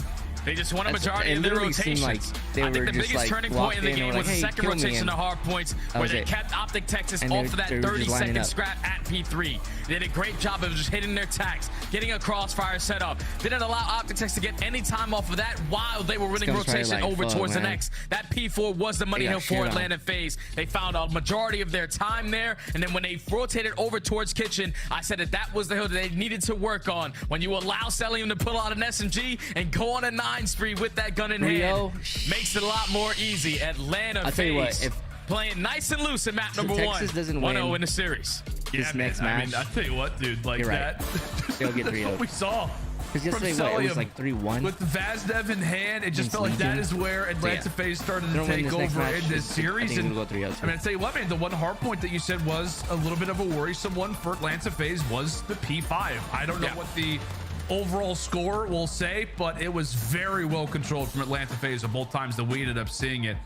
It feels like for Atlanta, I mean, I don't know, they're man. not, bro, but I tell you what, I feel like they play S&D. Kind of questioning them in terms of like where's their consistency going to be at when it comes down to facing off against top teams. Hardpoint so far throughout Major 2 qualifiers hasn't been amazing, but you would not know that Hardpoint has not been their strongest game mode after watching a Hardpoint like that one. Yeah, and especially even the rest of the Hardpoints that they have played throughout stage 2. Like, they lose the same exact map versus LAG by 17 points. Like, they win one rotation, they have the potential to close that one out. That's now going to put their stage 2 record in Hardpoint now at 3 and 4. So definitely the improvements have been shown in that mode. But now going into that Embassy Search and Destroy, I said Optic needed to take map number 1, and the reason why is because Atlanta FaZe, they have yet to lose Embassy S&D, 5-0. They have 4 players who are over a 1.4 KD. Hey guys, real quick. 1.4, Orlando. Thank you for dropping by my 4 channel. players. And a BZ's a 1.7.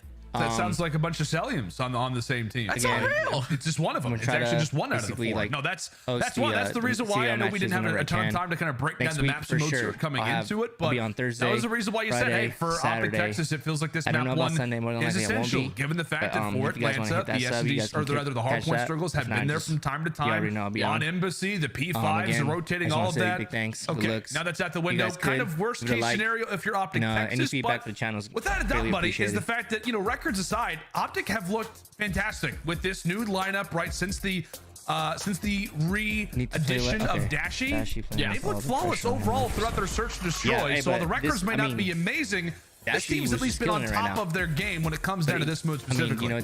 This mode specifically has been what's been carrying them throughout stage 2. They're 5-1 overall in this stage. I just feel like they've had some grueler over series. 3-2 versus Seattle. They beat Toronto 3-2. Like, it was just all over the place. But their hardpoint's been up in the end. The S&D has been their backbone. And I think the biggest play that I want to focus on, especially in a map like Embassy, is going to be Illy. We know how impactful he is with that sniper in hand. When he's sniping, they're winning 55% of the rounds. When he's not, 45% of the rounds. But Illy's the only guy from Optic Texas who is sitting comfortable over that 1.0 KD on this map, a 1.32.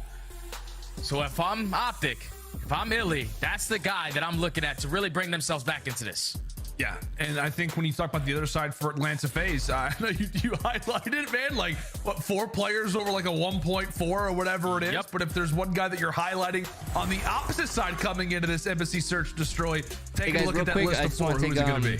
Oh, it's a BZ, bro. I told you, 1.78 KD. Okay. Whatever he does on the map, he's doing it with nothing but confidence. And you can just tell, based off that map number 1, they're playing loose. So the aggression is going to be there for Atlanta FaZe.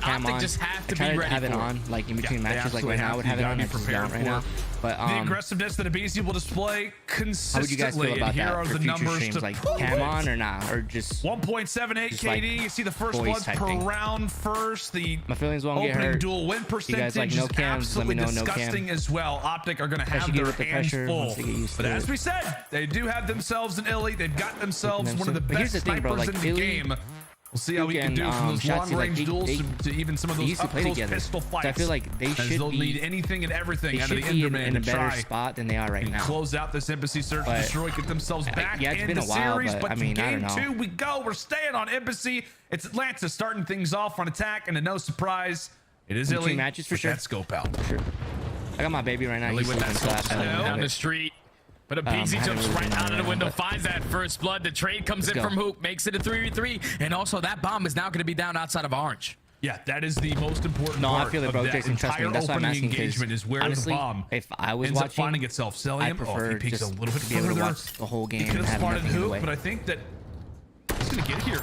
With little to no adversity, Illy able to find one onto Cellium. I think that sniper bullet went through the fro, so only just a few hit markers. Meanwhile, it's a nade that takes down Dashy. Optic Texas low in numbers. So now in the 3v2, bomb's going to get planted over towards B. Can Illy find the timing with the sniper pistol in hand? As he's going to be able to pick up that tack. Now you have one player in Hook who's slowly trying to work up the flank, just trying to get any information of how they're playing this setup.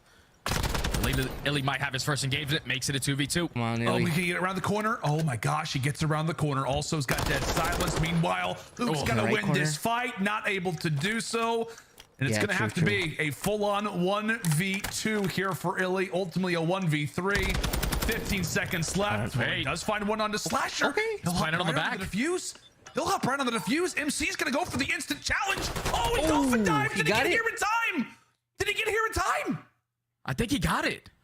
I think Illy must have just got it. Oh. No, he did it. Oh, no, He got shit on last second. He had to be so close. Bro, that was crazy. Oh my word! I thought that he got the diffusion. I thought the bar was fully progressed. Yeah, I looked at Cellium's face and it looked like he was just like, ah, man, we let that one go. But he clutches it. Oh, let's see it Look again. at the milliseconds it is from completing this defuse. Spin a Rooney for Oh, two my- ski. what? Oh my. That looks filled up to me. I don't know. Oh, that's a tough one, but Atlanta FaZe, they take the first attacking round. Now they have to hold strong on defense where Optic Texas, they're 10th overall on attacking, and it showed right there. First blood going in favor of Hey, Atlanta. at least the first match was and close, I think though, it's you fair know? to say we are That's what we learning need. quickly when it comes down to those what we early need. nades. that This is an Atlanta FaZe team who definitely love themselves a bit of embassy. That's without a doubt. Well, right through the door we The go, teamwork. and that is perfect work. They're out of the tiny tears, the quick bait and switch, sends Shotzi to the Shadow Realm, and now instantly it is Hey, Illy Connor, and thank you for dropping by, bro. I Dashy. appreciate you. 2v4. Now make it Being 2v3. differential guy, love it. Yeah, she finds one. Unfortunate. Bomb's still going to be down towards these lower steps. Illy is going to be stuck in hand with that sniper pistol, but the pistol is beaming. Takes down Simp, makes it a 2v2. Now you have a lot of stuff to work with, but Come on, Abizi at Dashy. least finds the immediate trade. Dashy left in the 1v2, bomb down. And he quickly gets found out as well. Really great elements of teamwork from either side there, Jay. I mean, I thought that Illy and Dashy had something good going, but Abizi, when he is alive, he is instantly going to go for those chows all day long. Cuts down Illy, and from that point forward, Dashy left in a very awkward spot. Basically a no man's land when it comes down to the backside of the parking Yeah, lot. man, you really think so, 3-0? Another kill added toward him, another feather in the cap, and another Like I round said, for man, if they Atlanta. don't win this S&D as they match, find themselves quickly up 2-0. I second That's that. 2 first bloods so far in this search and destroy for Atlanta FaZe. They're the #1 first blood team on this map. Times 12. And so far it is showing. Now back on the attack. Slow it down. Except if your name is Abizi, super aggressive towards sign. you're right, Gets you're the right. information that at It's least just- one player is going to be playing in towards orange. But now he gives that I don't- opening for I his don't teammate to wanna- get this bomb down. I don't want to Oh, and accept again, it. Abizi. The teamwork. Abizi and Sip, the trades You know what I mean? work out for them. Shotzi and Hook both bro. are down, and Illy not able to hit the shot. You see him recline back in frustration, knowing what that pick would have meant. Could Terrible. be a 2v2, but now it's all on to Dashy again. The bomb has been planted, and he is still yet to earn that dead silence. Going to have to work for it. 30 Yeah, seconds you're right to go. about land. Yeah, Cellium's the guy Hey, that's next just weekend throwing about to shoulders be towards lit, top bro. embassy. Just gonna giving be the fun. call out to Slasher when he can time this flank. See Dashy already watching the cross. He knows he has to at least cross the go take down Celium. He gets all that information. Celium's just going to watch his back, hold a nice little spot. And this round is basically done and dusted. Atlanta FaZe 3-0. Oh my goodness. You see Celium, just a little smirk. Like, yeah, I heard you the entire time there, Dashy. Whether you were on the tennis court, whether you were coming up the stairs, Connor, once you decided to go ahead and file my paperwork for me in the office. When they're dominant, I knew where you were at and they're all all times. As we said, Atlanta up 3-0, and Celium is still yet to die. You're right, man. Jay, this is quickly starting to become quite scary if you're an Optic Texas fan, staring at the 1-0 loss when it comes down to the series, and now the 0-3 start here in Search Destroy. The mode that, as we said, has been the bread and butter for this new Optic lineup. Yeah, it's starting to get out of hand. We need to stop the bleeding right now. Bro, and this is a big round to do so. And the trophy is going to come in. Oh, you're able to get across, but the nade does get a couple hit markers. A BZ with another first blood, already at a man advantage, and now you're basically forcing Optic to get trapped in towards the back of PD. Oh, but Dashy's at least able to help lead the way, lead the charge for the backside alley, as he's able to come away with one and also stay alive. That very well could be the gunfight that keeps Optic Texas afloat here in this S&D. As they slowly but surely begin to make their way into that A site. Dashy again with the clearance. Dashy as well with a bit of info. He and Illy trying to take down Celium from the top side. Cell, annoying as ever, staying up, getting the info. Oh, as well. He can do no wrong. And Dashy gets pieced probably apart. the best movement in CDL, but oh my goodness. He's not. Yeah, I don't know what Optic's Optic's play call right there was. You find yourself in a 3v2. Someone at least has to hold a deep angle to not allow Celium to just jump right on top of Kitchen, get a kill, and then jump down towards Milk and find a second. I think if you spread a little bit more, you're able to find this kill all to Celium, but he just dances around, pick one, get first blood, finds 2 kills, allow his teammate to pick up the last, and would look like to be an Optic round. Atlanta FaZe clutch up in the 3v2. Flawless search and destroy so far, especially from Celium. Yeah, and this is a map that I think, hindsight obviously, but we're thinking like maybe we probably shouldn't try to test Atlanta FaZe on Embassy Search and Destroy. Food for thought, but Celium again with another pick through 4 rounds. I guess technically 5 if you're including this one. Already up to 7-0. And right now, Dashy, I think it's fair to say, he's just trying to find a pick. He's trying to get the team going. They need something. They need something. You need to win a gunfight, but you allow Sim to break right through the middle of the map. Slasher finds Dashy, even though Shotzi does take down 1v2. And he has half of that dead silence to work with, so eventually he's going to get cut out, and the sound cues are going to come in. It's Celium just toward the left. Of course, it's MC again. Hey, 6-0, man. 6-0. Optic Texas, granted, it was a 1v3 for a moment for Shotzi, but still, nonetheless, he got it last no time. matter where they go, no matter where they find themselves, he's disgusting. It's at the bitter end of a Celium gunfight. 8-0. Bro, scrap. And that was Shotzi at least finding the first blood, but the trade was there immediately for Atlanta FaZe to force it into a 3v3. They didn't even have to invest a cruise missile. You're just confident. You're playing loose. Simp wins that gunfight towards mid. Eventually opens up Dash to turn his left. Right now. Slasher takes him down.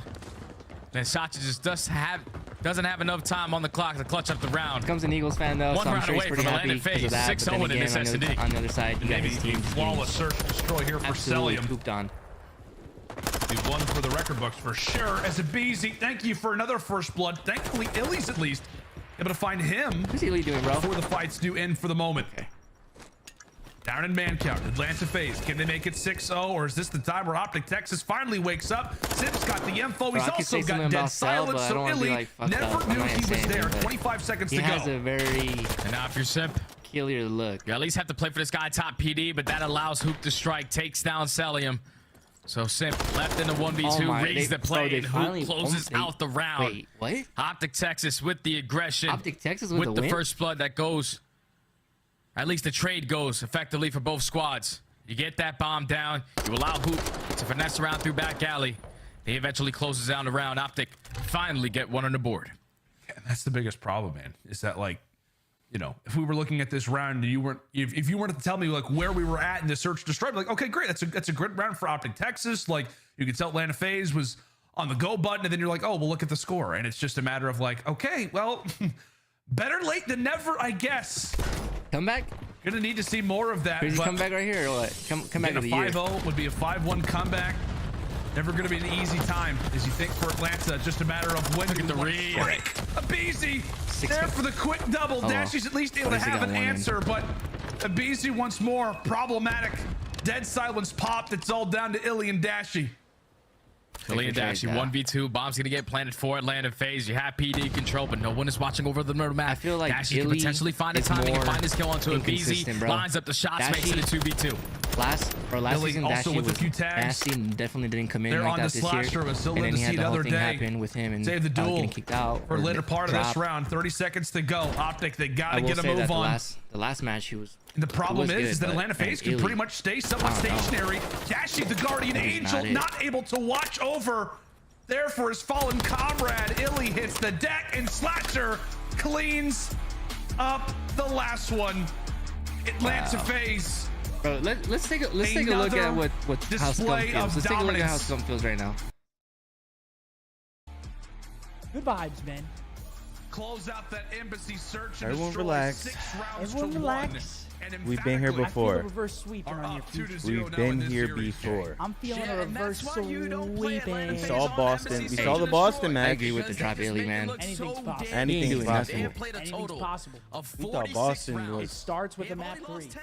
It starts with a map 3 control win.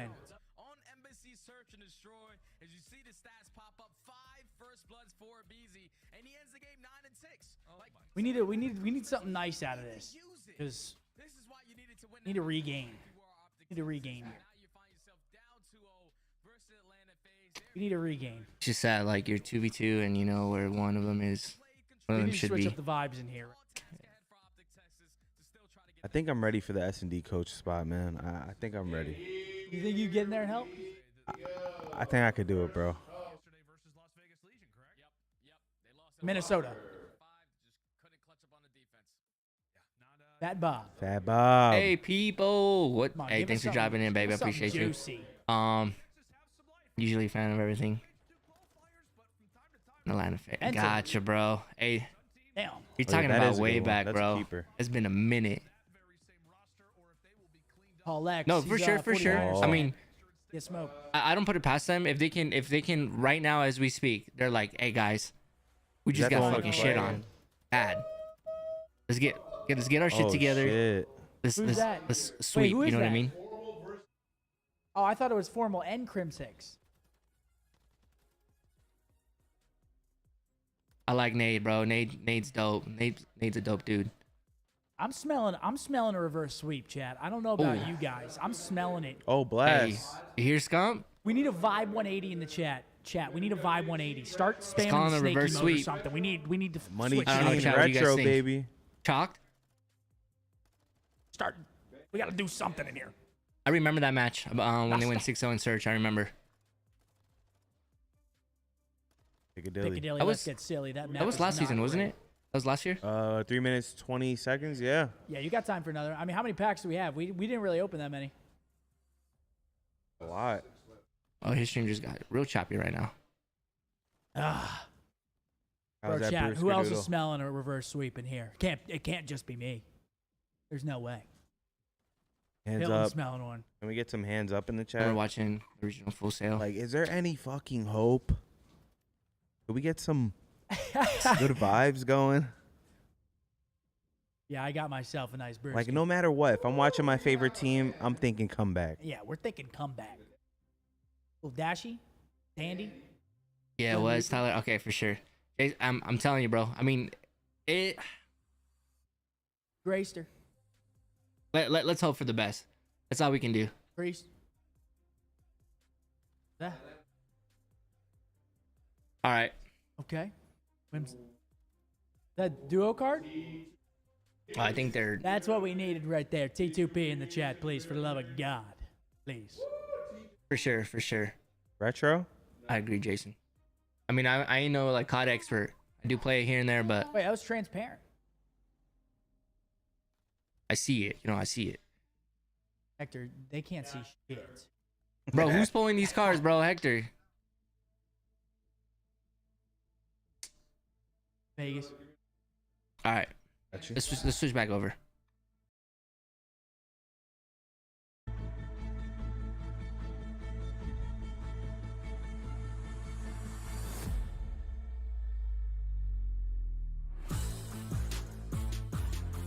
hey, all I know is that if they start coming back, I'm just not gonna know how to act. I want them to win, bro. I want them to win. It's just these last matches weren't even close. None of them. They didn't even hit 200. They didn't even pass 200 points first game. And then to get 6-1 on SND, come on, man. It's just, I don't know. Seems far.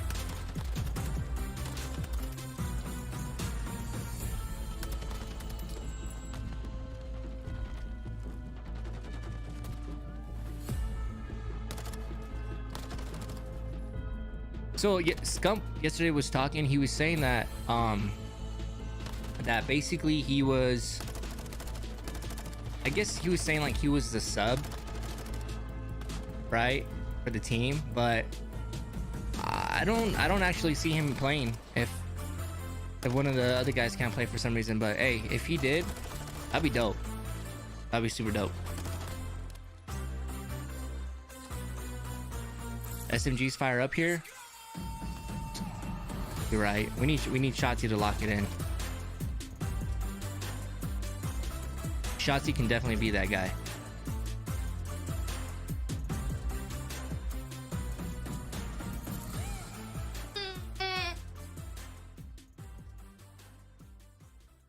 Sorry, chat. I do got my kid here. Upgrade your game with the Scuff, the official controller That's why sometimes of the I'll Call mute of the Duty mic, League. just so you guys don't hear it. The Call of Duty League is presented by the GMC Hummer EV Pickup, the Hey, world's appreciate the first stream. all-electric super Twitch truck. on mobile is up. Yeah, hey. I feel it, man. Howdy, friends, and welcome I get back you. That's to the part of reason final why, like, matchup here of I our was like, Major hey, 2 qualifiers going like down between Optic, very few Texas, people, and the Atlanta phase. Before we do jump watch into this parties on game number YouTube. 3, we got to take And a I look felt like at it was the a W scuff for CDL to play be on of the YouTube last game. year, and And this is Jay, Twitch, but I mean, hey, pick man, any play thank that you you for dropping by. I like. appreciate you. It's just straight up Celium I'm so definitely far gonna throughout have- our first 2. Yeah, Celium said, I'm I'm gonna the be man hosting around more these streets. I watch don't know parties about and y'all. stuff, Doesn't definitely matter next what gun weekend. I got in I think hand, they even with the messed on SMG, Thursday, I'm still so gonna put on a I'll start damn on Thursday. clinic. So he finds So make sure you himself guys in hit towards that kitchen, subby picks up like and an that 8 Noti or a game 9 spree. The Vazdev looks good on him. We got to It does, man. I will It let you does. know It now. looks I good do on a stream lot of here and players. there. We saw Top Usually like Subtane, at we night, saw like Sub very late at night. I Playster. play Like with the boys. a lot of these man I play Modern AR Warfare players pulling out the the sub most. having a lot of So, success. like, And then you you got guys to will be getting transition over to the notifications for Search that, and but Destroy. He you was guys are just flawless here to for at the least CDL 4 parties and rounds. stuff. Like, That's cool just too, making man. it look easy with that Tax 56 in hand, lining up first blood after first blood, always putting himself in the powerful positions to close out these rounds. Mr. Celium is having himself one hell of a series. I don't even know what his numbers are, but they gotta be absurd. I'm gonna go ahead and ask our stats guy Tim to just try to feed me what that is. It's gotta be like a 5 or something absurd. But as we jump in here to hotel Hey, control, Jason, potentially bro. the final Legends map already. The Major 2 qualifiers Legends, leading bro, into that'd be that sick. Boston Major. I Jay, bet feed me the you numbers. they Talk to would me a bit actually about end this. up being I mean, like try to make it sound a little bit better here decent for team, Optic, too. Texas. All right. Watch them since sorry, Is there anything you can give me here? Here we go. Atlanta FaZe and played this map a total of 9 times, overall record of 6 and 3. 3 and 4 for the side of Optic Texas. They fall short yesterday to Vegas Legion, but the biggest thing that stands out for me is how dominant Atlanta FaZe are on this map. Second on attacking rounds, second on defending rounds. All right, Chad, let's go. And for Optic Texas, let's go. We talk about hotel control. It's all about these attacking rounds. They are 11th on that side. So big, tall task ahead for Optic Texas. It all starts with this early pressure on towards A. First tick is about to come in. Yeah, that doesn't make me feel better about Optic Texas. I tried. I mean, at least you're an honest weatherman. I'll give you that much. But hey, you know what does make me feel better is the way they've started off this first round here on Hotel. A great early team fight that seems to be going their way for the moment, as they are 2/3 of the way through that opening segment over at A. Dashi, well, he doesn't clean up his food. Thankfully, Shotzi is there to go ahead and spin a few plates. A lot of things to handle, a lot of different avenues, points of emphasis, things to try to check. As he does fall, it at least allows for Optic Texas to grab that extra minute. 3 more segments to go and 2 minutes to do it in. Yeah, 2 minutes is a lot of time to work with for Optic. As you see the setup from Atlanta FaZe, look at how far Slasher is pushed out back bedroom. But with his teammates dropping, now you have to get back into the play. Dashy finds 2. They put in the pressure on for the pinch at Spa. These next wave of kills are going to spawn. The players from Atlanta FaZe out. If you are Optic, you have to win them. But Celium and Simp, they start off the trades. Hook at least finds 1, but now you have to slow down. Yeah, that's the biggest problem, right? Hook does his job, but the other teammates end up falling. So what looked to be a good pinch established there from Optic Texas begins to look a little bit wavered. However, a few begin to fall in their hands. Shotzzy now on 2 in a row. It's all been in preparation. It's all been in the lead to try to get over toward this B zone. Hold on. Shotzzy, another crucial kill, trying to lead the way. Dashie cuts one down onto a BZ. Only player that's going to be here is Simp. Trying to lock things down right now from Atlanta FaZe. Tried and true. Dodge of the nade, dodge of the utility, as now Illy makes his way inside of B. Yeah, you just got to get on this point. If you are Optic Texas, you found a majority of the kills, but since no one was on it, you allowed Atlanta to get back into the play. But that's going to be 3 dead. Last player up is going to be a BZ. That player watching across the leads, cutting them down with that TAC 56. They should allow Dasher to get crossed off. You have to break from middle and from the backside if you are Atlanta. They're sending 3 players through bed. Yeah, this looks to be a great situation quickly for Optic. Atlanta needs to find these picks, but Dashie continues to beam. That's 2 ticks down. Simp will fall. Last player close is going to be Celium. Tries to jump on in, but Optic Texas start this round 1 off the way that they needed to. We said coming into it was going to be an uphill battle. They've recently struggled in attacking moments here on Hotel, but they dig deep and they find themselves up 1-0 quickly. That was good work from Optic. Close out that 8-point, extend time by a minute. And then the way that they were able to chain a couple kills together, I think it was Dashie finds that initial 2-piece towards back spa, and then once he drops, he comes off spawn and kills both players in towards bedroom. They take bedroom control. You saw Atlanta FaZe was spawning all the way at Jules. They had to find a couple kills. They could not, and Atlanta FaZe fall short in the first round. Really see how the Titans on Hotel look to play their very first attack. And this is a map that they are very much comfortable with, Jay. As you said, coming into it, a lot of reps here on Hotel. In fact, 9 of their last 11 controls have been on Hotel. So the record still solid. They know what to do. They know the game plan. And really, that's to allow for the quick A capture. It's to allow for a BZ to fly out and start to fry. And it is good work early on from Atlanta FaZe, trying to reply back with an attacking round of their own. A solid start. Oh, and Simp is still finessing all the way at that B point as well. He's able to just spawn kill a couple players, just relieving some of that pressure. So you have one player from Optic still trying to contest this. Hook is able to take him down, but Hook cannot win the second one on to Celium. Now it's a BZ's turn, who's in the back of Optic's base. What can he do towards back spa? Winning really insane gunfights to start you off. Yeah, it's to do what he's paid to do, which is just to absolutely fry. Great work there from a BZ. Celium doesn't check the bottom shelf, so it's really only going to be a BZ past that 50-yard line, and really he's in pretty much red zone territory at this point. Optic aware of his position, and really, I think it's fair to say, you almost just want to hope that he just somehow manages to kill himself with a nade. Like, you just almost pray that he doesn't stay alive. He's able to do so. A few of the FaZe members finds their pick as well. Jumping into B, it's the stack. Yeah, the stack is going to come in. They set up beautifully around that play. BZ at least finds the first play, trying to attack through mid couches. He finds 2. That's going to be 3 dead in the feed. Last player up is going to be Hookie. At least takes down 1, but the second tick is already here. Here comes a third. And would look like a dominant attacking round from Optic Texas is followed up by a dominant attacking round from Atlanta FaZe. It was just a perfect setup. You saw the way that BZ was playing towards the back. He was just playing his life, knowing that his teammates have full bedroom control. All it takes is for them to find that initial 2 kills and then play the trades from there on out. As they get all the kills, they spawn them all the way across the map. The stack comes in, and Atlanta FaZe 1-1. Winning standings. Jay, it's just another moment, right, where it's a control, a big moment for Atlanta FaZe. They need to reply, and the BZ's there to deliver. You and I had the cast of which Atlanta FaZe faced off against Toronto. The LA Gorillas. It was an LSCLO control. A BZ put up one of the wild. No way, bro. That we've seen in a very long time on a control, so definitely not out of character by any stretch to see him have another big moment. However, Optic Texas quickly in right on into their second attack. I thought we lost the stream there. And so far, it has been flawless attacks for both teams. The man of the hour, Abizi, continuing to cause some problems. Oh, up top, he wins those all day. Oh, right there was Optic Texas trying to switch up their strategy, trying to push over towards that B point instead of going for the easier one over towards A. But now you at least have one player on that side of the map. It's going to be Hook, but a BZ still cutting you off left and right. Also has a cruise missile to work with. And with his teammates now spawning out, it's time to hit that pitch towards bedroom because these players are going to hop on B. You got 2 members really established toward either zone right now for Optic. A healthy push. But again, you've got a BZ still at your backside. You got Simp still causing all kinds of problems from the front. And it appears that they will just go ahead and collect themselves, go straight on into that A zone, and allow for Beezy to have all the fun that he wants toward the top side. He's still yet to die. 16-7, and he's still hunting. He still wants to try to be aggressive. In toward the restaurant. Literally all 4 members of Optic Texas are here and doesn't care. He's hungry for engagements, Jay. He's starving. He does not care. Oh, darn. But Shotzi's a guy who could shut him down. Big kill to take down a Beezy. Now the pressure's going to come in towards the back. Sip at least finds the first grenade, finds the second onto Illy. Wow. So that's the first push from Optic Texas, already shut down.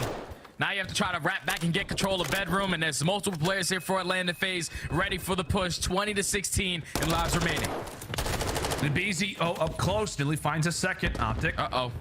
Able to get a little bit of something going, but right into the gun engagement. Illy's able to take that one. So trying to find the lane. Player 4 and Hook looks to make his way, get those spawns toward the top side for Atlanta. These 2 mid-round fights are actually huge. It's going to be a trade ultimately.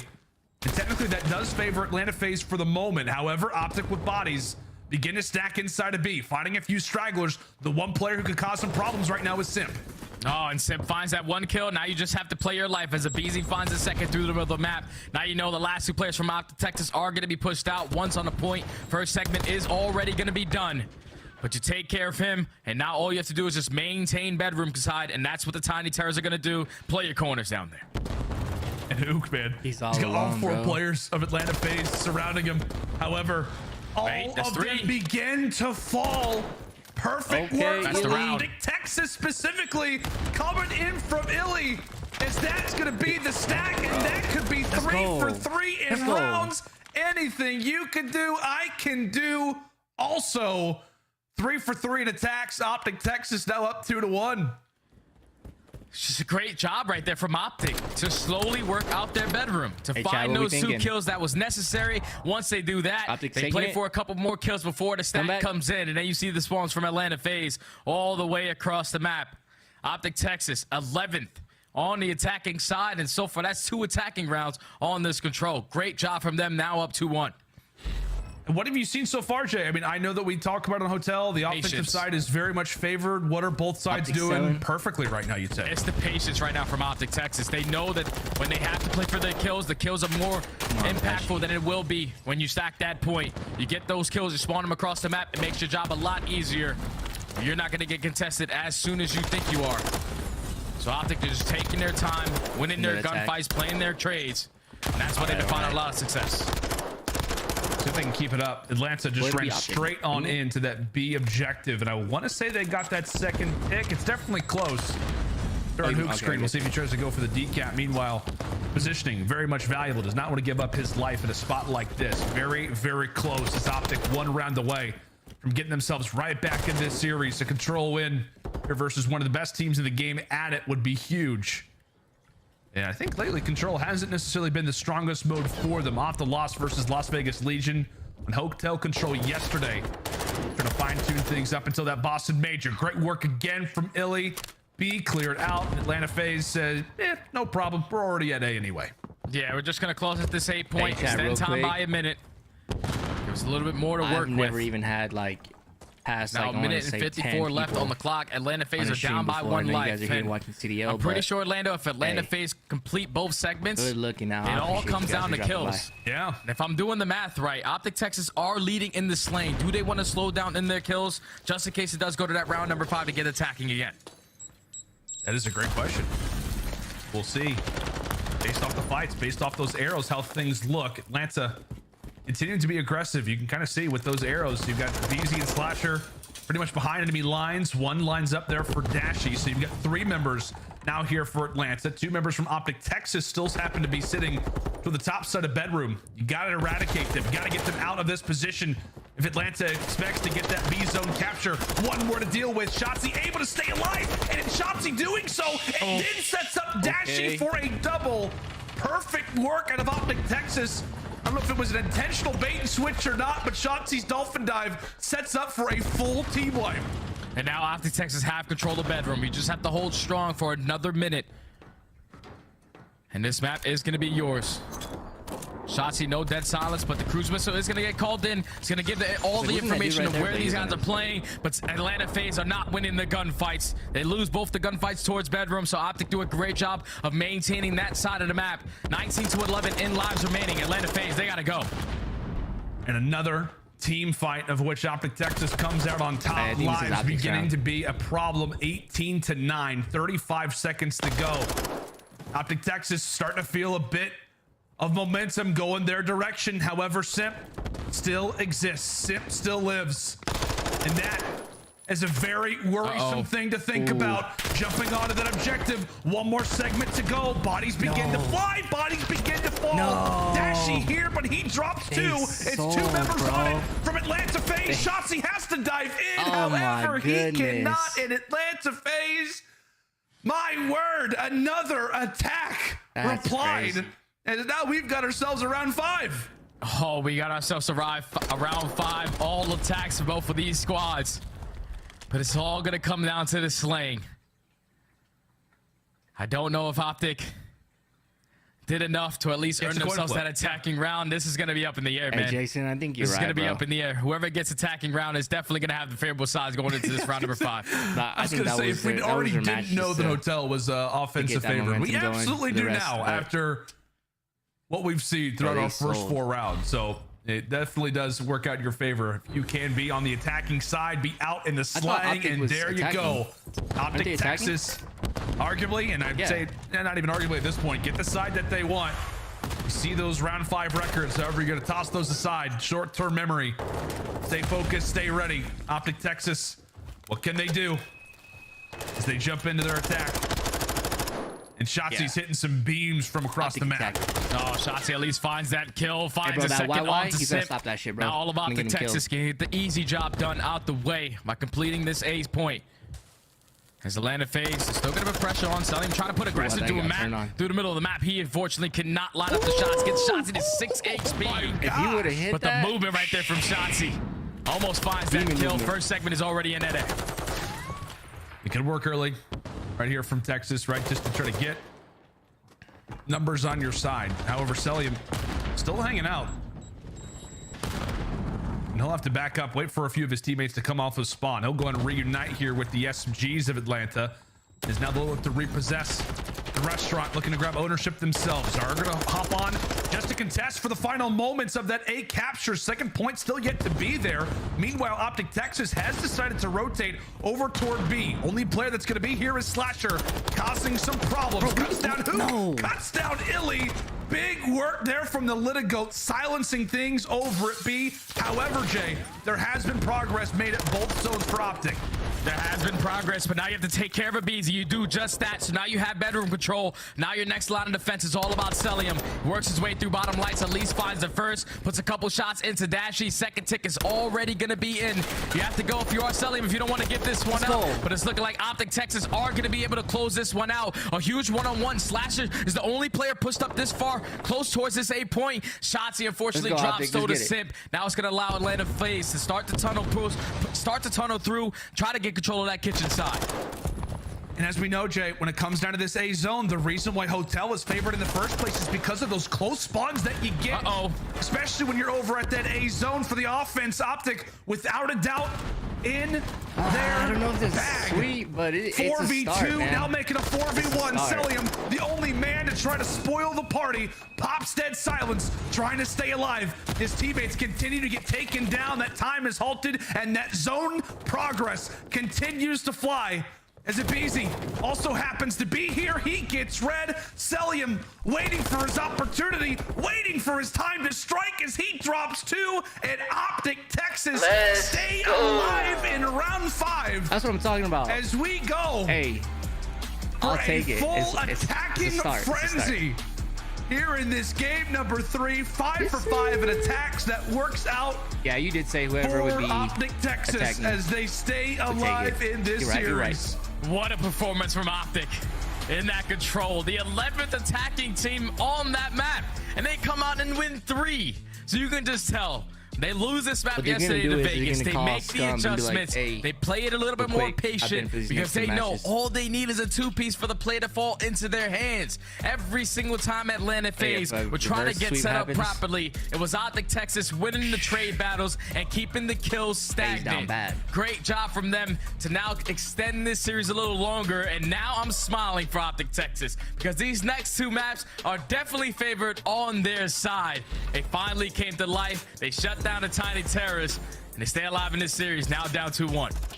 Yeah, that's got to do a lot, man. I mean, it's got to do a lot considering the way that our first two maps have gone. I mean, after that Embassy Search Destroy, you and I were looking at each other and we're like, okay, man, well, this could just be a quick series. Like, we're going into a control, Optic off of a loss, another map where Atlanta has, I mean, a world of experience on. They've now played it, I guess after this one, 10 times already so far throughout the season. I think FaZe is going to take it, from the first round, we got to see what this was going to all be about. Optic came out with a different level of fire. You saw, I mean, multiple players go off, have their moments, and it just felt like a very poised and focused Optic Texas team when it came down to those 3 attacking victories. It definitely did, man, because it's all about the patience on the attacking rounds. All you want to do is find that initial 2 kills. Once you find the 2 kills, depending where you are on the map, if you're pushing out towards B, you get both of the players for a guy that was hitting the flank all the way around spa. Once you do that, you know that those 2 players are now going to spawn out towards Jules. Right. Once that happens, you're making the game easier, that you're putting your sole focus on behind you. So the players that are going to be playing ratty in towards bedroom, you take care of those guys, and you will be able to close out some of these points. Their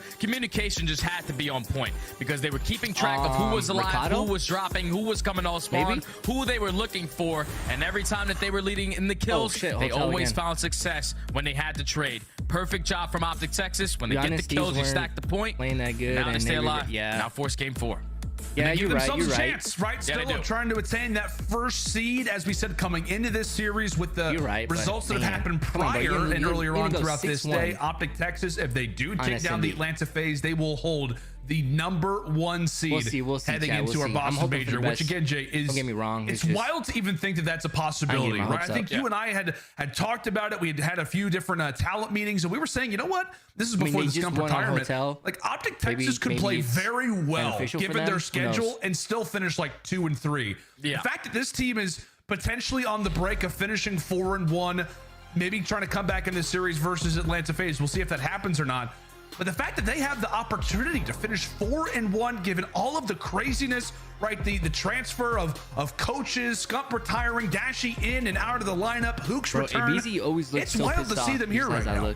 It definitely is, man, because when you're coming in off the roster change, it's usually a honeymoon stage. So you got that in that series versus Seattle. But then to beat Toronto the way that they did by winning all 3 respawns, that was beautiful work out of them.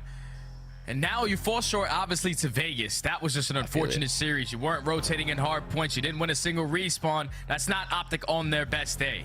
But still, they have the opportunity to be the #1 seed with all the drama that happened with this Optic roster at the beginning of stage 2. All they have to do is win one of their best hard points, where they're sitting at 5-1 overall on this map, compared to Atlanta FaZe, who are 3-2. See the stats right there from Selim. Overall 1.45. He had a 9 KD in Search and Destroy. Like, damn, that guy's stiff. It's almost like for Optic Texas, like, yeah, you know what? If you want to try to beat us on this hotel hardpoint, go ahead, because I still got you in the SD. A little smirk as he fades off screen. To try to get the job done here in 4, but as you stated it, buddy, I don't know, a big moment here for Optic Texas. We said coming into it, it's going to be the biggest series for the new generation of Optic that they have seen yet. Right into this game 4 versus Atlanta FaZe. Back to the hotel we go. It's our second night. We'll see who's checking out first. Hook. Okay, not the greatest start, Jeff. Get ready to say something good about it. And not the greatest start right there. Sip just catches him slipping. Finds that first kill, but at least Optic are doing a great job starting off on the better side, getting as much time as they possibly can off of this P1. Trades are bound, going back and forth. Dashy just being the turret, holding down the middle of the map. Great shots off the Slasher, a little bit of team shots coming in from Millie. But so far, this has been great time from Optic, and they were able to flip those spawns over to P2, where Atlanta FaZe, that's the hill they struggle with on this map. Yeah, well, that's something absolutely that I could say that's great about Hook in this moment. He instantly goes off of that death, doesn't try to get back in the fight. No, he plays directly for spawns. Granted, Atlanta FaZe are going to know that he's here, but the reason why they know is because of where they spawned up, given his positioning. So a big moment in this game. Somebody who was 0-1 in engagements, but is absolutely having an impact on where all of these other 7 arrows happen to be. Optic currently with that time. And Azuka has finally earned that dead silence. He's going to have to put it to good use. Able to at least find one, but Atlanta FaZe, strong and aggressive, quickly make their way to the backside of the building. Slasher goes low, cuts away 2. Dashy, now the sole man trying to stay alive. He at least cuts away 1. Optic still with close spawns for now. Optic still with the close spawns, with Sip finds 3 to relieve some of that pressure.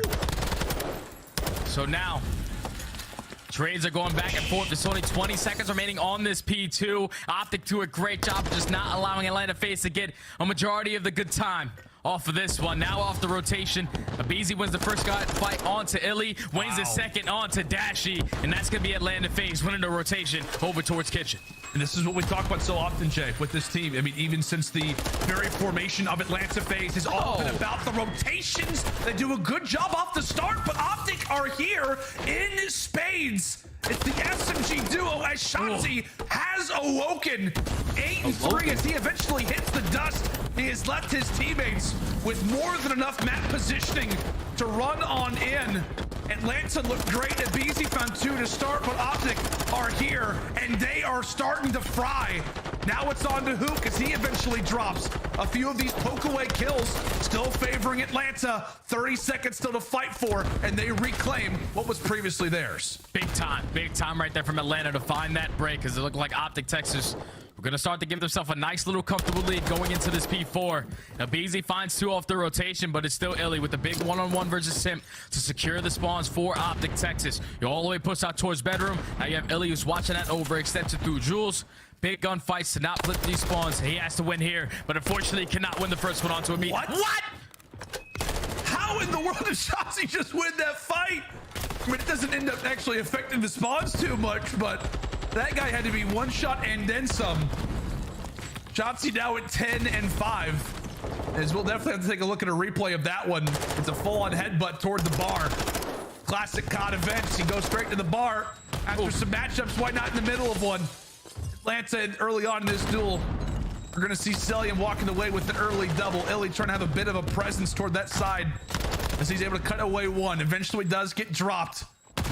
Still a very, very big fight going down, that of which Atlanta has favorable spawns for, and they've got favorable man count for as well. Yeah, the remaining time on this P4 is all going to go in favor of Atlanta FaZe.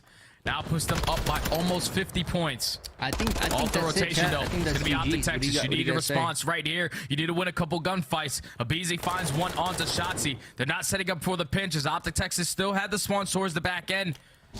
But Atlanta FaZe, they're just playing it patient. You see it on the mini-map. Celium's just waiting for his teammates to get close enough before they try to break in.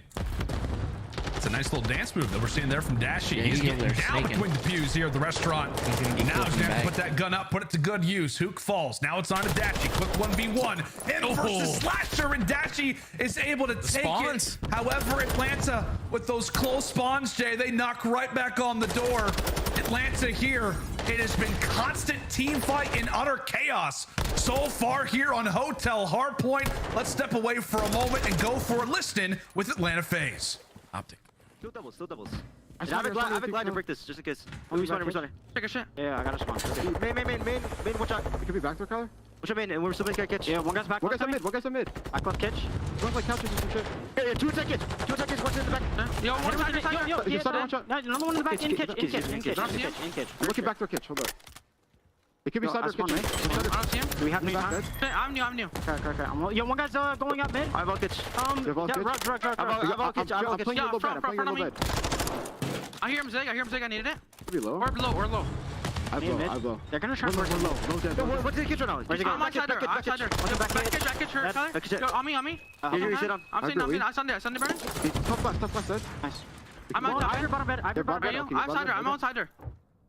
They somehow pull this off. I'm shocked. Right corner, absolute.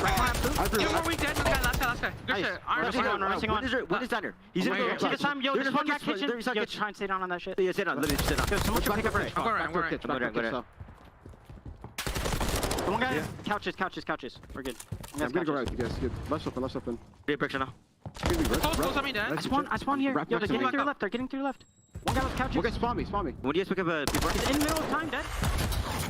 That's not Atlanta FaZe. That's Optic Texas. You know, the red and the green, it switch around from time to time. But no, in general, good listener there with Optic Texas overall. The only problem is that they still find themselves down when it comes down to the score. However, they do have that streak that Shotzzy earned just a moment prior. Back into the spawns we go. Back into the new hard points that we go. Second side is up and flowing. Both teams looking for P2. Both teams looking for control. And right now it's Optic Texas who technically have it. Slasher, though, could be the thorn in their side.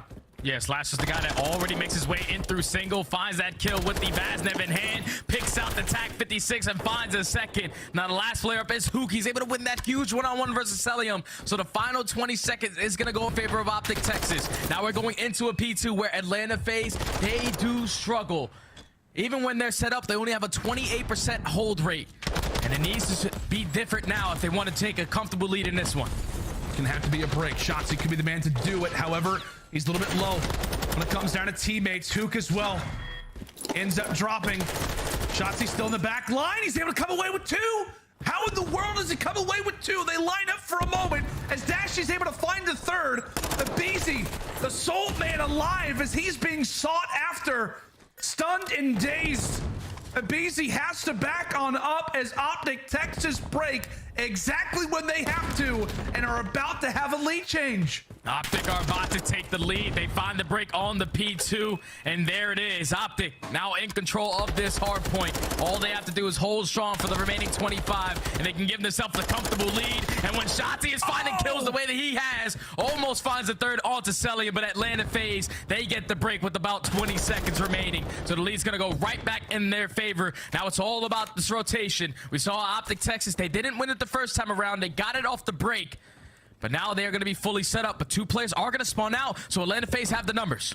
Atlanta FaZe in current 3 versus 2. Hook and Shotzzy got to go big. The SMGs have got to make the play. Oh, Hook tells him to kill. Oh, shit. What a... Oh, my goodness. What a play out of that guy. What a play. Oh, comes away with 2 of his own.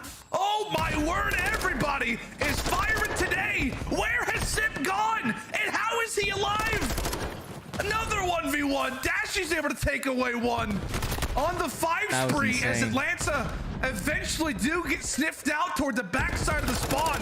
But we've got multiple players on heaters right now as it's another chaotic fight. Everybody using the pots, the pans, everything they can to stay alive. But Shotzzy once more, as the dust settles, is alive after a team fight. 10 seconds till the fight for a kitchen, but now to the bar we go. Atlanta was scrapped, and now it's Atlanta versus Optic. Another headbutt over toward New. And we're going to the new hardpoint. Optic do have the preferred side, but they're not winning a key gunfights. Slasher finds 2. Every single player from Optic spawning out towards back spa. They find the kill. Hook the nuke once again, making another play. Just try to finesse as long as you can. These trades have been abound the entire time in this hard point, but that's going to be 3 dead for Atlanta FaZe. They got on from the front, 192 to 202. This has just been absolutely chaotic, my friend, throughout the entirety of this hard point. Oh. Just constant engagements everywhere you look, but it's another break. Optic, this is great time for them, Jake, considering the small lead that they have. That grows it exponentially, as they're going to be at a very healthy scoreline as we rotate toward next. And that is going to be in a favorable position for Atlanta FaZe. Optic get the late break. That time belongs to them. And as per usual, when it comes down to Hotel J, a restaurant is where this game could be decided. The restaurant is where it's going to be. Oh! Abizi unfortunately gets taken down by the crews. Now you can put pressure on through Shandy's side. Elite finds a second kill. Now you have the advantage in the trades. You just have to put on the aggression. Slasher at least lines up the first. They try to flood in through Jules. Trades are abound. They're going back and forth. Sip finds 2. Atlanta FaZe still holding on. And Dashy's able to poke away at 1. Simp and Atlanta FaZe, they know they're hiding over toward the carpet side. Simp again. Continue. That's going to be 3. That's going to be 3. Simp eventually wipes away another. And Optic Now we're going to have to watch that lead begin to fall. A quick lead change that now favors Atlanta FaZe. That tick is going to be incredibly close. It's going to have to be a contest for a moment. Shotzi jumps in. Dashy is able to take away 2 as now he's inside of the hard point. I don't know, bro. Like, will be awarded the scrap, but Atlanta cannot win there. It's going to be all about this rotation. Who can win the fights? It was Illy who got a good spawn towards back kitchen. He was there first. But it's going to be all about Optic spawning in towards the back. They need 20 seconds to force game 5. They're finding all the kills. All you have to do is hold on to one more push. But here comes the streak. Here comes the streak. Can this break open the setup? Here from Optic Texas. That's 3 down. Shotzi falls. That's 3 down. No. Oh, Sips winning the fights on the other side of the map. No, Optic spawning out. Selling the winner. Gotta go. A few more points. A few more points. Atlanta, they just need a body. They just need a body, but everybody falls. Optic just Let's go, baby. Let's go. Come on. They get in. They get in. Optic need 5 seconds. Celium has to go. Celium, he's got a dolphin dive slasher here. Here comes the Let's fights. go. And Optic Texas, take it. And a photo finish at the end. Bro. Oh Crazy. my God. Crazy. One of the craziest games I've seen, bro. What a crazy and chaotic hardpoint. Nah. They really did ends that. out in just They the really most did that, bro. minute of details, Jay. Optic, nah. They had the spawns towards back kitchen. Illy finds 2, Shotzi finds a 3rd. That's going to be 3 down. And then the only player close enough is going to be Celium. All of Atlanta FaZe are spawning out towards Spa, towards Double Deaths. They're just sprinting. They're going. They're trying to go. Bro, you couldn't believe it. Optic, you cannot believe it. had more bodies in that position. Ever since I put on the hat, they've been shooting their gats. Game fizzle. Dashy, bro, 41 and 23, more damage. The entire series, he's had the most damage in the lobby. 41, 82 damage. That's an insane map out of Brandon right there. That's an insane map out of Brandon. Jesus, man. Ooh, that one felt good. But now, I don't want to really say anything. The players will be walking past us real quick. But now they got to recenter their chi. They have to recenter their chi out there. They just had an absolute grade A, A5 bang out there. That gets the blood flowing. Now we're going into a game 5. You guys are enjoying it. Lower those blood bro, pressures. hit the like for me. Rate. Hit the sub. But not we'll be back again next weekend. That was insane. My chi. You know what I'm saying? Grade A bang out, folks. Hey, you called it. The Boston series. Looking similar. It's looking similar. Looking mighty. That was crazy. In my word, we've got ourselves a game 5. And on top of it too, Dashy just earned the kill record, by the way. 41 kills. He set the kill record. Guys, put your money on Optic round 11. Guys, put your money on. Ooh. Fucking Bruce. That's a big Bruce. Big Don with a big 10. Thanks, brother. Scum streams are always crazy, bro. That was He's sitting at 81,000 viewers. Easy to get overexcited. 81,000 viewers, bro. W for him. Gotta recenter. Reel it back in. You're going into a grueler game. W for him, bro. The distance, a fun one indeed. Make sure and stay with us as the Fortress Search Destroy is up right after the break. Hey, I got you, bro. I got you. I try to do what I can. Manny G, I got you. And like I said, man, I'm gonna be here next weekend starting Thursday because I think they play Thursday, so make sure you don't miss out. Fairly new to YouTube, so anything, any likes, any subs, very much greatly appreciated. Harry said 11 round win for Optic. I'm betting my life savings on that. Hey, where'd Harry come from, bro? Who is this guy? Is he from the future? Yeah, sorry. Yeah, you're right. I'm not sure if I'll be able to do Sunday. I might be able to get my wife to have it going because I'll more than likely be at work. Tyler, so I do play myself. Usually on nights, anywhere from like 8 p.m. to 9 p.m. on. Right now I'm playing Modern Warfare 2 or sometimes Warzone here and there. So yeah, this channel will have watch parties, my streams, and I'm thinking about doing like videos too. I have a fairly decent setup, nothing too crazy. I'm thinking about doing some videos and stuff. Hey Manny G, thanks bro, I appreciate you, man. No, I know who Harry is, bro, but like, I mean, like, who's Harry, bro? Like, where'd he come from? Like, because he's been spot on. Yeah, man, hey, I appreciate it, bro. Thank you. Yeah, I was streaming on Twitch, and I like Twitch just because, like, I like to play music, like songs, like actual songs, not just like beats and stuff. But the thing with Twitch is like, not a lot of people like Twitch, and not a lot of people like want to have to like download and create an account and all that stuff. And I feel like just YouTube has more to offer for the streamer, and it's easier for people to navigate through and find stuff, you know what I mean?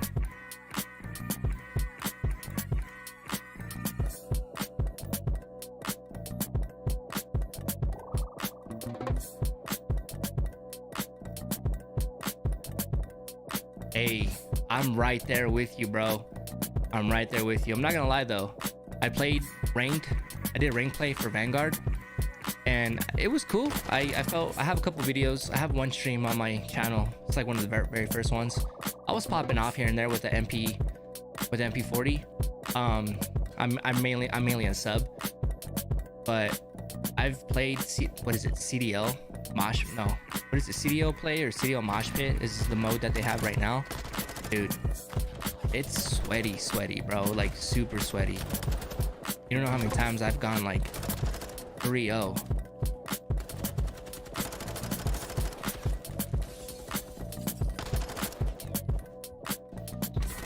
Well, just not really 3-0, but just lost in the ring play draw. Mosh pit, yeah.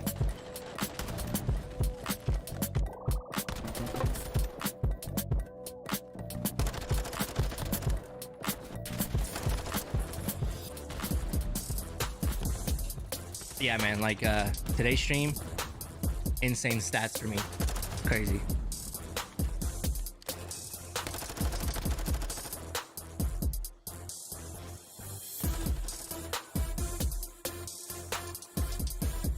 Bro, what was the points for that last game? 247 to 250, right? Oh boy, ladies and gentlemen, welcome back. I am absolutely lightheaded after what was an unreal closeout to that map 4 hardpoint. Atlanta FaZe started things off 2-0. Optic Texas come roaring back. As now we quickly find ourselves in a game number 5. Lado and Study here on the cast. And Jay, this could not be a better way to close out our major 2 qualifiers. The last match before the Boston major next weekend. It cannot be better than Optic versus FaZe going the distance. They're fairly decent. Optic, if they win, number 1 seed at Boston Major. If they lose, they fall all the way down to that 6th position. So here we go, Lando. Game 5. Optic starting off on the attack. My boys. This is a good map for them. Even if they're just a little bit better, more played on the side of Optic Texas. They are first in overall first bloods. And it starts early as Shotzi finds that first kill onto Abizi. That's a great start. It's a great start there for Optic. As Shotzi's able to answer early, like you said, but Slasher able to poke away at 1 as well. Illy out for the map. So he'll be sitting in that screen, trying to give some comms over to the squad mates, maybe hyping up a hook as he finds a big one toward bottom cannons. Bomb about to be attained. At least you'd like to imagine. The AR is still up here for Atlanta FaZe, and that means that they are holding cross after cross, Jay. Yeah, they're just waiting. They're waiting to see what Optic are going to try to do. Waiting to see if they have 45 seconds to retake over towards this A-bomb, but Optic, they're just waiting for a player to make a mistake on the side of Atlanta. Shotzi finds his 2nd on the round. All left up to Celium. 1v3, bomb getting planted. Cold War? Better than Vanguard? Arguably. Modern Warfare 2? The one player in the CDL that you do not want to see in a situation like this is Celium. Last year's MVP. Close. A 1v3 I wasn't a fan of Cold on War the cards. or Vanguard very much. Spoil the party early. Both of them kind to of get the momentum in his favor. Cuts down Shotzi. A snap and a half. 30 seconds still to go, and he's got dead silence. It's got dead silence. Now in the 1v2, he's going to wrap his way all the way back towards double arches, trying to find an angle of how they're trying to play this setup, but a lot of time is being wasted. You have to get yourself towards this bomb site. Please get the information from there. Neither player from Optic Texas are peeking. They are just waiting, and they're going to be able to spot him on this bomb. This is Optic Texas all the way. Patience. It's going to work out here for Optic. Celium just with absolute snaps. Cuts away 2 out of the 3. Goes for the dolphin dive. It's a highlight for Celium. As I said, the one guy you don't want to see in a 1v3. The positive for Optic is that at least they had that bomb planted. Round 1 goes to them, but the highlight absolutely belongs to MC.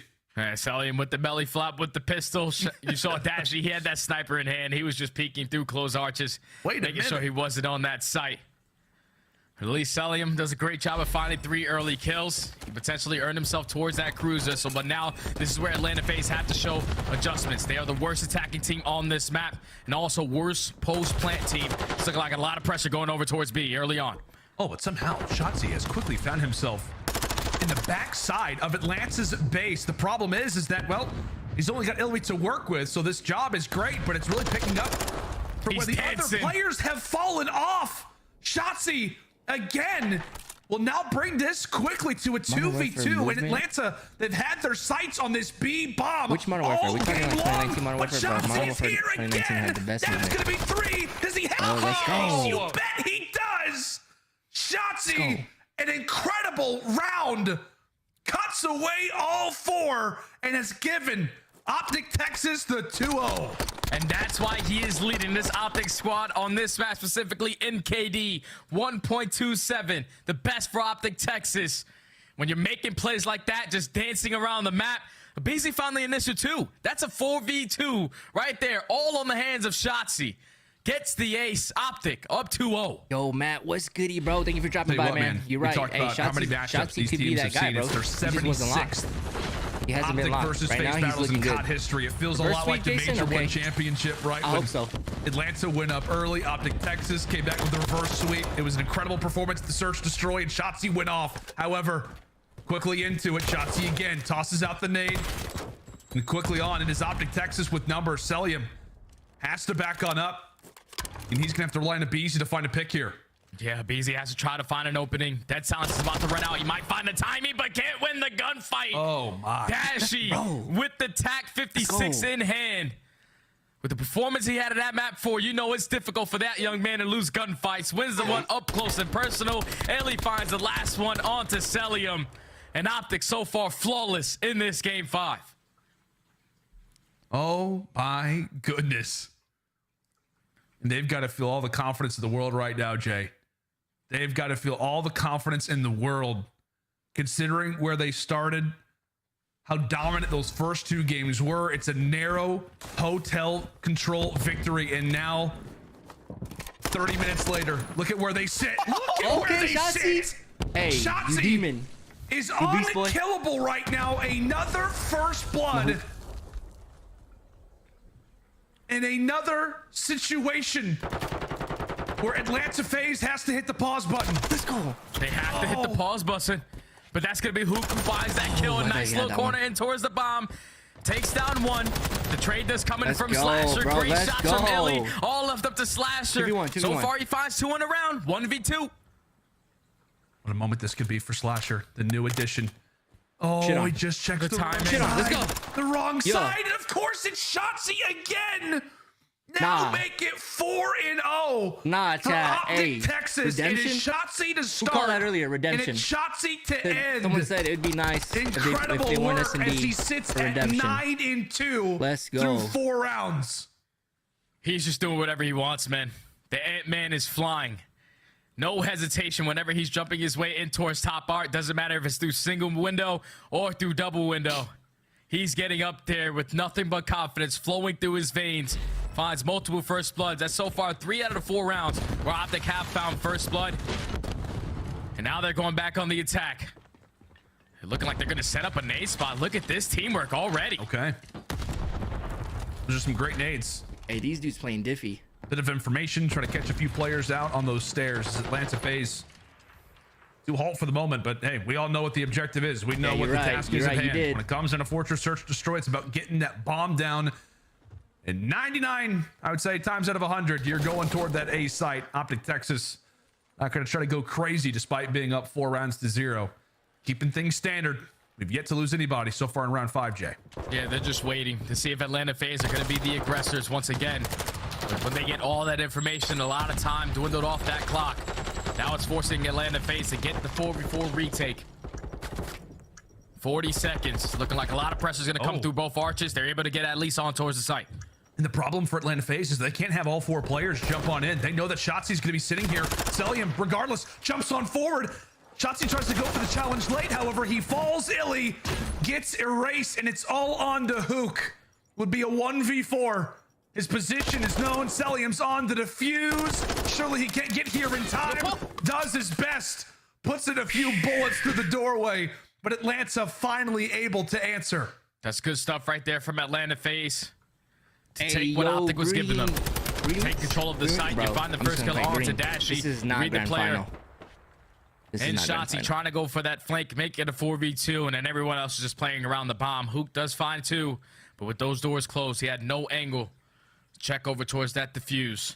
As Atlanta FaZe finally get one on the board, and I don't want to be, you know, counting my chickens a little too early, Lando, but Atlanta FaZe, we're down 5-2 in their game 5 yesterday and brought it all the way back. Also, we're down 4-0. Oh, that is exactly right, my friend. Shotzi and Sim just get a quick little peek at each other. As that dead silence was rocked early, and that nade is going to hurt a lot. In fact, it's going to cost Shotzi his life. No. Ibisi with an influx of information cuts down Hook as well. And one of the more convincing rounds that we've seen so far throughout this game comes with the perfect timing attached to it. Dashy, 1v4. Just a beam there on the Sim. He is absolutely firing, but bomb goes down at B. And this is going to be a tall task now for Bruce. Yeah, we know how difficult it is, at least on hardpoint on this map, to pick in the P3. But how about in search and destroy in a 1v3 where they're just ready, holding every single angle? Bruce is trying to check out towards stables. But Atlanta FaZe aren't going to give anything up. Them? Yeah. Eventually, the peak is going to come in, and he's going to get picked apart. Damn, bro. Atlanta FaZe now 2 rounds in a row, and you can already see the adjustments. Abizi said, I'm sick and tired of challenging Shotzi and Art with that SMG in hand. I'm going to whip out the TAC 56 and challenge it from a different angle. He gets the first blood. They get the bomb down towards B, and then he closes out the round with the final. Atlanta FaZe, hey, 2 rounds in a row through over 90 people. You can see the wheels are starting to turn. That's a W. Atlanta FaZe. Abizi going through the strategies, starting to thumb through the pages. Which one do we want to do here on Fortress Search Destroy? Now coming into this next one, how do they continue to bring this one back? Things have started to slow down for the moment. That impact that we started to feel, the presence, starting to be depleted little by little, but it's the swing round. 5-2 versus 4-3 is a world of difference. Here in a good old Call of Duty Search Destroy, Atlanta FaZe. Desperate need to come away with it as utilities exchanged early, and there is quite a few Atlanta FaZe players right here in this position. Slasher actually gets caught in the doorway. Regardless, it's Abizi who starts things off hot. Celium as well. Cuts away one. Oh, but Dashy answers back with 2 of his own. And it's all going to be on to Bruce. A 1v2 versus the Tiny Terrors. 1v2 versus the Tiny Terrors. He doesn't check his left corner towards rails. He's not able to spot Abizi, but gets all the sound cues. He's working his way all the way through bottom maps. He does not have that bomb in hand. Sip and Abizi have the advantage. They're just wrapping the map together. They're trying to play for the trade.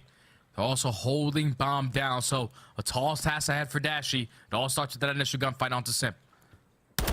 He's been beaming. Oh, all series long. Simp, just a few pixels. He's got to be perfect. He's trying to single out both of them. Good work from Atlanta. And just like that, Jay, a snap of a finger. I mean, for God's sake, we do have Thanos in the game. What was 4-0 now has quickly turned to 4-3. Yeah, that round could have got scary right there for Atlanta, because once Slasher got stunned, called out in that corner, outside of closed arches, you saw how Optic were putting a lot of focus on him. Shotzi was trying to fly out, but then you got Abizi, the Guardian Angel, to take care of him, and then to put the aggression on towards the site. If you're Atlanta FaZe, you would have lost that round and had to go back to Celium on that ego chow, but they clutch up 3 in a row.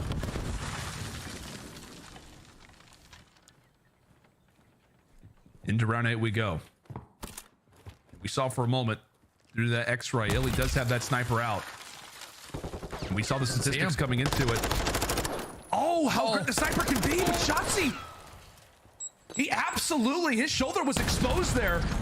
Another first blood granted for Lance of FaZe in another moment where Shotzi's not going to be involved in the game plan. Oh, Shotzi's not involved in the game plan, but at least Dashy finds one onto a BZ. Now it's onto Hoop, the guy that was being the aggressor in Hey, the Jason, that's what I'm cannot talking find about. the kill 100. onto Simp. A nade That was also crazy. does hit onto Illy, so you have to be careful, but we know how impactful he can I'm be not with gonna this sniper. Can't line up the gunfight, and Bro, what is Slasher he finds doing? the final 2. Does not rush I told my plant girl, I that was like, bomb. holy Plays shit. it patient There's hella as people they on my line channel. up for him. 4 Trying to rounds shit to on me, she start was us like, off in this one yeah, for 'cause we're Optic, watching the match. I was Texas, like, so what? followed by 4 Okay, what? rounds from Atlanta FaZe, all Bro, at no way 4 they're- apiece. no Whole way. lot of 4s, Lando. Lots of 4s, man. Oh He my better put it away, goodness, bro. my He hands wasn't- right he now just stood on my now took- forehead. brought This it is out, right? just absolute He hasn't done shit. madness that we've seen so far throughout this series. I mean, just the directions, the swings that we've seen. It looked like it was all Atlanta, then it's all Optic. Optic to start, Atlanta in these last 4. Who knows how it's gonna go? bro. And quickly into this round, we are granted another first blood for Atlanta and Jay. It's another first blood, another first death for Shotzi. However, Illy, he tries to jump out. It's aggression. put it away, though. He Of put it which away. now it's going to be on to Hook. He finds himself behind enemy lines. A few begin to light up. Let's go. They lined up perfectly there for Dashy. It did not look like a strat that was going to work out. But aggression Let's go, baby. will finally be the tool that allows for Optic to end out the streak. As now they go up Come on, bro, 5 one to more. 4. Holy cow. Come on, Chad. Let's go. One more. That was just ego chow after ego chow, but Hey, the play Green, I'm- comes in, the call comes Nevada. in from Hoop that both my players God. are towards Nevada. cannons as Dashy lines them both up. Yeah, you with got- that you know we TAC got Tyler, who's 56 in British. hand. Optic Texas, the aggressors take that round. Now we're at game point. Come on. Yeah, I want to say Come Shotzi on, was he's at feeling 9 and diffy. 2. Now he's He at was. 9 He was. and 7. Whatever the stat line was. Oh, he shoot that? The production has slowed down, and that is the reason Hey, why we people. see Atlanta with that 4 next to I their know you're name. right, but And maybe given what has been a I lot of do. these early engagements, things will start to slow down. Shotzi included. Could it be Illy with that pick? Some shots exchanged, understandably so. Trophy tossed. Now it's time for Optic Texas to potentially get to work. They're looking for the jump spots. They're looking for the jump spots. Beezy's able to spot Shotzi, so you cannot make your way through there. As Illy picks up the information, one player crosses over towards the bomb, but look at Shotzi, sneaks his way in through bottom art. He finds the first blood. And you can almost tell Abizi, frustrated, quickly jumps on out, goes for the challenge, gets Shotzi out of sight, out of mind. Oh, and Illy takes down Slasher, who is mid-plant. Hook is there for the other. It's all on to Sim. Now a 1v3. He goes down, and it's Let's go, Optic let's go, Texas, baby. Optic for the who win. come away with the Game 5 thriller. And will hold that number 1 seed going into the reverse Boston Major. sweep. Frustration shown for people. one side and Hey. elation shown on the other. What a series. That's What a fight, crazy. Lando. What a fight That's between crazy. 2 of the top dogs that we have in the CDL. I thought once Optic Texas spawned into those first 2 embassies, it was going to be all over. But if you would have That's told crazy, me bro. Optic Texas, the 11th worst team on hotel control, were able to win 3 attacking rounds to force Crazy, game insane 4, and series. then with a nail biter of a hard Show you point, scum? 250 to 248. Say less, Get say all less. the way to a game 5. Go up 4-0, tie it up at 4, and then bring it the last 2 rounds. Let's go, man. Reversal. No, you know what I'm saying. Goodness gracious, the boys gotta be feeling good after that one. I'm With a feeling great reverse after that sweep, one, ladies man. and I was gentlemen. holding my breath for a minute. Holy shit. I thought I jinxed him, dude. I thought I Hey, jinxed Chad, him. real quick, bro. Why?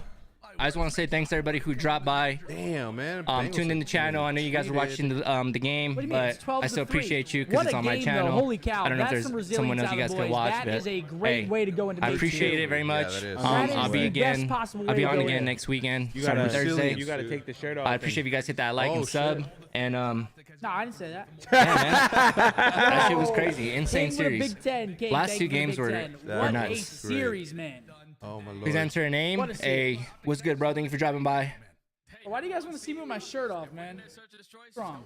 They want to see what you're working with, kid. It's not Hey, he much. was literally sweeping. Yeah, that's huge for them. I mean, absolute Hey, resilience. he called it though. He said he was smelling a sweeping coming. In here. We should We let should them give sit. them the floor. Let them sit, and we'll feed them some questions, maybe something like that.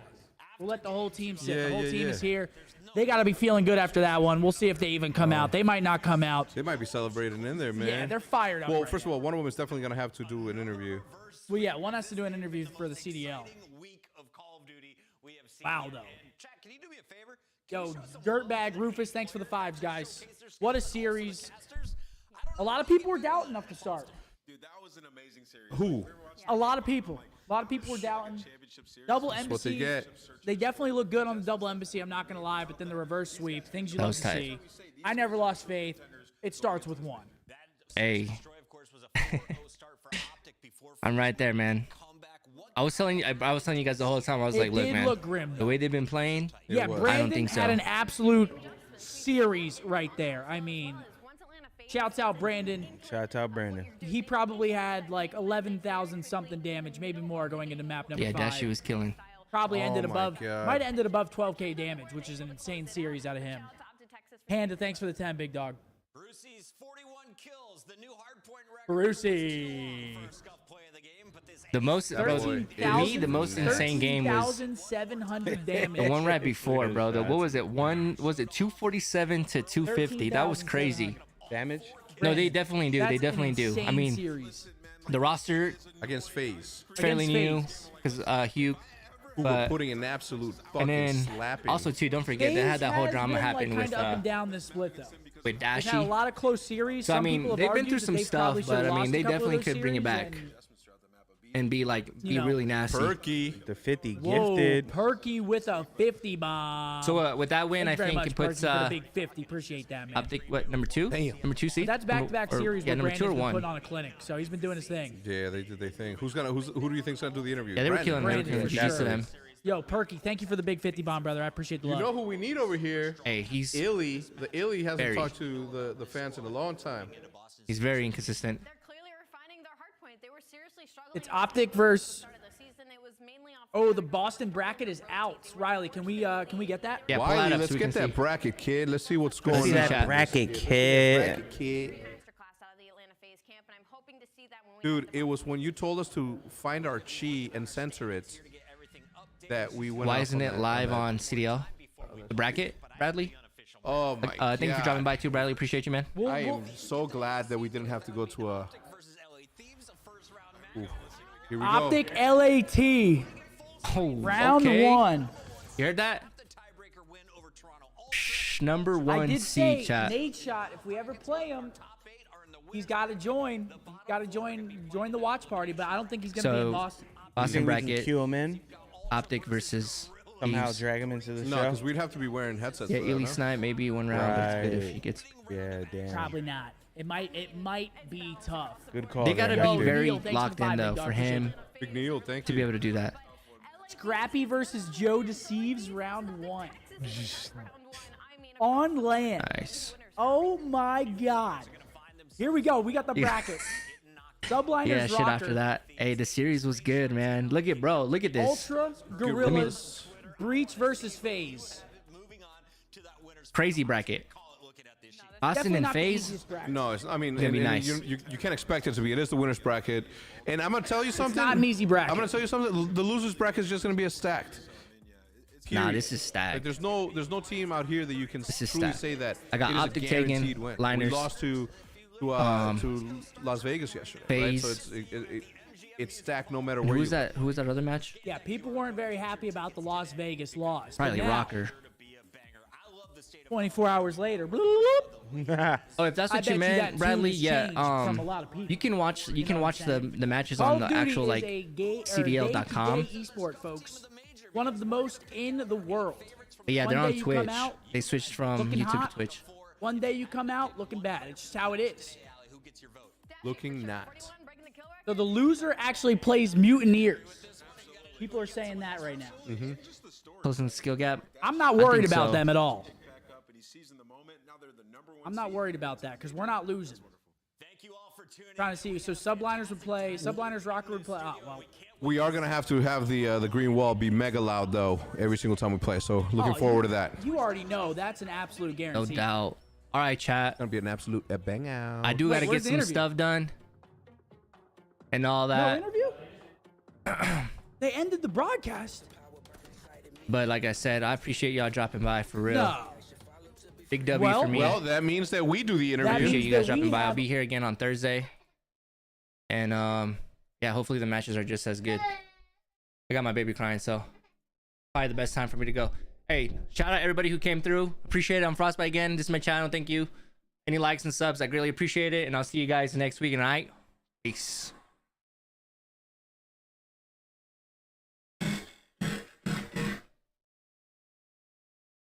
That definitely did not go like I wanted to go. All right, peace, guys.